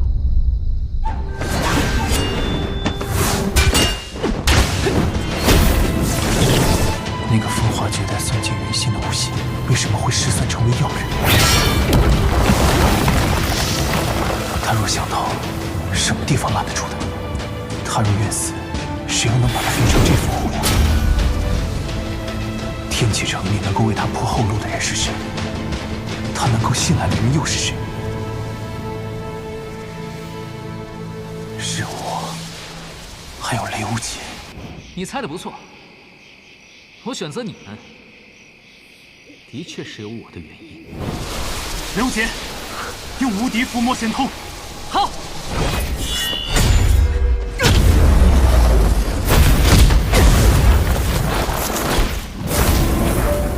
这套拳法当初是你教给我的，今天让你看看我练的怎么样了。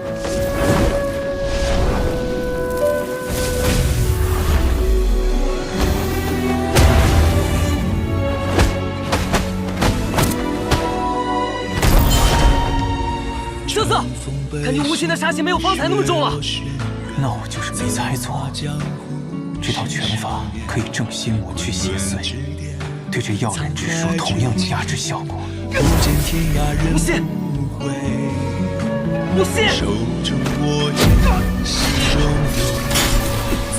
心，你名叫无心，可真无心！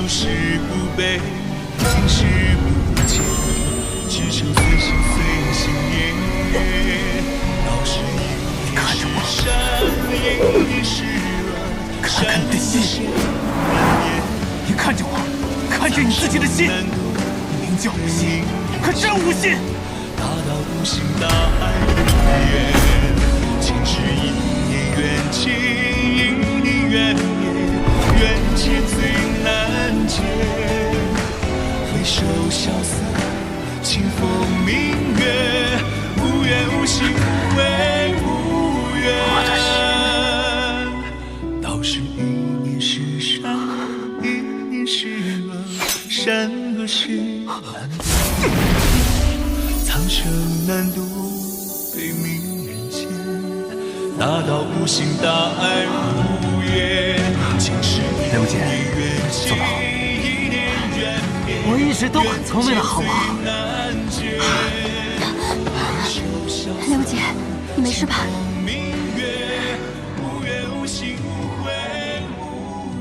你败。我败了吗？ 雨儿，母妃，瑟瑟，我真的好想抱着你大哭一场。这世上怎么有那么多无奈啊？一个个敌人打也打不完，我们这边非死即残。大敌当前，哪那么多废话？我打不动了。看来还是你我一战。白日里那一剑，是天时所成，剑意所致。 此时此刻，我不是你的对手。可是还有我。哎呀，为什么我这次出场，又是在如此危机之时，救人于危难之中啊？这难道或许真的就是天命？我无心，命中注定，就是那天神临世，万丈光芒般的存在。臭不要脸！ 不错，救出我的果然是你们二人。心魔影，大自在秘法神通，练得不错。是大自在天下无敌伏魔神通。哎，那当时随便起的名字，你记得还挺清楚。是儿。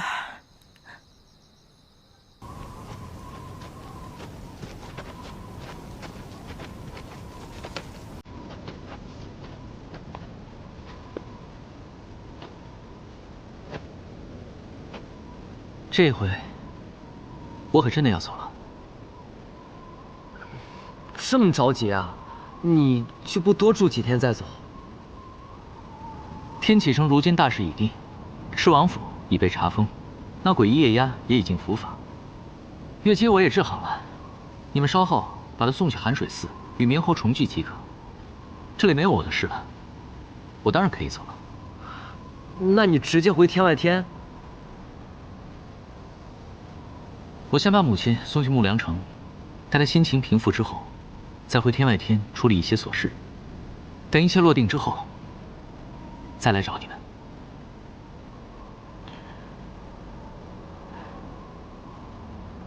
小瑟，我们去那边等你。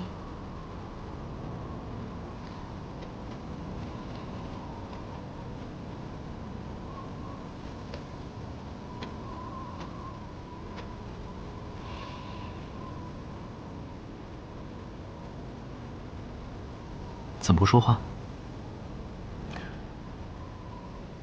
我在想，就你这个样子，怎么做那域外宗门的大宗主？你在他们面前也是这个样子吗？你想象不出我当大宗主的样子，我也想象不出你以后做皇帝的样子。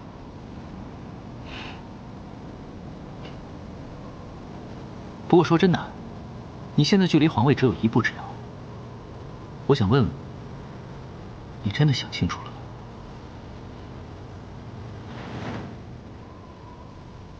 说实话，这个问题我想过很多次，我给不出答案。教你个办法。什么办法？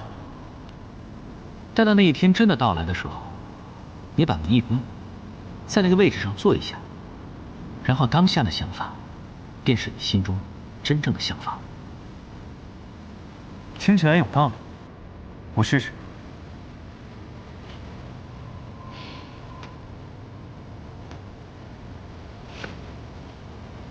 走吧。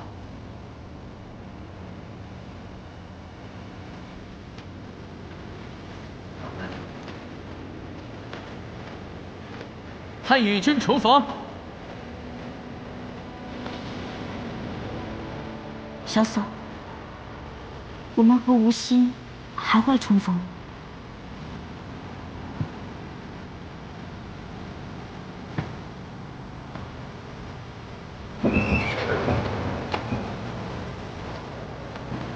混！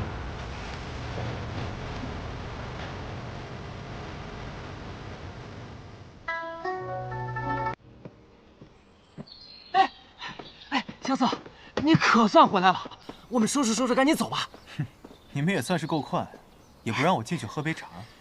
这师姐就差千匹马在皇宫门口等你了。公子，哎，公子，这你们真的要走啊？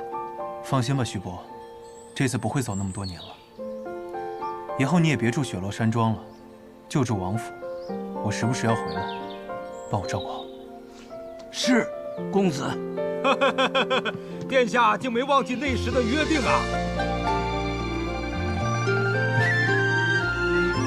我还是不喜欢别人叫我殿下，还是叫我公子吧。那公子这雪落山庄，图谋可就笑纳了。拿去便是。萧瑟，你真要把这处雪落山庄送给徒儿爷啊？我还以为是山野之间那处呢。哦，公子还有另一处雪落山庄？是啊，本来是打算把那处给你的，不过现在突然舍不得，总觉得那一处比这个要好。这样看来，接下来还得跟公子继续做买卖，好把那处雪落山庄也拿过来。那得谈个好价钱才行啊！一定啊！谢轩先生，您多次出手相助，我们还没来得及感谢啊。客气了，我们读书人天天喊着捍卫人间正道，真是到了危难时刻，怎么能袖手旁观呢？哎，萧瑟，我还以为你这次回来是要当皇帝了呢。樊松兄弟这是想让我当皇帝？反正我的这位小师侄以后是要当国师的，没了你当皇帝，他怕是有些寂寞，是不是啊，飞轩？我也想回望城山，不想在这里待着。你还是做了和琅琊王一样的决定。一样吗？我觉得不太一样。我不如皇叔那样心如磐石，可也比他潇洒自在。我很清楚，我的归途不在朝堂。为何？朝堂太小了。诸位，怒剑仙。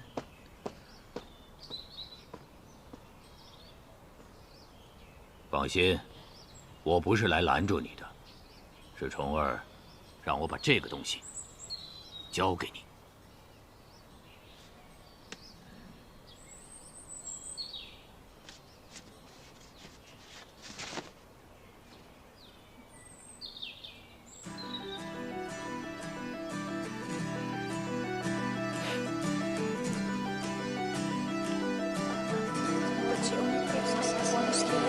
父皇可真狡猾呀！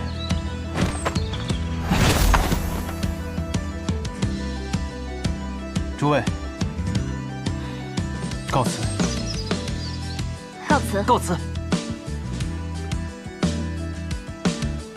走。